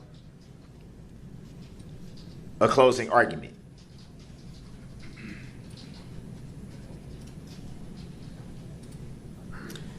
All of those requests are noted. I will not reconsider. I've put my findings and my reasoning on the record, and I stand by that record. For the record, may I respectfully request a written judicial finding of facts and conclusion of law? Denied. For the record, may I respectfully move for interlocutory declaratory appeal on this matter? I'm not the forum for which an appeal would be sought, sir. I cannot answer that. You referred to it before. You would need So to now I'm direct your confused. appeal to I'm confused, Your to Honor, a court of because- appeals, not this court. No, this is, I'm supposed to be in this admiralty court because you haven't, if we're under Article 3, then we should be in common law court. That hasn't even been addressed if we're in a common law court or an admiralty court. That's a baseless argument, sir. I don't even need And to what law address and it. fact? Based on what law and fact? It's meritless. Based on what law and fact? Sir, I intend to bring this jury out and give you an opportunity I'm informed of that. to present a closing argument. Yeah, If but you you're violate, also, please let me, but sir, listen, you're you just interrupting me made a yet rule. again. You just tried to put me under a rule that no one else was put under. The circumstances require that I implement this rule, sir, given your The stubborn circumstances defiance don't, on Your the Honor, that's issue a of jury prejudice to my nullification. defense. You can't place me under certain rules and not place the prosecution under the same rules. Sir, the It has to be circumstances of fair. this case and your insistence on arguing jury nullification has resulted in this court creating this rule. I haven't argued it. I said that I wanted to inform the jury of their power. I never once said I'm going to make an argument. I'm going to give them a jury instruction. You may not never advise said them that. or make them aware in any way that they have the power And why of not? jury Why nullification. can't they be informed of their power? Because it would violate the Bajorkas decision, sir. Violate what decision? All right, sir, I am going to bring the jury out. And I'm going to inform them that they have the power. And if you do that, I will dismiss the jury and I will declare that your right to present You a can't do closing that. argument Under what has lawful been law? forfeited based upon Then I make a how I've oral outlined that to motion date. for a I'm legal not going to finding of declare fact. that at this point because I want to see what you will do. But if you raise the issue of jury nullification, I will immediately dismiss the jury. You will forfeit your right You can't to do that. Present a closing Under argument. what lawful law can you? And then if you continue to interrupt Under what me, lawful law? you will be removed to the other courtroom as I complete So I'm being the held in instructions. contempt again. Is it civil or criminal? All right. Go ahead. I apologize. May I ask the court to consider perhaps an alternative, and I fully respect the ruling the court has just made, and I understand the basis for it. We all know the defendant in his petulance will say jury nullification in the first 3 seconds the jury's in the room. Objection to that. Proper I don't thing think to that do, I I should be think, talked Your down Honor. Stop interrupting I don't Attorney think I Hocker, should be please. talked down to. Allow him to make his closing arguments. I will object if he misstates the law. You can instruct the jury to disregard any misstatements of the law. And we continue in that fashion, if possible, for a reasonable amount of time. And if it becomes to the point where there's no reasonable, legal, credible argument that's being made, then the court can decide as to whether or not he's forfeited his right to a closing argument. But we could at least try to, by merely objecting and the court telling the jury to disregard and instructing Mr. Brooks to move on to the next topic, we could try to allow him his opportunity to provide a closing argument. If that's unworkable, then I think this record will be very clear as to the efforts of this court. And I think there is materials in the bench book, or I'm sorry, the jury instruction 705 that talk about a jury instruction this court could even give, telling the jury that they are not at liberty to disregard the law, but we're not going that far yet because, frankly, you have told them and you will tell them that closing arguments are not evidence. And I think they will abide by that. So I know it's going to require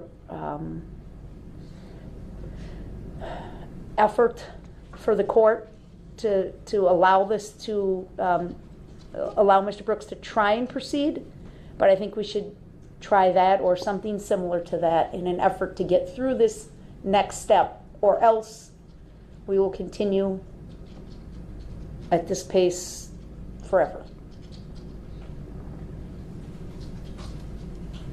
I'm certainly willing to try that.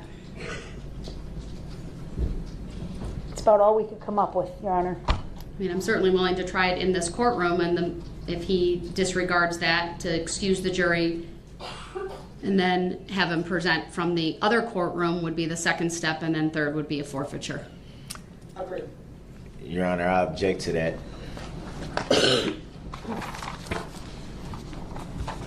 Your objection is noted for the record. That will be the course of action that this court takes. The first time you violate the rule, you may be subject to forfeiting your right to be present, where you will give the closing argument from the other courtroom. And if you continue in a blatant disregard of the requirement that you not reference in any way jury nullification, I may make that final determination outside the presence of the jury. I object to that, Your Honor. All right, with that, let's bring the jury For out. the record, may I respectfully request the legal reconsideration of your ruling? So is that a tacit agreement that you don't have to answer my objection, Your Honor? I decline to reconsider. I reject that ruling and take exception to that ruling, Your Honor.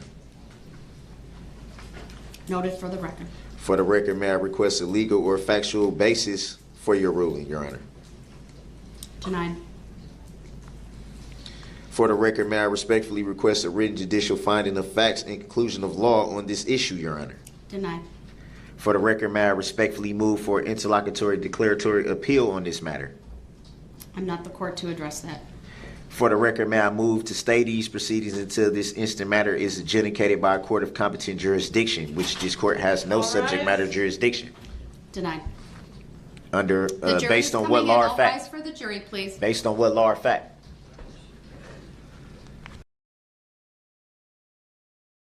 Record should reflect that it's 4:53. Mr. Brooks is back in this courtroom. Mr. Brooks, the only way I will honor that request is if you specifically waive your right to do so.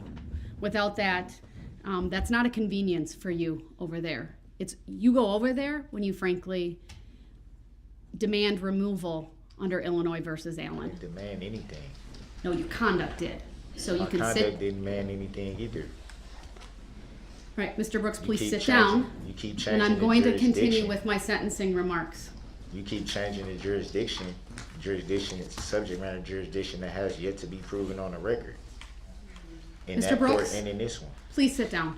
I would like to go back to the other court. It's not a courtesy to you. If you'd like to specifically waive your right to be physically present, then I will entertain that. Otherwise, you need to sit down. I never waived the right to not be present. That's I because have you to- forfeited your right I to be didn't present forfeit by anything, conduct. Your Honor. You're I now wrote- back in this courtroom. Your Honor, I wrote 3. I did what you asked me to do. You said, never once pledged to me, sir, that No. you would not interrupt. And You- you're demonstrating by being here that you continue to interrupt. Man, I ain't trying to hear all that, because at the end of the day, I did what you asked me to do. You told the bailiff to tell me. Mr. Brooks, this is not a debate. You told the bailiff to tell It's me not that a I had debate. to You write. asked to come over here, and I honored that, Well, and I I brought you exercised my back. right 3 times. I shouldn't have had to do it 3 times. None of those opportunities that you wrote to me said, I pledge to not interrupt. I've never had to do Toro." that before. You've never required that before. That is actually not true, sir. You've never required that before. Every single time that I've been brought over there, after some time, sometimes very short, sometimes an extended Mr. Brooks, period of time. you are just simply trying to delay the inevitable. Please sit I down. don't care about the inevitable. It was I need already to written get from day through one this what was going to hearing. happen. It doesn't make me lose any sleep about that. I know I'm okay. I'm okay with everything. Then please sit down. I just want to be treated fairly, which I have Please. not been. Please sit down. And then Your Honor, and then you Mr. always make it seem this is like not a you always debate. make it seem like it's some type of aim, and it's not. Please sit down. We're talking about constitutional rights. You just told me, or you told the bailiff to tell me that I had to exercise a right that I should already have. I did that. Not once, not twice, 3 times. And it still wasn't honored. And then I raised this sign. I'm Mr. waving Brooks, this for like 20 minutes, You're- saying I would want to come back. I'm doing this. You're Hey, here now. Can I come back? Can I come back? Can So I come sit back? down. It wasn't honored. And then So I said, can okay, finish. I'll write this and I'll see if Your Honor can see it on the screen. The objection sign saying, Mr. I Brooks, exercise my right if to you be present. stop for a May I have minute, the order of the court? I'll explain it, but you have to stop so I'm I not- can what am explain it. Your Honor, I did what you asked me to do. Actually not. Yes. Let me explain And if you would like. If I didn't, Your Honor, if I did not do what you asked me to do, then why was I allowed to come back if I did not do what you asked me to do? Because I'm frankly going to a very distinct portion of this hearing where I am going to impose sentence. Okay, that doesn't and answer. Go ahead. I apologize. May I ask the court to consider perhaps an alternative, and I fully respect the Your ruling. So is that a tacit agreement that you don't have to answer my objection, Your Honor? I decline to reconsider. I reject that ruling and take exception to that ruling, Your Honor. Noted for the record. For the record, may I request a legal or factual basis for your ruling, Your Honor? Denied. For the record, may I respectfully request a written judicial finding of facts and conclusion of law on this issue, Your Honor? Denied. For the record, may I respectfully move for interlocutory declaratory appeal on this matter? I'm not the court to address that.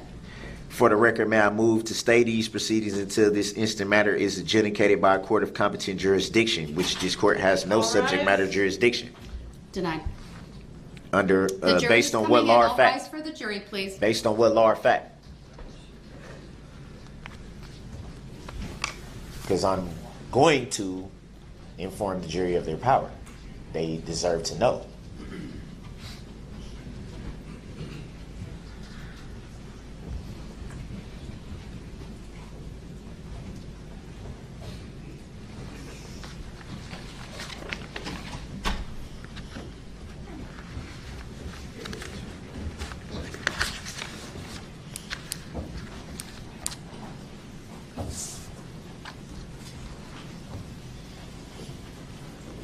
Thank you, everyone. Please be seated.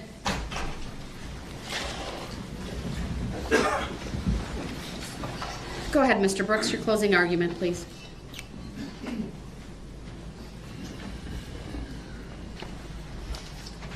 Good afternoon. It's been a long day.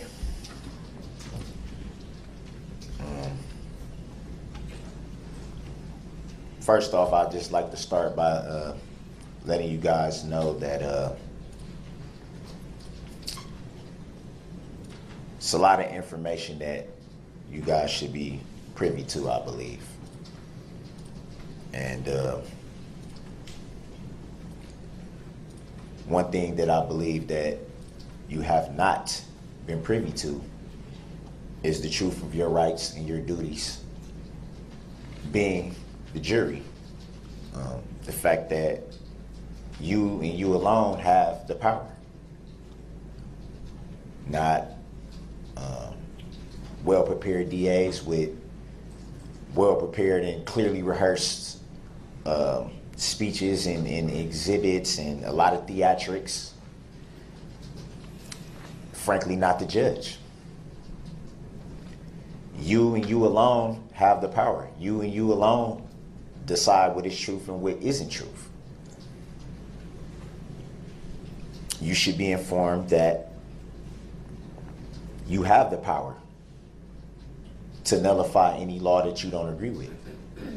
Objection. Move to strike misstatement. Sustain.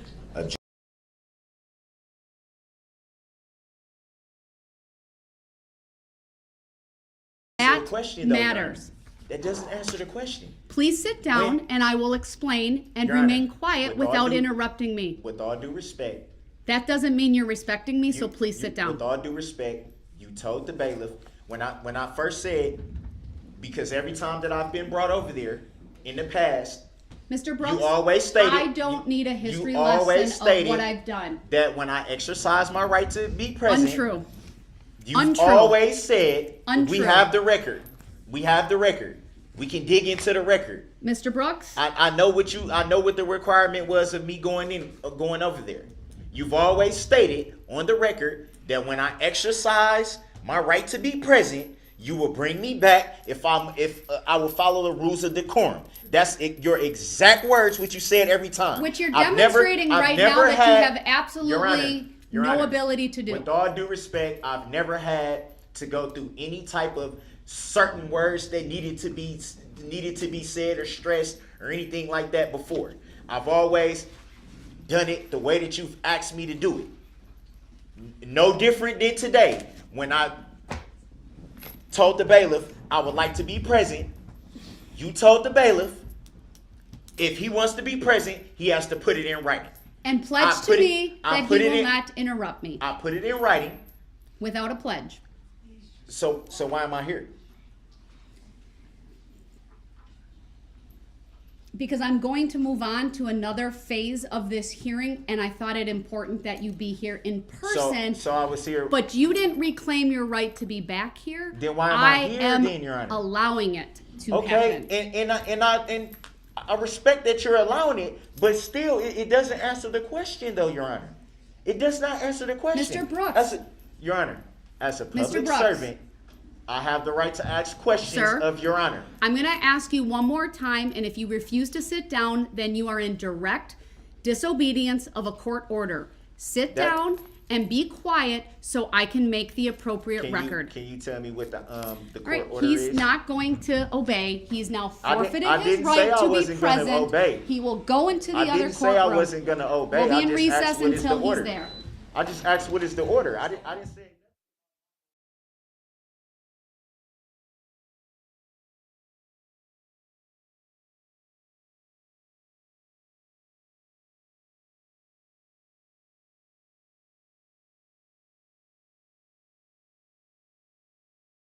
Go ahead, Mr. Brooks. When you spoke to the owner of the vehicle, that's who gave me the information.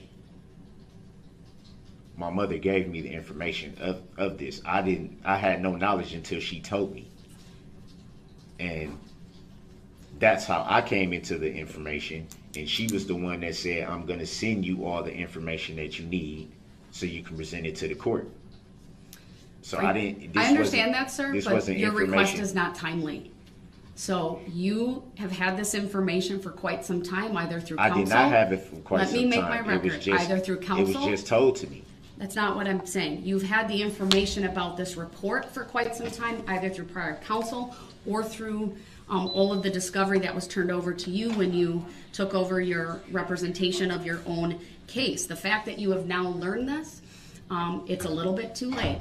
And I understand that may seem fair to you, but even when I consider the information that you're providing to me, it's speculative on your part as to whether there's any impact on this particular vehicle because of the inspection that was done.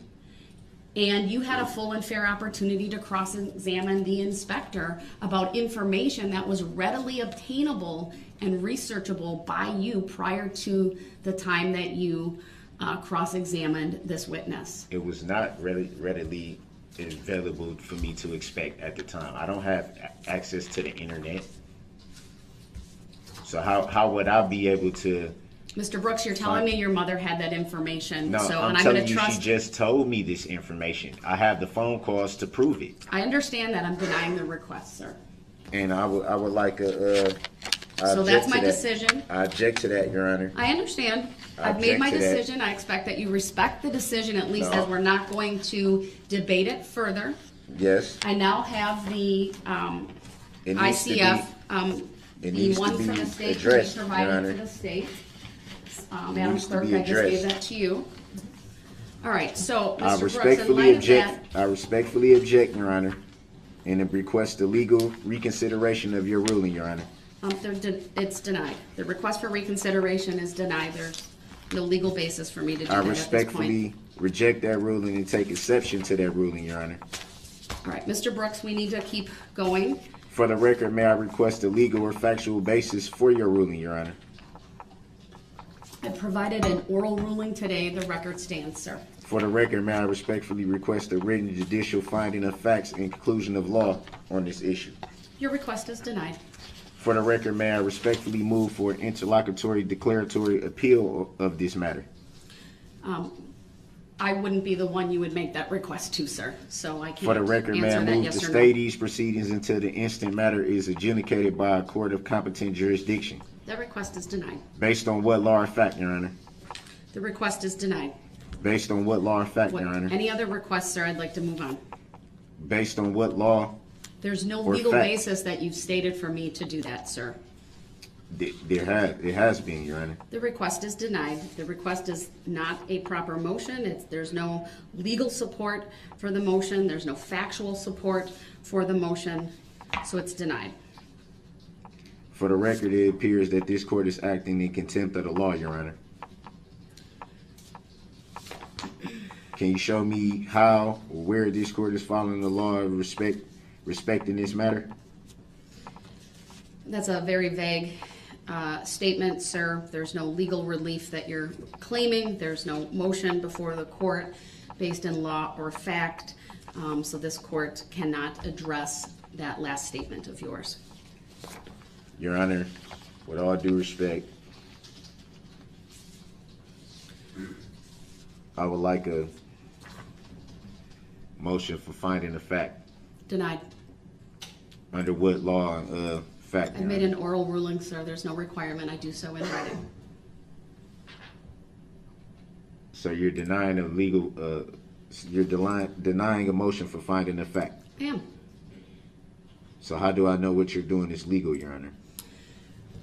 All right, Mr. Brooks, we're going to move forward. At this time, I want to... How do I know that this is legal, Your Honor? Can you show me that it's legal? Mr. Brooks, we're moving forward.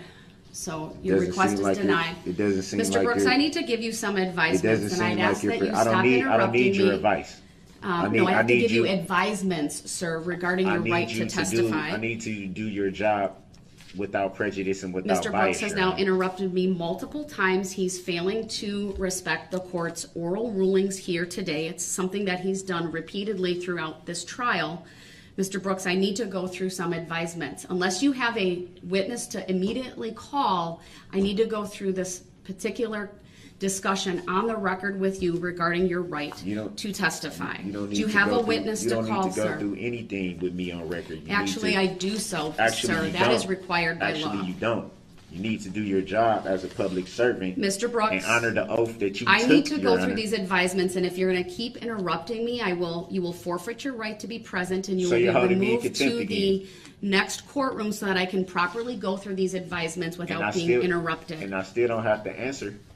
I still don't have to answer whether I'm in this court or not. So you're holding me in contempt yet again. Mr. Brooks, I've not held you in contempt. I've found that you have forfeited your right to be present by your conduct, which is one of the options available to this court under Illinois versus Allen, under State versus Vaughn. It's also referenced in State versus Anthony. So I am going to keep going, sir, despite your protestations. Your Honor, with all I need due you respect, to in Illinois not versus interrupt Allen, me. This is another interruption. In Illinois versus Allen. Mr. Brooks, I'm not going to have a debate with you on the I'm meaning not trying of to have a Illinois debate. versus I'm Allen. not trying to have a debate. You are I'm merely advised trying that to it understand continued. Illinois versus Allen. Mr. Brooks, you are advised that continued interruptions will result in you forfeiting your right to be present during this next phase of the trial. Okay, but you saying that I'm I've forfeiting said that my multiple right. times. You I've saying- given you multiple You're opportunities to holding stop me in interrupting contempt. me. You're holding me in contempt. Mr. Brooks, By I'm not holding removing you me in from the contempt for courtroom. the second time here, and I've Your also Honor. repeated that. Your Honor, He's with all- interrupting me yet again. with all Mr. Brooks, I respect- need you to stop talking. With all respect, in Illinois versus Allen. All right, Mr. Brooks continues to want to debate with me the meaning of Illinois versus Allen. It is a clear indication to this court trying to that understand, he Your wants to disrupt these proceedings, even That's in not a true. mild manner, tone That's of not voice. true. I've I'm reminded seeking him to repeatedly understand, Your regarding Honor, the standards because of it decorum and doesn't. civility, and one of the Illinois doesn't. bedrocks is that he Illinois not versus interrupt. Allen does not state. All right, I'm going to that remove him to the next courtroom so that I can go through It does proper not state- advisements with him.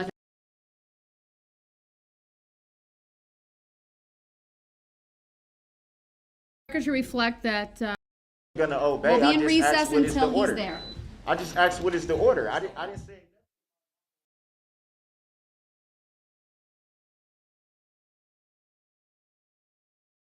By Leslie Beasy and Zach Wichow.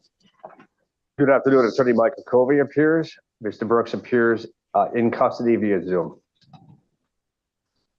Mr. Brooks, can you see and hear the court? He's giving me a thumbs up. Are you able to also see your attorney through the Zoom? What was that? Are you also able to see your attorney on?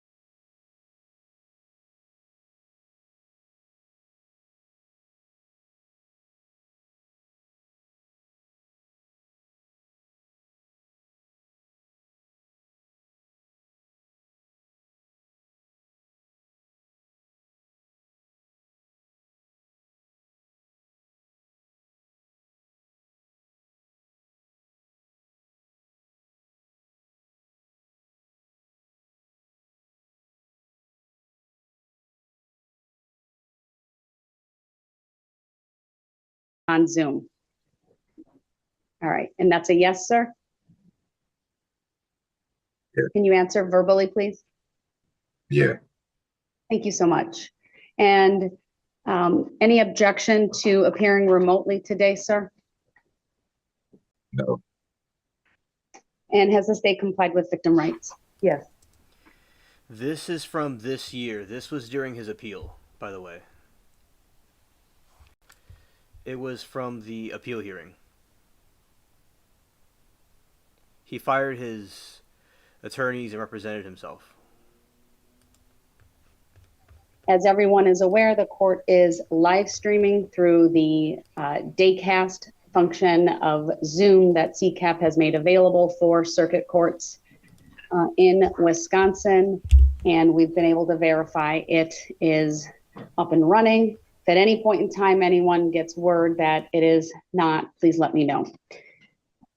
We are here today to address a motion to withdraw that was filed by Attorney Covey.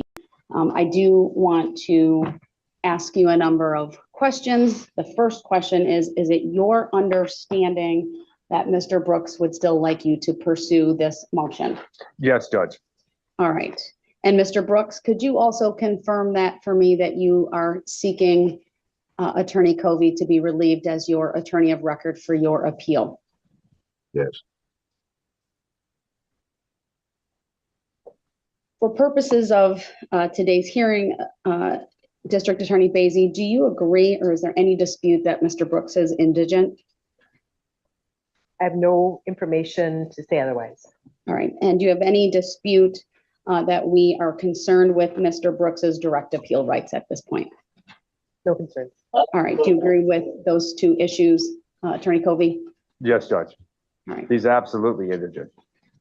He's in custody. He's serving consecutive life sentences. He's indigent, and initially, even when he was the accused, was eligible for public defender representation. And do you have any information, Attorney Covey, that would suggest otherwise? No, Judge. All right, thank you. Then let me start with some questions. What I intend to do is I want to make a record of a number of things related to the inquiry that this court must make under the law. I think it's important to start with directing the questions to counsel, because as of right now, you do represent Mr. Brooks, and then I intend to address some questions to Mr. Brooks as well. Attorney Covey, have you received and have you reviewed the February 26, 2025 letter from the State Public Defender's Office? Yes, I have. Were you aware or have any knowledge of whether that letter was received by Mr. Brooks? It's my belief that it was sent to Mr. Brooks and that he has received it. I haven't confirmed that with him personally, though. All right, I intend to do that in short order. Is it true, Attorney Covey, that you were appointed for the purposes of investigating and pursuing potentially an appeal for Mr. Brooks on January 6th of 2023? Yes, Judge. I was appointed for post-conviction and/or appellate relief. Thank you. And what have you reviewed in your work on this case thus far? Judge, I have spent probably hundreds of hours. I know this past summer, the vast majority of the summer, my free time was spent reviewing this case, including all of the transcripts, the entire court record, the vast majority of the discovery. I'll make a record of that. There's certainly, when we get provided with lots of audio and video evidence, not all of it is directly relevant to the offense. If, for example, if there's a squad video that's just pointing against the wall, I'm not going to spend hours reviewing that. But the key evidence, the interviews, the court exhibits, I definitely reviewed all of that discovery as well. We have about 5 banker's boxes of materials that I have gone through, including the prior attorney's notes before Mr. Brooks went pro se.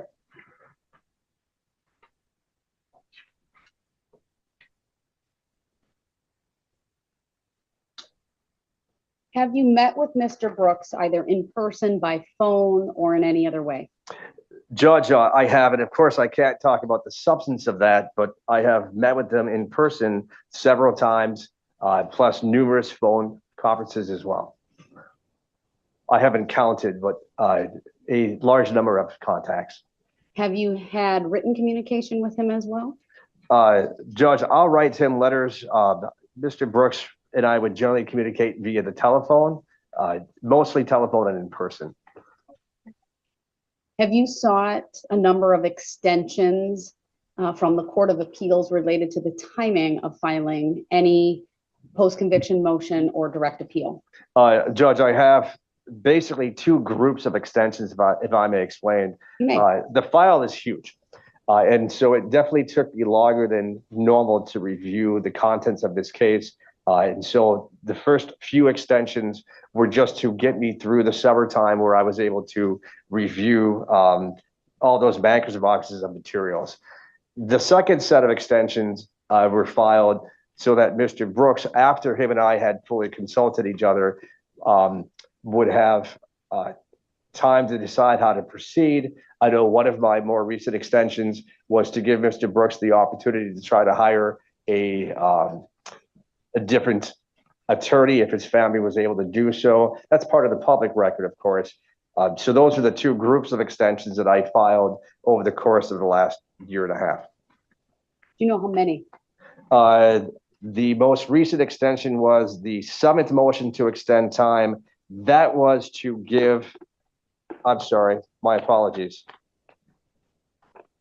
If the record shows that on I think there was February 14th, the 8th motion to extend was filed with the Court of Appeals. Would that seem accurate? Yeah, I misspoke. It's the 8th motion to give Mr. Brooks time to litigate his case.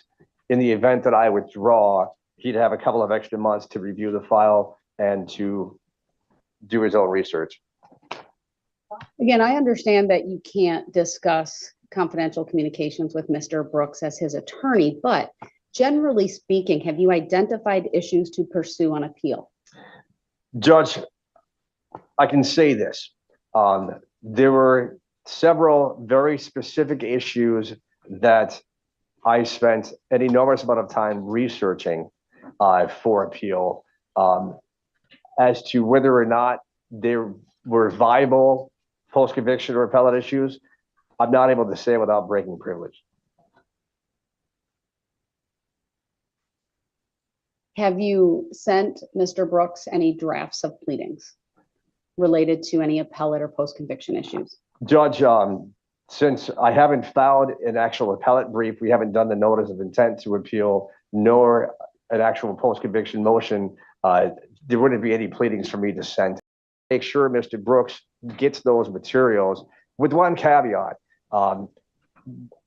Because of the time and expense to do that, we wouldn't be making multiple copies. So if something were to occur where Mr. Brooks would want another full set of materials, perhaps 8 months from now, it would be challenging for my firm to comply with that request. So let me make sure I understand this. The prison facility at which Mr. Brooks is currently serving his sentences will not accept the volume of material that you have in paper or even standalone electronic other than on an external hard drive.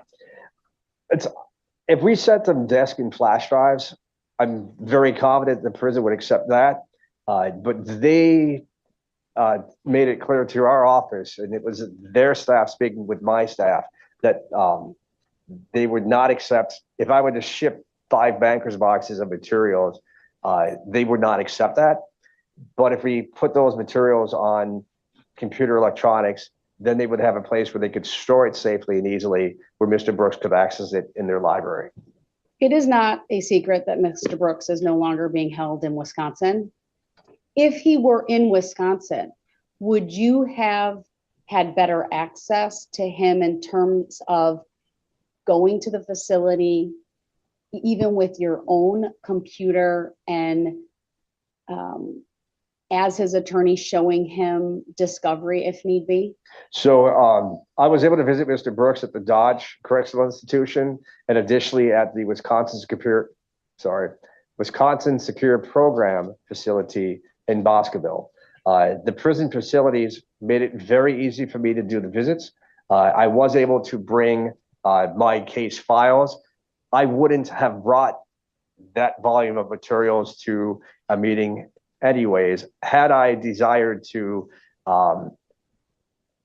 go through any piece of audio video evidence. There would have been a mechanism for me to do so in Wisconsin. If hypothetically, if I were to remain his attorney, I am able to have telephone and Zoom conversations with my clients. It would be a little bit more onerous for me to do in-person visits. If you were able to do Zoom, you obviously can share screen, even information from your computer. If that's what we wanted to do. Do you know what, if any, materials Mr. Brooks was able to take with him from his trial to the facility where he is at? Mr. Brooks might be able to answer this better than I will, but it's my understanding that somehow along the way, when he was transferred out of state, he no longer has those trial materials. So we would be working to give him a complete set of what we have. And that would also include downloading all the materials from the e-file and putting that on a separate flash drive as well. But you're willing to do all of that? Yes, we will get extra funding from the Public Defender's Office to get extra paralegal support to do that. And they're willing to do that as part of the case closure should this motion be granted? I have not put in that request yet, but I am certain they'd be willing to do it. They've done it before on other cases that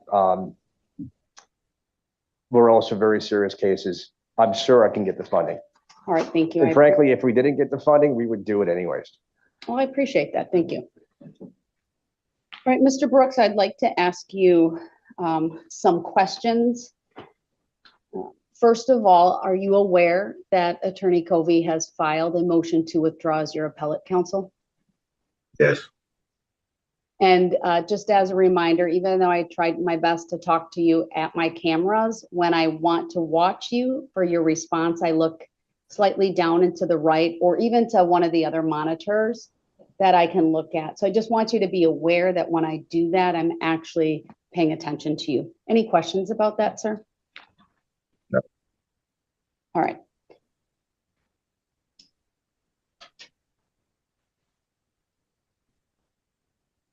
Do you want to have Attorney Covey withdraw and act as your own attorney, sir? At this time, yes.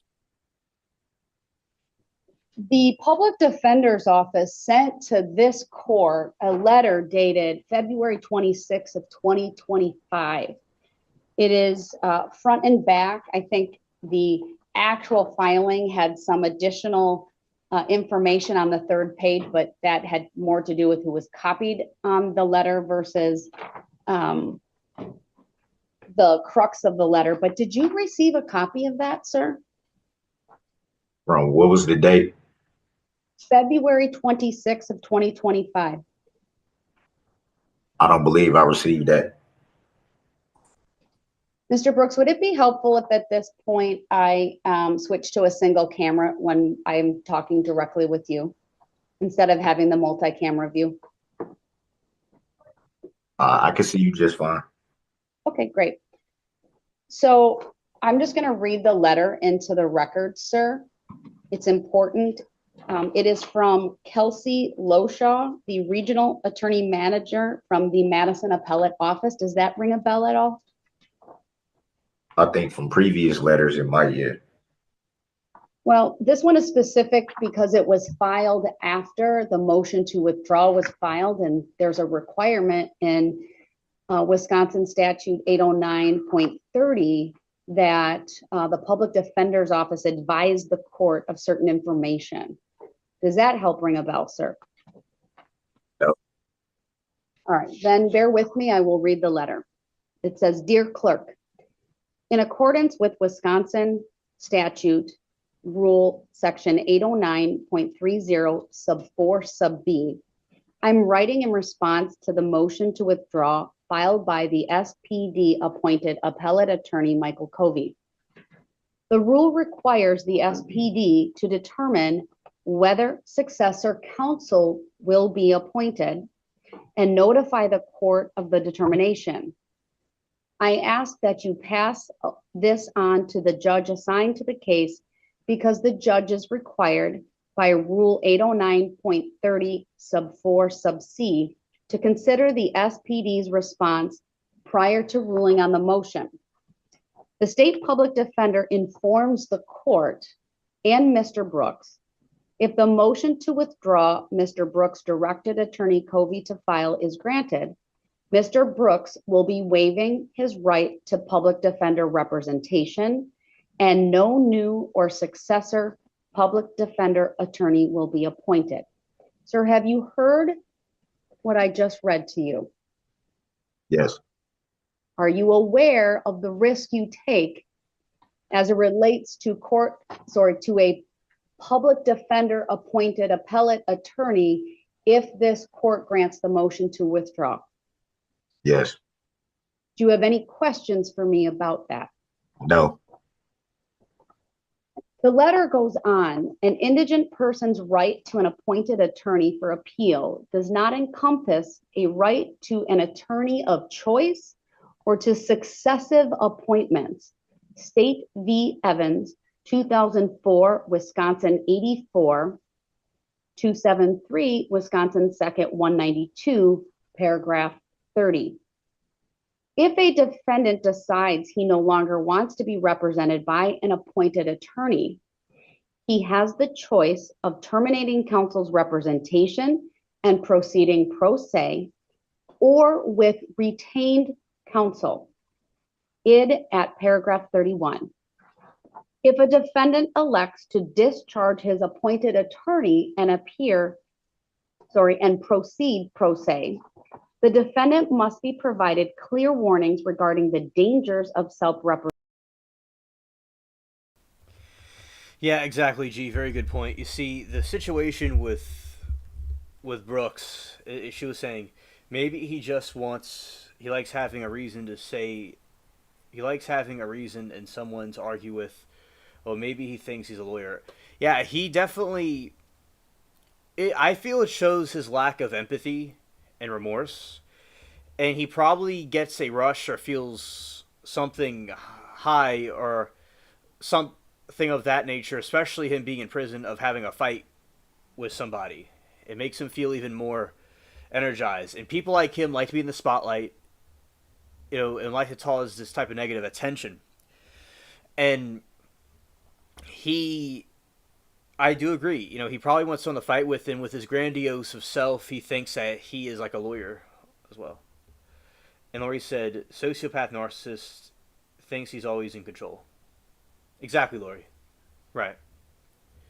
Very well said. And he has a grandiose of self, as we discussed. He has no conscience, and he doesn't have empathy. He doesn't have the thing in him to be to learn from his consequences for his actions. And he wants the control. He wants the domination. That's what he wants also.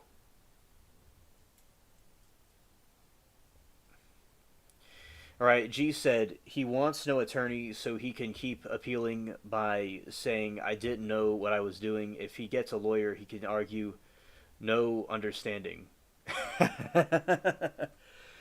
Ah, okay, good point, good point. He wants to do this as a manipulation tactic to draw this out more and more. So it could keep on being appeals.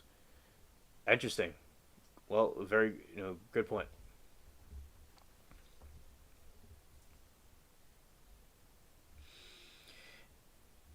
Yeah, I do agree. There's been theories, Regine, about him being medicated. He had a hearing with another judge over another case, and they strapped him to a wheelchair and put a mask over his face. Yeah. Yeah, he's the ultimate manipulator.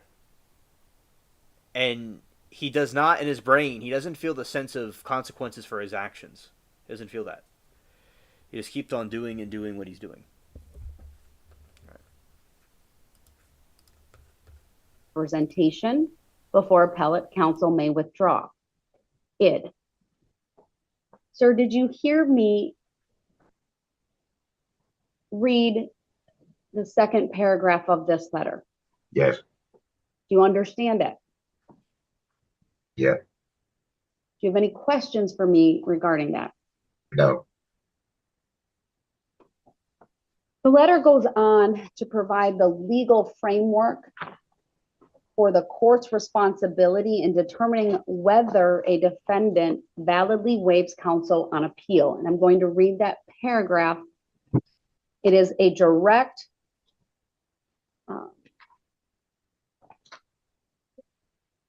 quote from a case, State v. Thornton, 2002, Wisconsin Appellate 294, also found at 259, Wisconsin 2nd 157.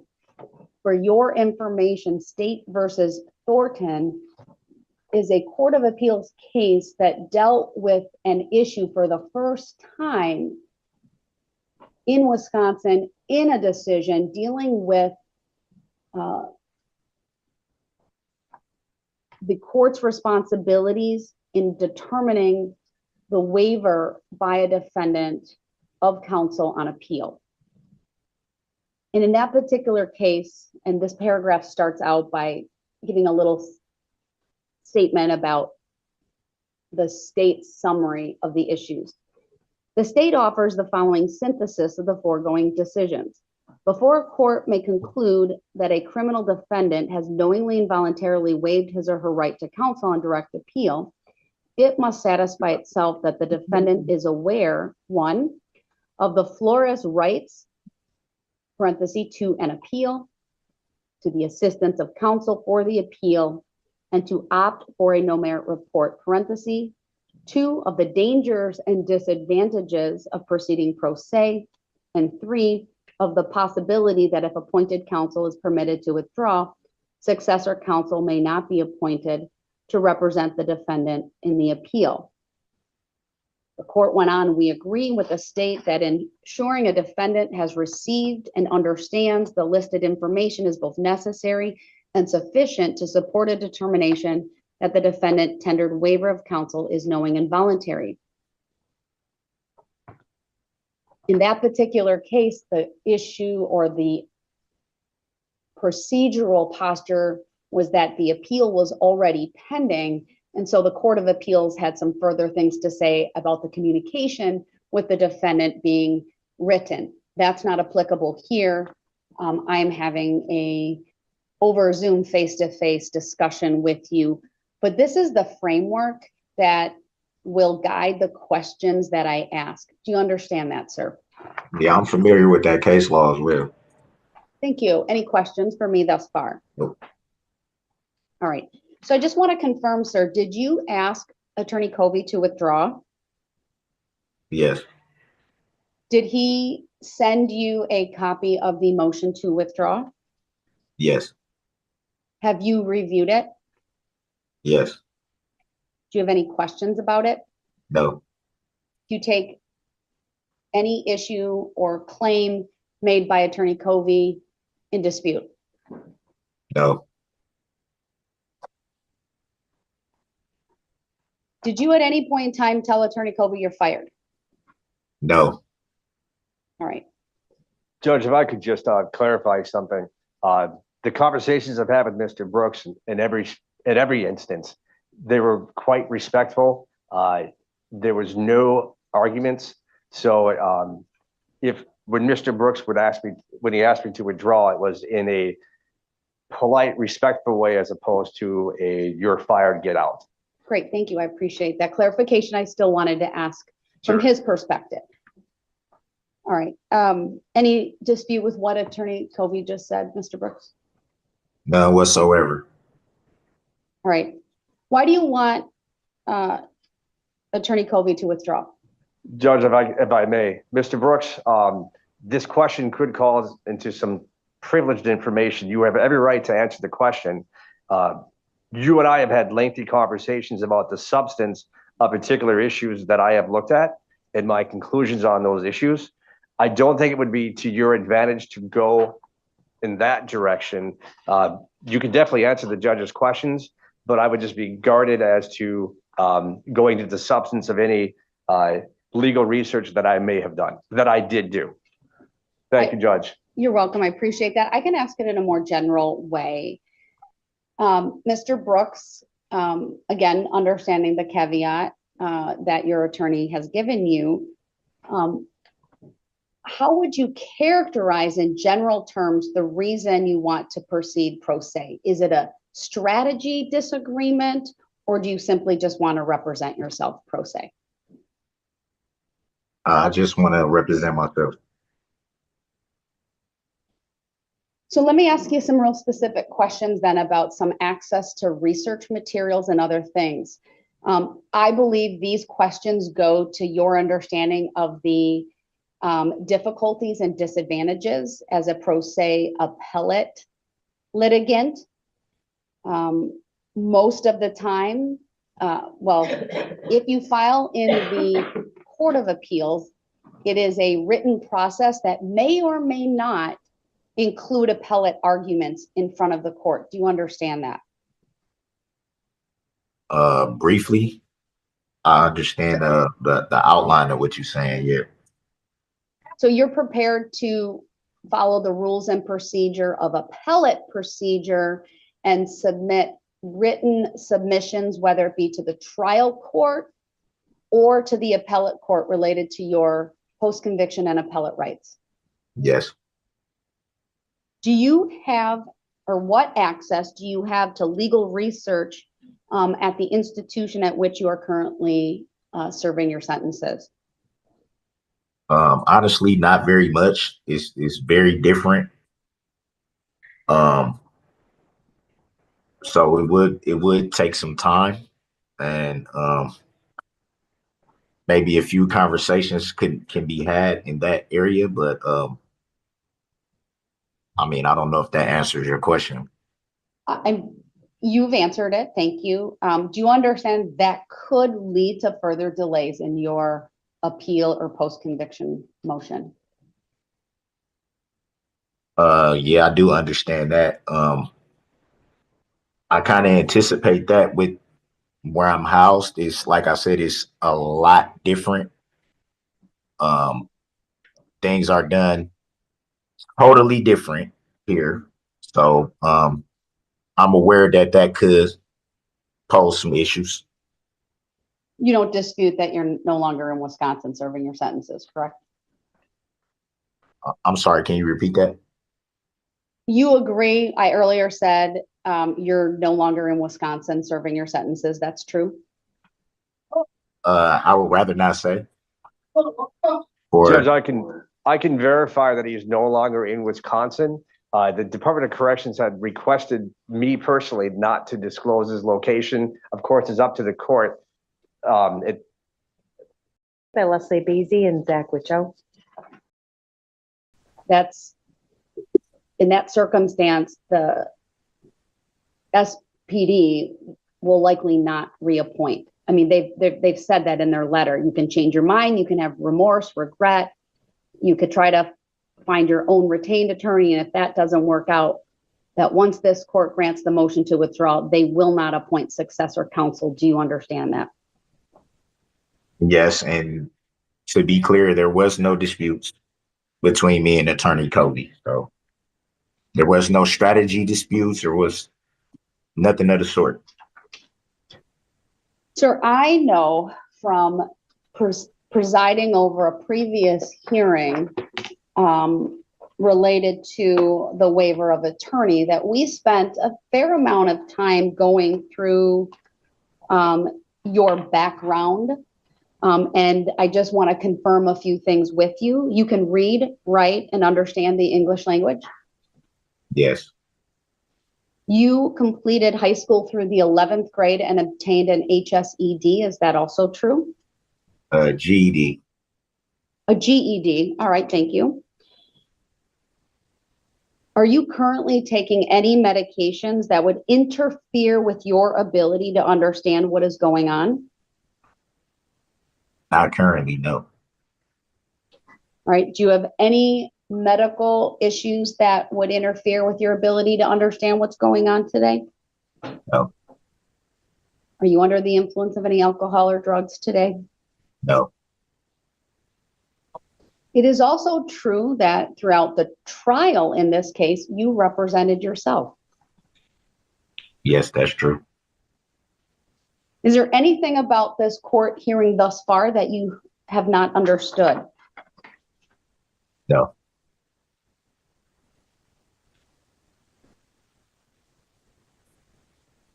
Are you asking this court to allow Attorney Covey to withdraw as your attorney of record? Yes. If you change your mind, I want to confirm once again that you are aware the Public Defender's Office will not appoint successor counsel. Yes. Are you aware that if you can't hire or retain an attorney on your own, the Public Defender's Office will not appoint successor counsel? Yes. Do you understand, sir, that you will be responsible for all aspects of your post-conviction litigation and appeal, including compliance with all court rules and procedures? Yes.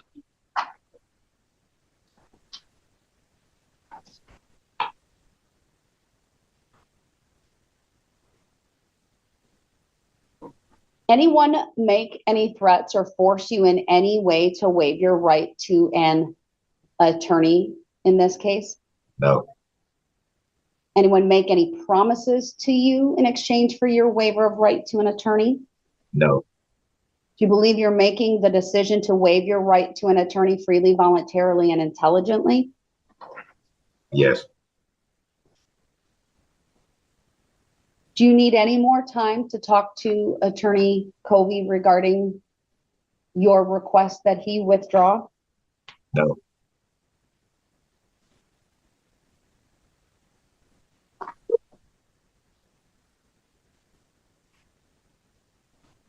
Do you further understand you may need to file motions in the Court of Appeals seeking an extension of time?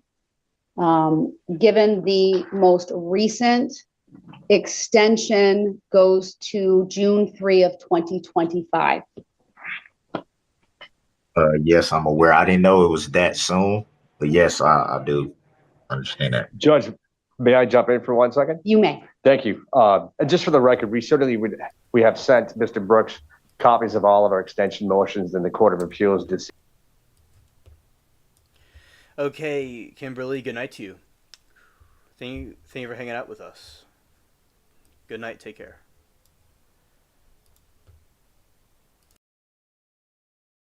Decisions. What I will do for Mr. Brooks is I'll send him again that my most recent extension motion that he can use as a template, and I'll include a closing letter with the instructions as to how to file that and to use a pre-appeal case number, some of the basic procedural issues that might help him understand the difference between a post-conviction motion and going straight to the Court of Appeals. Is, for my experience, the Court of Appeals is pretty lenient in giving at least several extension motions to pro se defendants. At some point, they'll put some harsher deadlines on. It's a gray area, but I am very, very confident that he'll have more time than June 3rd if he makes a proper request to have more time. It might take a couple of weeks for us just to get at those files to him.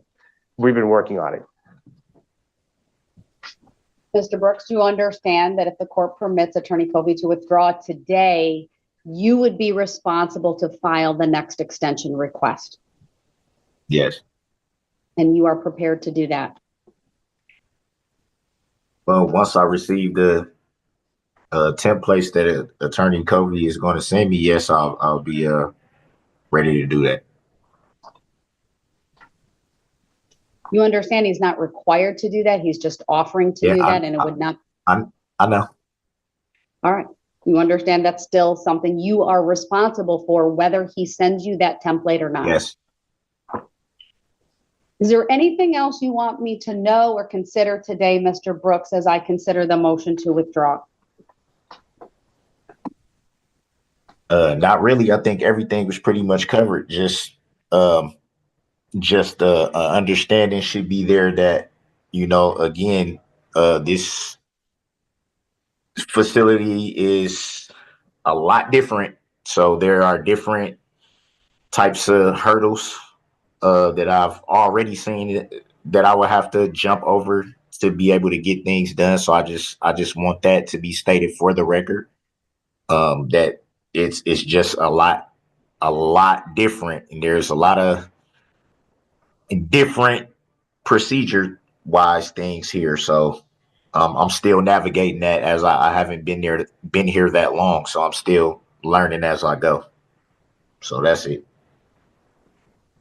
And you're willing to take on your own case with that difficulty and those challenges related to the institution?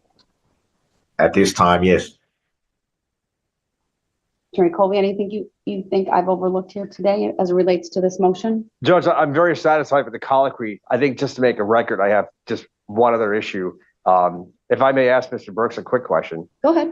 Mr. Brooks, I know you talked about that there are some difficulties. I just want to make sure, are you still allowed to have access to your legal files? So the legal files is something that I haven't been explained.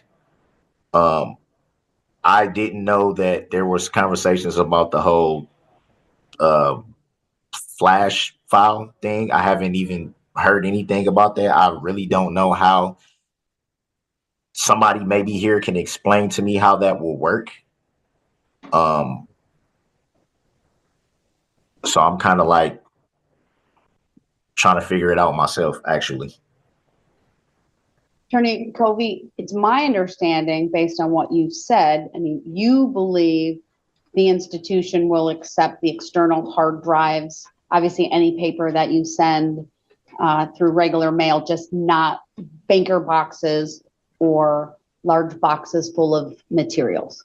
Yes. So if I were to send them a 40-page packet of materials with appellate rules of procedure and extension notes and templates, I think any facility would allow that to be processed through, so long as I don't have clips or staples. As for, but they balked. My initial email, I don't have this memorized. I don't want to make a false statement, but my initial recollection when I first contacted that prison facility was to say that we were going to send them the files. I was told they would accept the file, but then when I stated, or when staff stated that it would be 5 bankers boxes, they put the brakes on that. And then there was some correspondence between their legal staff and my legal staff as to the best way to do this. We'll likely be buying some terabyte hard drives to put the materials on that to send to him. I don't know how much access you'll have to the library. I know in Wisconsin, you can go in almost every prison facility, unless you're in some kind of segregated status for a fight, for example, with another inmate, that you can make reservations to go to a computer library to review your legal documents. I also know that the time is quite heavily rationed. He's not going to have 8 hours at a time to look at these documents. So that will be a challenge for him. I was just going to say that too. There's no law library, which I've never seen a jail or a prison without a law library. So I don't know how that's going to work. Do you have access to anything through a computer or online to access research materials? I have access to look at, I believe it's Westlaw, and those are tablet based. But even that is challenging. I use a tablet-based Lexis. It's a similar platform. It can be cumbersome unless you know how to switch to the natural language search engine and how to limit the jurisdictions and what you're looking at. But I think it's similar to what you had when you were in Waukesha, is that not? No, Waukesha had Lexis, or however you say it, Nexus, or. Oh, they're very similar. If you figured out Lexis, you can figure out Westlaw. In my humble opinion. Judge, if I may add one thing. Go ahead. Mr. Brooks, I know that without going into the substance, I recall about a 2-hour meeting when we went over a large amount of case law together. What I'm happy to do is I can send you those copies of those cases that we discussed. I appreciate that. Thank you. Thank you. Thank you. Mr. Attorney Basie, is there anything the state wants me to consider or any additional information from the state today? You got it. All right, then, as I indicated earlier, and I'll just go through some of the law that pertains to this issue in making my decision. A person convicted in Wisconsin of committing a crime has a constitutionally guaranteed right to appeal his or her conviction to the appellate courts. That's directly from the Wisconsin Constitution, Article 1, Section 21, and case law State versus Perry, 136, Wisconsin 2nd, 92, a 1987 case. The right to an appeal includes the right that the appeal be a meaningful one and indigent Defendant is constitutionally entitled to the appointment of counsel at public expense for the purpose of prosecuting his or her one and only appeal as of right from a criminal conviction. That's. Good night, Bill. Thank you for coming.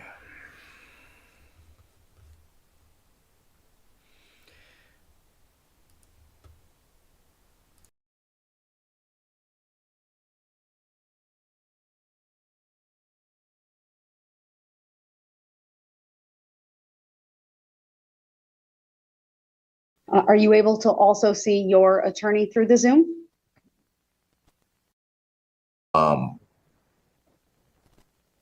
So I'm kind of like trying to figure it out myself, actually.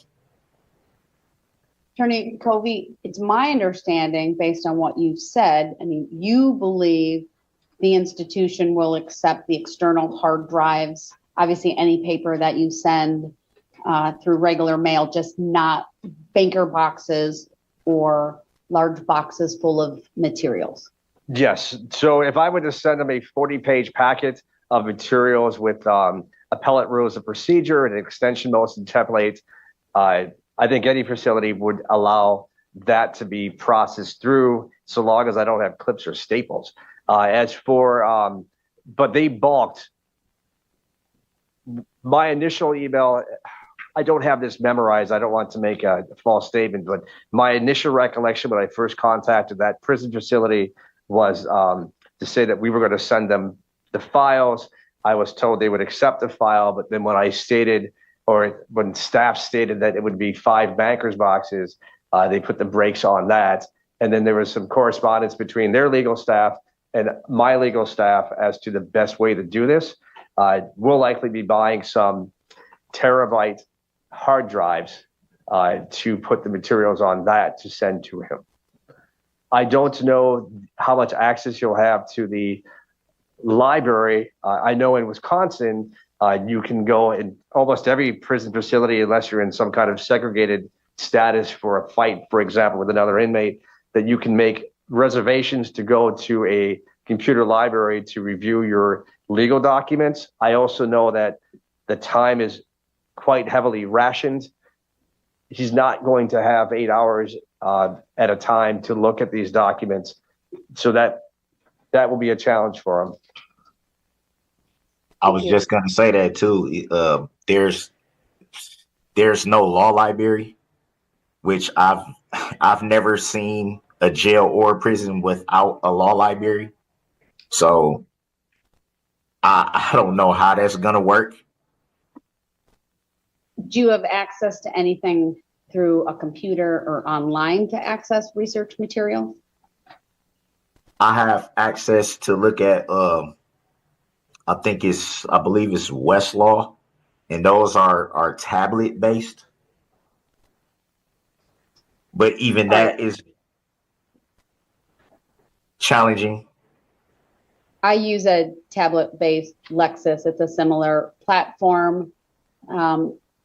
It can be cumbersome unless you know how to switch to the natural language search engine and how to limit the jurisdictions and what you're looking at. But sure. I think it's similar to what you had when you were in Waukesha, is that not? No, Waukesha had Lexis, or however you say it, Nexus, or. Oh, they're very similar. If you figured out Lexis, you can figure out Westlaw. In my humble opinion. Judge, if I may add one thing. Go ahead. Mr. Brooks, I know that. Klessig, appellate or post-conviction counsel appointed by the state public defender may move to withdraw from representation of a client, and in determining the motion, the court shall consider whether the defendant waives the right to counsel, and that's Wisconsin Statute Rule 809.30 sub 4 sub C. As I indicated earlier, at the writing of Thornton, no Wisconsin appellate opinions address the requirements for effecting a valid waiver of appellate counsel. Thornton relied heavily on Oman versus McCoutry, which was, although a Wisconsin case at that point in time, it was before the 7th Circuit Court of Appeals. The citation for that is 130 F 3rd 809 from 1997. I did review that case as well. And from that case, the Thornton court stated and found that before a court may conclude that a criminal defendant has knowingly and voluntarily waived his or her right to counsel on direct appeal, it must satisfy itself that the defendant is aware, one, of the florist's rights, which I've talked about, that's the right to an appeal, to the assistance of counsel for the appeal, and to opt for a no merit report that was briefly mentioned previously. 2, the dangers and disadvantages of proceeding pro se, which this court has, I think, exhaustively gone through with Mr. Brooks. And 3, of the possibility that if appointed counsel is permitted to withdraw, successor counsel may not be appointed to represent the defendant in the appeal. We know from the letter from the State Public Defender's Office, they will not appoint successor counsel, and that's a citation to document 690, filed February 26 of 2025. This court is satisfied that Mr. Brooks is freely, voluntarily, and intelligently waiving his right to appellate counsel. He confirmed many of the same requirements, if you will, that I went through with him at the time of his waiver back on September 28th of 2022. I just want to, I'm not going to read the entire excerpt into the record, but I am looking at the transcript, which is document 580 from that hearing, pages 75 through like 77. The court makes some findings that I believe are confirmed here today, and that's, he said today he had a GED that may have been referenced as an HSED. I think they're very similar. Nonetheless, Mr. Brooks has a high school equivalency diploma or a general education diploma. He's been able to communicate very clearly with not only counsel, but with the court. He's done that efficiently and effectively. He did not have questions for the court today. Frankly, this procedure went much more smoothly than the procedure and the questioning and answers back in September of 2022. And so I'm just going to rely and incorporate herein by reference many of the findings or all of the findings I made back then, because nothing has been presented to this court that would dissuade it otherwise, that he's intelligent, he understands the dangers and disadvantages of proceeding on his own. He's made the request. He now knows the SPD's position. He indicated it doesn't change his mind. We've discussed many of the disadvantages and potential pitfalls of proceeding on his own. He's in an out-of-state facility. He does not have the same access as he does in Wisconsin. We have some wonderful offers by Attorney Covey to send him additional information. He's aware he needs to file for an extension because the current deadline in the Court of Appeals is June 3 of 2025.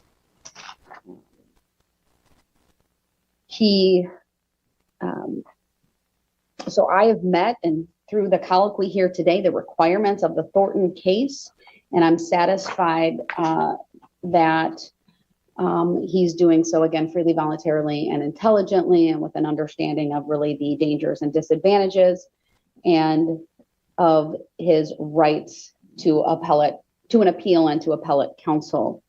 And for all of those reasons, the court will grant Attorney Covey's motion to withdraw. And from here on forward, the court will consider Mr. Brooks a pro se litigant. We will be able to communicate directly with him.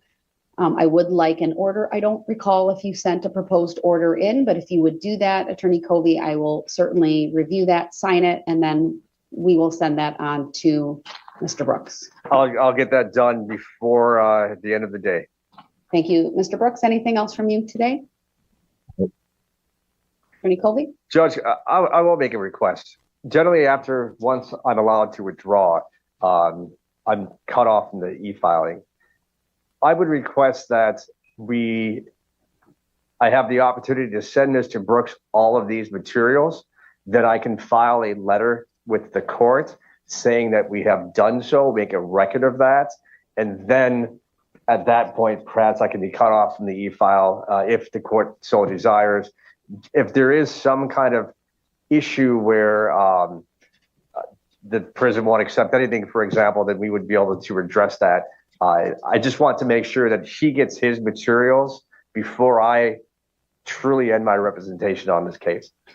You're asking that I delay the approval until you've been able to pull everything off from the court file that you currently have access through as an e-filer. I guess you can sign the order at any time. I don't, and oftentimes I'm kept on the e-filing system even after I've been withdrawn. It's just kind of a quirk of the e-filing system.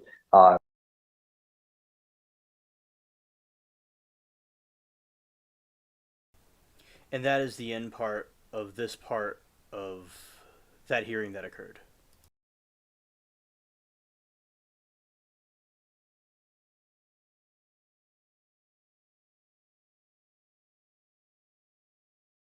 Then on November 21st of 2021, would it be fair to say that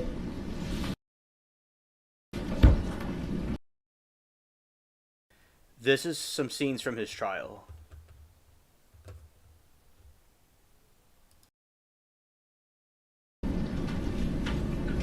there's been no contact between you and the alleged defendant?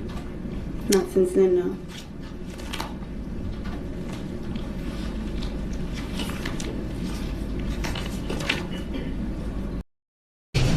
As to this particular piece of evidence only, Mr. Brooks, you may ask questions of Detective Casey. Objection, I don't consent to being called that name. And yeah, Noted. Do you have any questions for the witness? This, Outside the presence of the jury after the case has been given to them. Now, in terms of the closing arguments, I did set a time limit for the parties yesterday. Each side will have a total of 1 hour. Mr. Brooks, so that you are fully aware, the party with the burden of proof, which is the state of Wisconsin, goes first. Then you, as the opposing party, will have an opportunity to respond and argue. And then, time limit willing, the state also has the opportunity to present rebuttal because they have the burden of proof. And that is provided with the excerpt from the bench book that was provided to you yesterday. It has the purpose of the closing arguments is to summarize the facts, marshal arguments, focus the issues for the jury. I just talked about the order of the arguments. The scope of the arguments, are the content, duration, and form of argument are within the court's discretion. That's why I set a time limit of 1 hour for the parties. And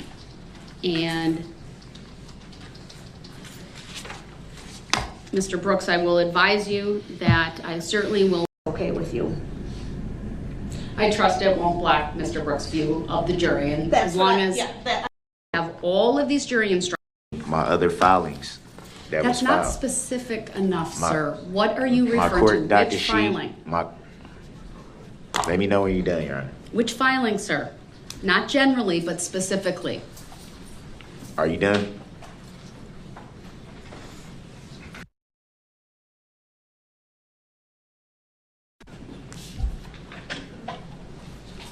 Are you done? Sir, that's very rude and disrespectful. I didn't know if you was finna say something. That's why I'm asking, are you done? What filing Your Honor, are how you come referring every to? time I try, even when I try to err on the side of caution, you find some way to make it to be something that it's not? I didn't know if you was gonna say something else.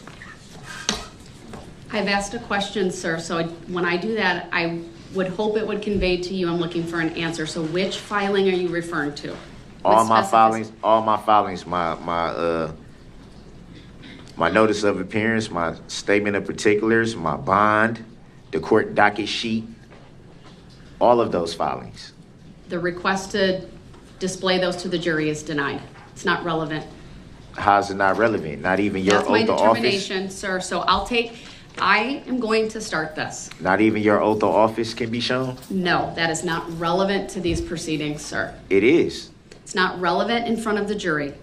Why is it not relevant? Can you? Mr. Brooks, Can you You explain are why not that's going not to relevant? be able to raise those types of issues and present a closing argument based upon my oath of office, whether I'm licensed to practice law in the state of Wisconsin. I said your oath whether of there's office. subject I didn't matter say anything. jurisdiction, whether you consent to this appearance or not. None of those things help the jury determine the issues in this case, which are related to whether you are guilty or not guilty of the 76 charges that have The been jury filed should in know this that case. they should know the truth in their duties, in their rights. They should know that at least. Mr. Brooks, I'm putting you on notice that if you continue with this insistence upon presenting information that's not properly before the jury as evidence in this case, that I will instruct you during your closing argument to move on and potentially ask the jury, have the jury leave so that I can admonish you. And if you keep insisting on that, sir, that will be in direct violation of the court's direction to So you. they can't even know that I got a shock device on my ankles. They absolutely do not need to know that. Why So it's not? not relevant to the determinations of guilt or innocence in this It's case. the truth. Mr. Brooks, your custodial status is not on trial here. I will argue that it your is. conduct from November 21st of 2021 is what That is on hasn't been trial. proven. You may not bring up the way that you've been shackled. It's not relevant, sir. It's and if the you truth. do so, you do it at your peril. But here's the There thing: is the no jury peril. is specifically. It's my right, no, though. Let me go. Okay. It's my constitutional is- right. Just There like are under the certain First things Amendment, that which I your- preserved my First Amendment right when I came in this morning, I also preserved my Right. Sixth Mr. Brooks, Amendment right. Please stop. You do not have an unfettered First Amendment right. That is very clear based upon What do you all mean the by case law. unfettered? What do you mean by unfettered? It I means don't. it is not absolute. It can be restricted. So the Constitution of the United States can be constricted. All right, Mr. Brooks, I'm putting you on notice that if you continue with your insistence on raising issues that are I'm going to really a raise issues that the distraction, jury needs that to are- know, They're not regardless, issues. because they're under the rights of the United States Constitution, which Mr. is the Brooks, law I of the direct your land. attention to closing instruction 460, I'm which will be going read to jury let the at some jury point. know the truth, their duty and their rights. Under the First Amendment and under the Sixth Amendment, I have the right to inform them of their rights, of the truth, and of their duties. Under the First Amendment and under the Sixth Amendment of the Constitution of these United States. You can't, no state law can override that. Mr. Any Brooks, law, do you intend any to law keep this up when the repugnant. jury comes out? Your Honor, Because I need to no, I have do the not. That's state- why I'm addressing this before not- they come out. That's why I'm trying to address this before they come out, so it doesn't become an issue once they're in here. But under the First Amendment and under the Sixth Amendment of the Constitution, which are rights that I preserved the moment we stepped in here this morning when this proceedings started, I preserved those rights for the record. And now you're telling me that those rights are not, would you say unfettered or I don't know what you say. I don't even know what that means. I don't even understand that. But any law repugnant of the United States Constitution is null and void. Mr. Brooks, I'm putting you on notice that you can also forfeit by your conduct the right to present a closing argument. In appropriate circumstances,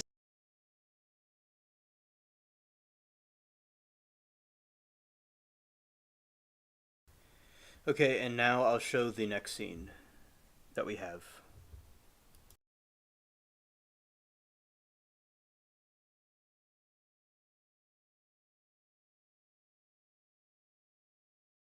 question is, do you want this instruction read or modified in any way? You just said I got a constitutional right not to testify or to testify. I didn't make either one of those decisions, so I don't understand The what jury you're asking. instruction is typically read when a defendant does not testify. In every other case that I've had, the decision on whether to testify was a decision made by the defendant personally. In this case, the court found that you forfeited your right to testify based upon your conduct. That is the ruling I made this morning. How did I make that decision though? I didn't Question never to say you yes is, or no. I never do say you yes or want no. the jury instructed that Your silence must not be considered by them in any way and must not influence their verdict in any manner. What do you mean my silence? My Fifth Amendment right? Correct. I'm not hearing a request from you to have the jury because given this instruction. I don't understand why you're asking me the question, Your Honor. I never decided to or not to testify. I never decided either way. I understand that. So how can I answer that? I don't understand. I don't understand. We are now at the moment where we are discussing whether the jury should receive an instruction specifically on you not testifying, irrespective of the reason for that. I believe I could modify this instruction to simply say a defendant's silence or a defendant not testifying should not be considered by the jury in any way and must not influence their verdict in any manner. Are you making such a request for a modified instruction? I don't understand the question because I never decided to or not to testify. I understand. I understand what you're saying, sir. I really do.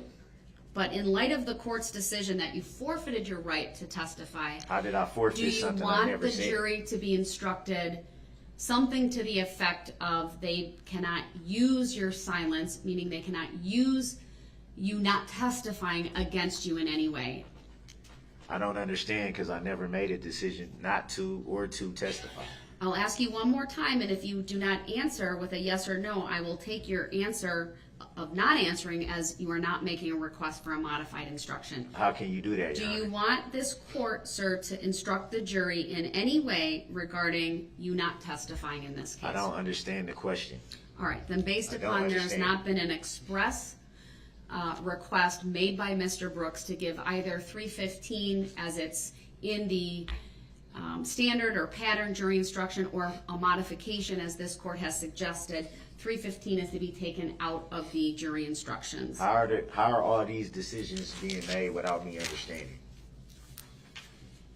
Then I have looked over the verdict forms, and other than really what I would describe as some consistency in how phrases, whether there's all caps, not all caps, but all caps, what we call the sentence capitalization for the charges. For example, I want to be consistent with how I spell out first degree intentional homicide or first degree recklessly endangering safety. There was just sometimes it was capitalized, sometimes it wasn't. So we're looking through all of that to be consistent. I want to make sure the word information is capitalized since that's the charging document, things of that nature. It is my practice, and you should be aware, Mr. Brooks, that I always put the not guilty verdicts on top when I hand all the verdict forms to the jury. And by that I mean it's by charge. So they're collated, if you will. So the not guilty followed by the guilty for counts 1 through 76. You said it's collated. What do that mean?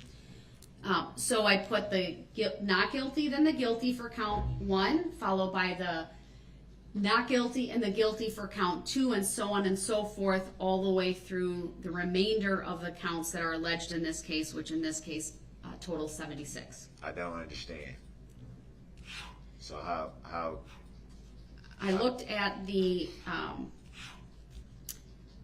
special questions that are on the guilty verdicts only. They did appear to be proper. Again, just some grammatical things, but I believe those are all accurate. Can I go to the other courtroom? Since you don't have to answer any questions, but I have to answer all, can I just go to the other courtroom? Not at this time. Why not? I keep telling you I don't understand these proceedings, and you just keep running right over my rights, like you don't even hear me saying anything. Attorney Basie, are you handling the verdict forms? Yeah. Go ahead. Can I go to the other courtroom, please? Are you waiving your right to be present in this courtroom? I'm not waiving anything. Then the answer is no. I'm making a request. Then the answer is no. Then how's it? So what? You gonna try to force me to interrupt and do all this so you can make the record and make it seem like I forfeited something that I came in here as soon as we got on the record and made a request to not be present for these proceedings. But when I'm making a request to avoid the drama and all that, sir, the only one with the drama is you. It's you too. You the big contributor to the whole thing. Mr. Brooks, I have to preside over this case. Yeah, and you haven't been impartial or fair yet. Mr. Brooks, I have a question to the state. I ask that you not interrupt. And It's not about me interrupting. It's about me attempting to understand. I've been saying that since we came in here. Mr. Brooks, I You will can't force me to as follows understand. to that. Do you have any requests First of all, related to the jury instructions, sir? Man, yeah, I got requests. It ain't like they gonna be honored though. As it relates to the jury instructions, sir, what are your... I heard what the hell you said, man. Well, Mr. Brooks, that was very disrespectful. Yeah, and I've been getting disrespected since the beginning of this whole process. So welcome to the club. Mr. Brooks, do you have any requests? I'm tired of my race being trampled on here too. I'm tired of it too. Do you have any requests as it relates to the jury instructions? Ain't nobody understand why I'm frustrated. How you gonna sit up here and make decisions based on what you think I said when I didn't give consent for you to do any such thing? Sir, I understand you may be upset, and I really do, but I've made my determinations. You don't understand nothing. You don't understand anything, Your Honor. You don't. I'm going to mute him again because he's not answering the questions that I'm very clearly asking him, and I've given him 5 opportunities. Mr. Brooks, do you have any requests as it relates to the jury instructions? I'll unmute you for that answer. I can't hear everything you're saying. Mr. Brooks, I know the audio's turned up. I believe you can hear me. You've chosen not to put the headphones on. That's your choice. My final question to you, do you have any requests as it relates to the jury instructions? I just told you, am I muted? Am I muted? No. I just told you, I don't know how many times, I can't hear everything you're saying. Then you should put the headphones on. Don't you understand? What about that don't you understand? Did you see headphones? You can see everything. You can see boxes, but did you see headphones? Have you asked for headphones to be provided, sir? I shouldn't have to ask for them. I didn't ask for my boxes to be moved. I believe they took them away previously because you were so agitated they were perhaps afraid you might break them. Yeah, I'm still agitated. I ain't gonna stop being agitated. That ain't gonna stop. You sit up here and do everything you're doing and think God don't see what you're doing? You ought to be ashamed of yourself. Mr. Brooks, do you have any requests as it relates to the jury instructions? Yeah, I can hear what you're saying. I can hear what you're saying. You just told me you didn't. So which one is it? Yeah, I got the headphones on. You can't see that? What are your requests as it relates? What are your requests as it relates to the jury instructions, sir? Man, don't try to come with this whole little image of sir. Now it's all this sir and all this. I'm gonna get where I'm going. Try to put on this little act like you so worried about what's going on with me. You don't give a damn. Never did. Mr. Brooks, you're being disrespectful again. You've been being disrespectful. You've been being disrespectful. I need to know what your position is regarding the jury instructions. And I need to know it now. What you mean? Who you talking to? I'm talking to you. I need to know whether you have any requests as it relates to the jury instructions, sir. Yeah, first of all, why am I charged with 2 bail jumpings when I was already charged in Milwaukee for the same bail jumping? That's double jeopardy. That's not double jeopardy. Your objection is noted. It's overruled. It is double jeopardy. How you gonna charge me with the same charge that I'm already charged with? You can't do that. The Fifth Amendment says that you can't place somebody in jeopardy of life and limb. Twice. I'm already charged with the same count in Milwaukee. This for the same case. It's the same bail jumping charge. So how am I charged with that here? Sir, I'm not going to provide a legal explanation other than to say I've reviewed that. Your objection is noted, but the jury will be instructed regarding the bail jumping. It can't be because that's double jeopardy.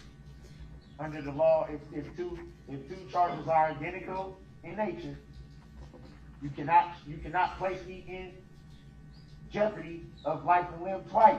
You can't do that.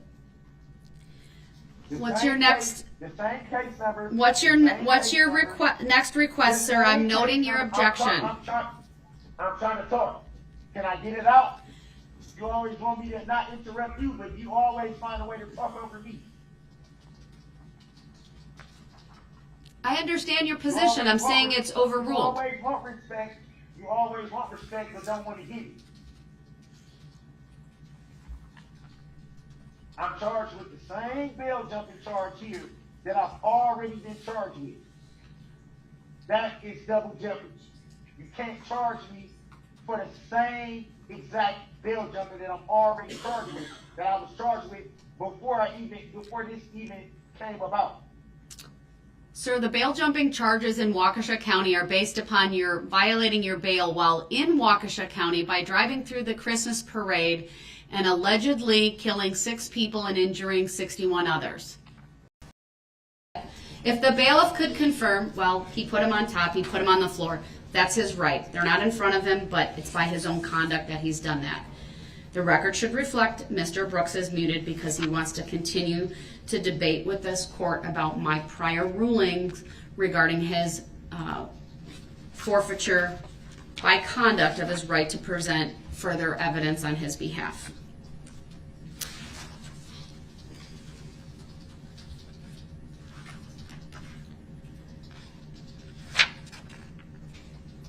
I know one of the things I probably need to look at, I'm not sure if Madam Clerk did this or not, would be the language from the amendment from the amended information on count 70.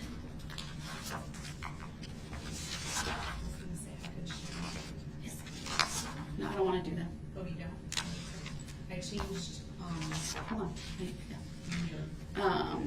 76. The 76 count. Just want to make. It says near Frame Park, so it is in there. But that was just one question I had. All right. So, state have any requests as it relates to the jury instructions? I'm just going through each one. I'm on page 50 of 107. Everything's looking great so far, though. Okay. Fair enough. There's 107 pages. I certainly can give the parties some time to continue to read through them. I put 325, 141, and 172 at the end because I wasn't sure.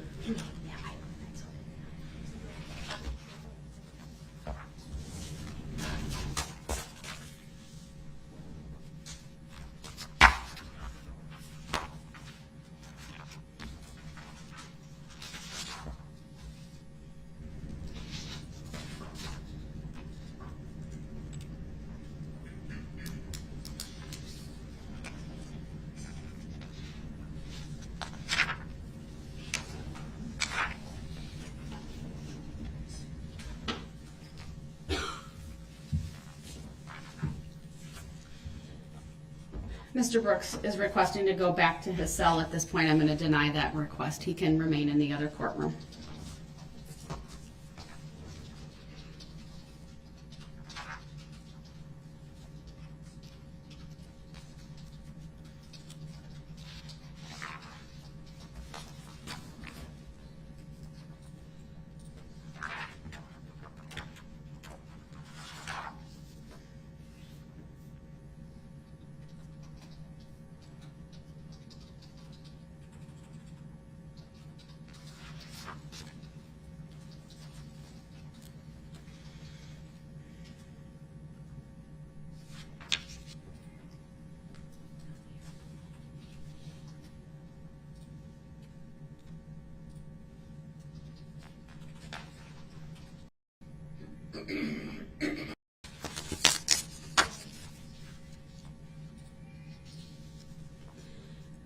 I know he's muted, but I can certainly hear him from.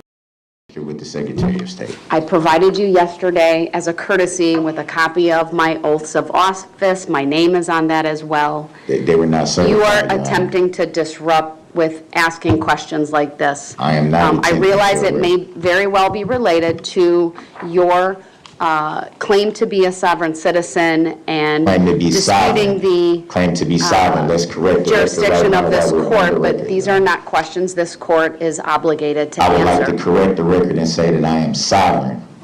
All right, you believe you're sovereign, the record is corrected. So, Mr. Brooks, we're getting really close for you crossing the line, Really close to crossing the being line, removed Your from the Honor. courtune for continued interruptions. I do not want you consent to here. that, Your Honor. Mr. Brooks, you haven't let me get in one sentence this morning. haven't. It is only, it's 8:57. I want you to be here. Certainly my preference is for you to be here to participate fully, but you do not have the right to disrupt the proper administration.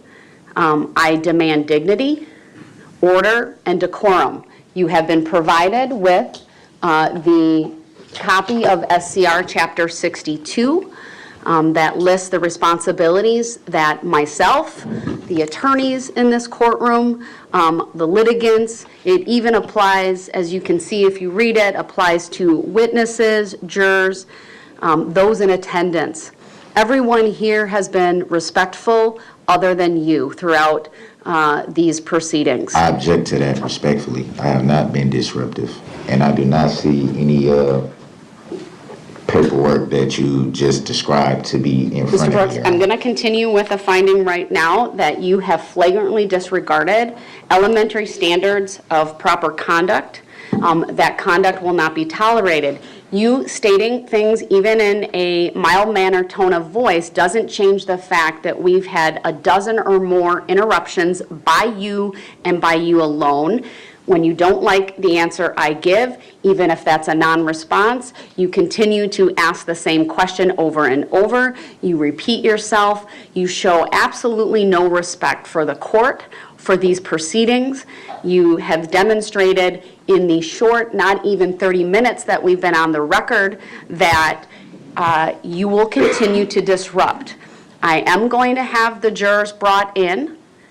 Again, it is my sincere hope that you follow these simple and basic rules, but the next interruption, you will be removed to the next courtroom. I do not consent to any paperwork that is not based factually in law. I don't give my consent. We have the jurors here? And I will not agree to anything. Not yet, okay. So again, with that title, I object respectfully. With that title name that is on your card, since you will not answer the question that I've merely asked of Your Honor numerous times at this point, can that title name please direct the prosecutor to answer whether there are any more charges?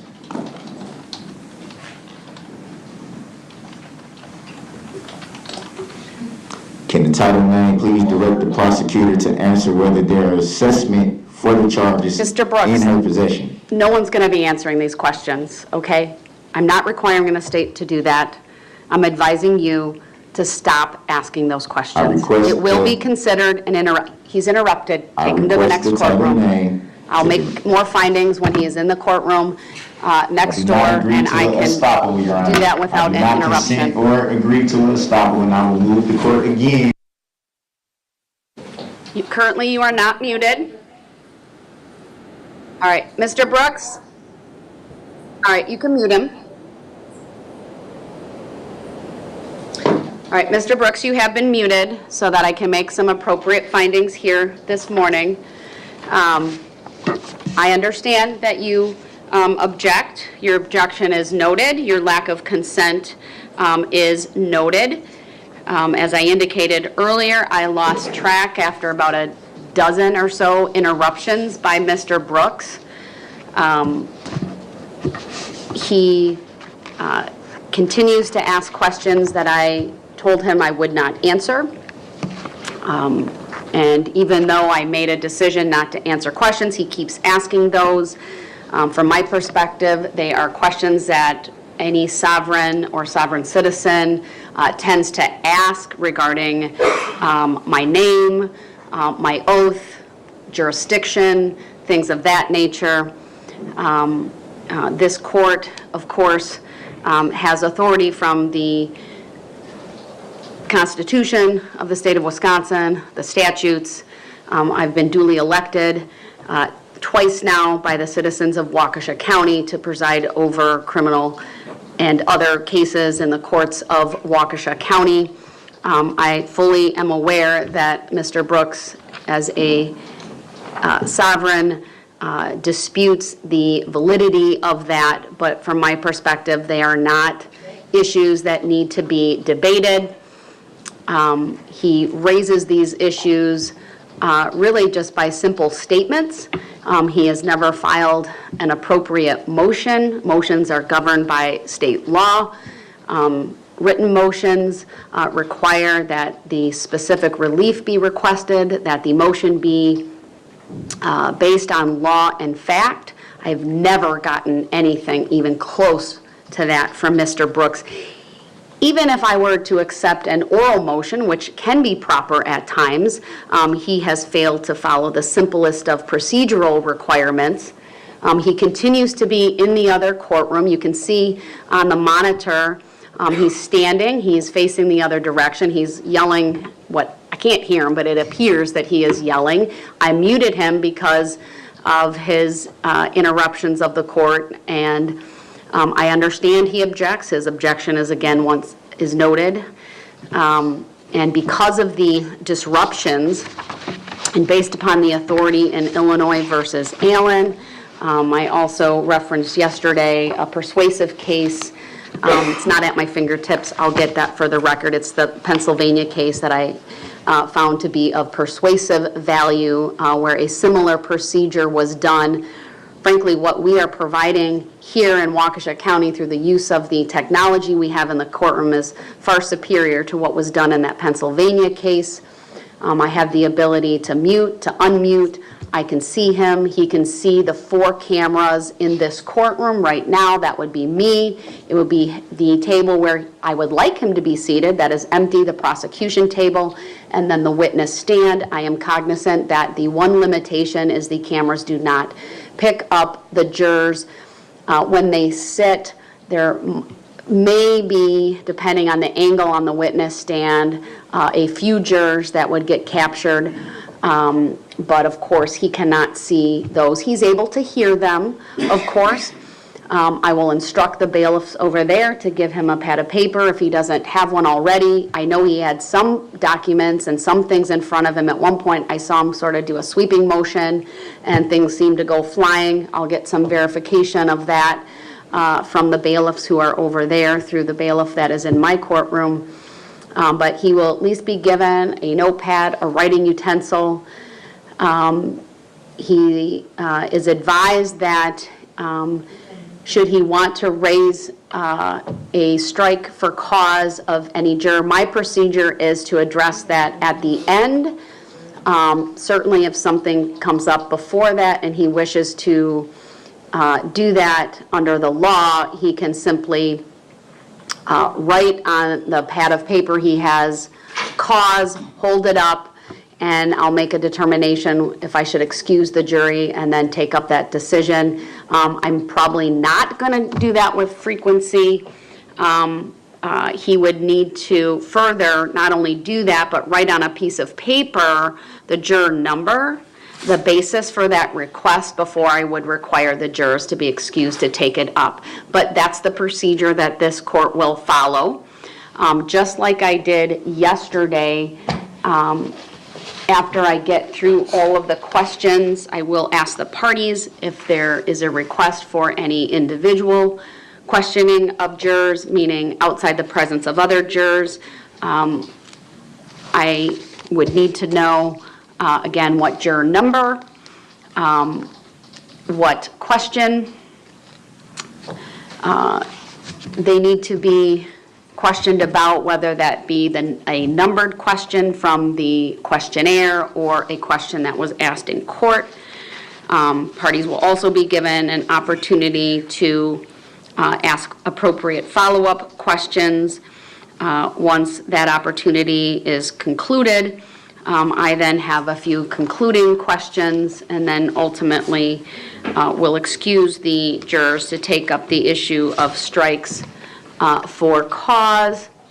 I've been advised that Mr. Brooks did throw some items on the floor, but he does have his paperwork and a pen. Your Honor. Go ahead. I just want to make sure that we put on the record that it has been verified that Mr. Brooks can hear this court. We'll do that, yeah. Also that I believe I had heard that the juror questionnaires for the next set of jurors coming in have been provided to Mr. Brooks. Thank you for that reminder. He has been provided with 2 additional binders. He probably doesn't even have the first one anymore because the first binder only went to juror number 41. He does? He still has it? Okay, so he has that binder. He has 2 additional binders, which are separated. I believe it's 42 to 70 and then 71 to 100 something. But it is the balance of the jurors who had been instructed to come on day 1. This is the jurors who were not questioned yesterday. It's not even all of them who will be coming in because of the physical limitations in this courtroom. We'll bring in 41. So he has been provided with those binders. Were we able to verify? We were able to verify the audio is working. The video is working, just like we can see him, he can see us. For those of you who are in the courtroom, what he would be seeing on the monitor would be that 4 square as well. Because it is through the Zoom, he would have his picture as well. So he would see the double image, if you will. I should also make a record that there are a number of individuals on my Zoom as well. There was a request by the state to allow victims under the statute and Constitution to be present by Zoom for jury selection due to the court not streaming jury selection. I believe I also have Attorney Anna Keys also watching as well, along with at least one actually I think I see 2 victim witness workers. So I have a lot of screens up here, a lot of boxes on my screen. So I believe the state has complied with victim rights. Would you please confirm that? We have. Did I overlook anything you asked me to cover? Your Honor, the only other thing, and I think the court somewhat made a record by your findings, but I know that the defendant made 2 motions to dismiss for judicial misconduct. Again, I'd ask the court to summarily deny those motions based upon lack of merit, and he didn't provide any support for either motion. I believe he did raise a motion to dismiss based on judicial misconduct. I think he also threw in there another request to stay the proceedings or file an interlocutory appeal. While that's really not something I would need to address because nothing's been filed as it relates to a request for an appeal, I will deny that summarily. There's been no basis in law or fact provided. I'll also deny the motion to dismiss based on judicial conduct, based upon there being no showing in law or fact. All right, anything else then before the jurors are brought in? No, Your Honor, thank you. I will, just like I did yesterday, advise the jurors that Mr. Brooks is appearing from a remote location, and that should not influence their verdict in any way.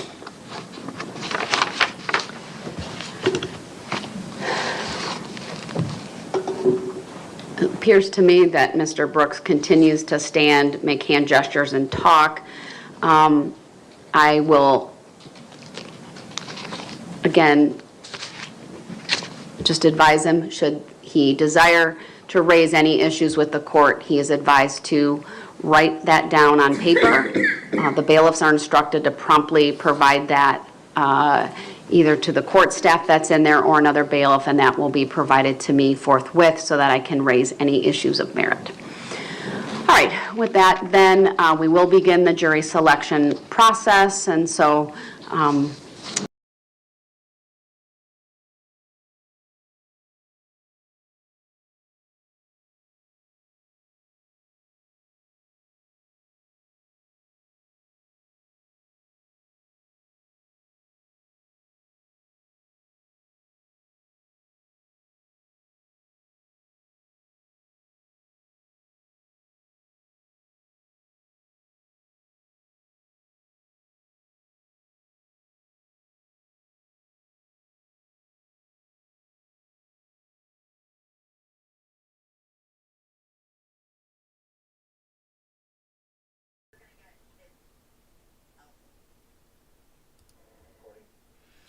Alright, so there are some things I need to get done, so we'll be ending the stream now.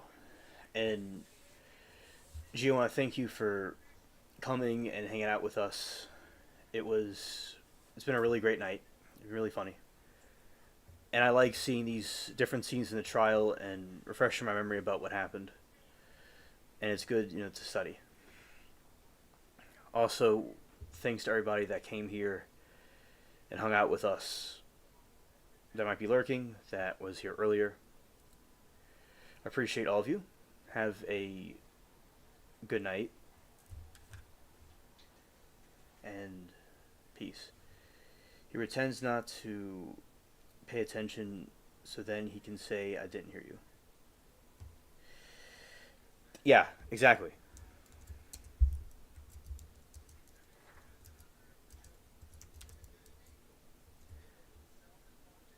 That certainly was a manipulative tactic that he used, G. He pretends to not pay attention, so then he could say he didn't hear him. Yeah, that's another way that he manipulates people. That's another way he does his manipulation. And that's very good to point out as well, because that was part of his arsenal of a couple of things that he did to cause the discord that he did. Yes. It's part of his tactic of manipulation. Let's see.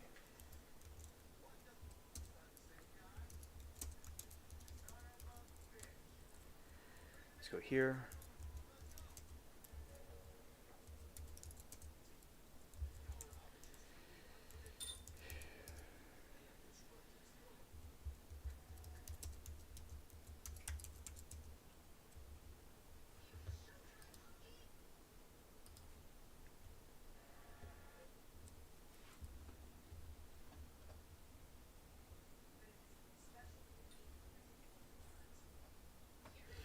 Right, G said, yeah, he's yelling at bailiffs. Why aren't they telling him it's not your job?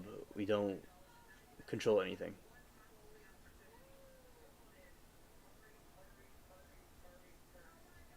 You're welcome, G. And he's yelling at the plaintiffs.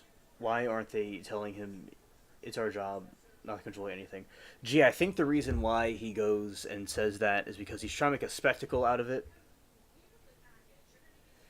And he wants to show everybody like what he's capable of doing and attacking the weak. He just also is him lashing out impulsively as well at the enemy.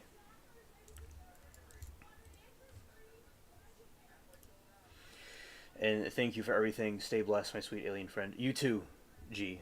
You too. Stay blessed, my sweet G.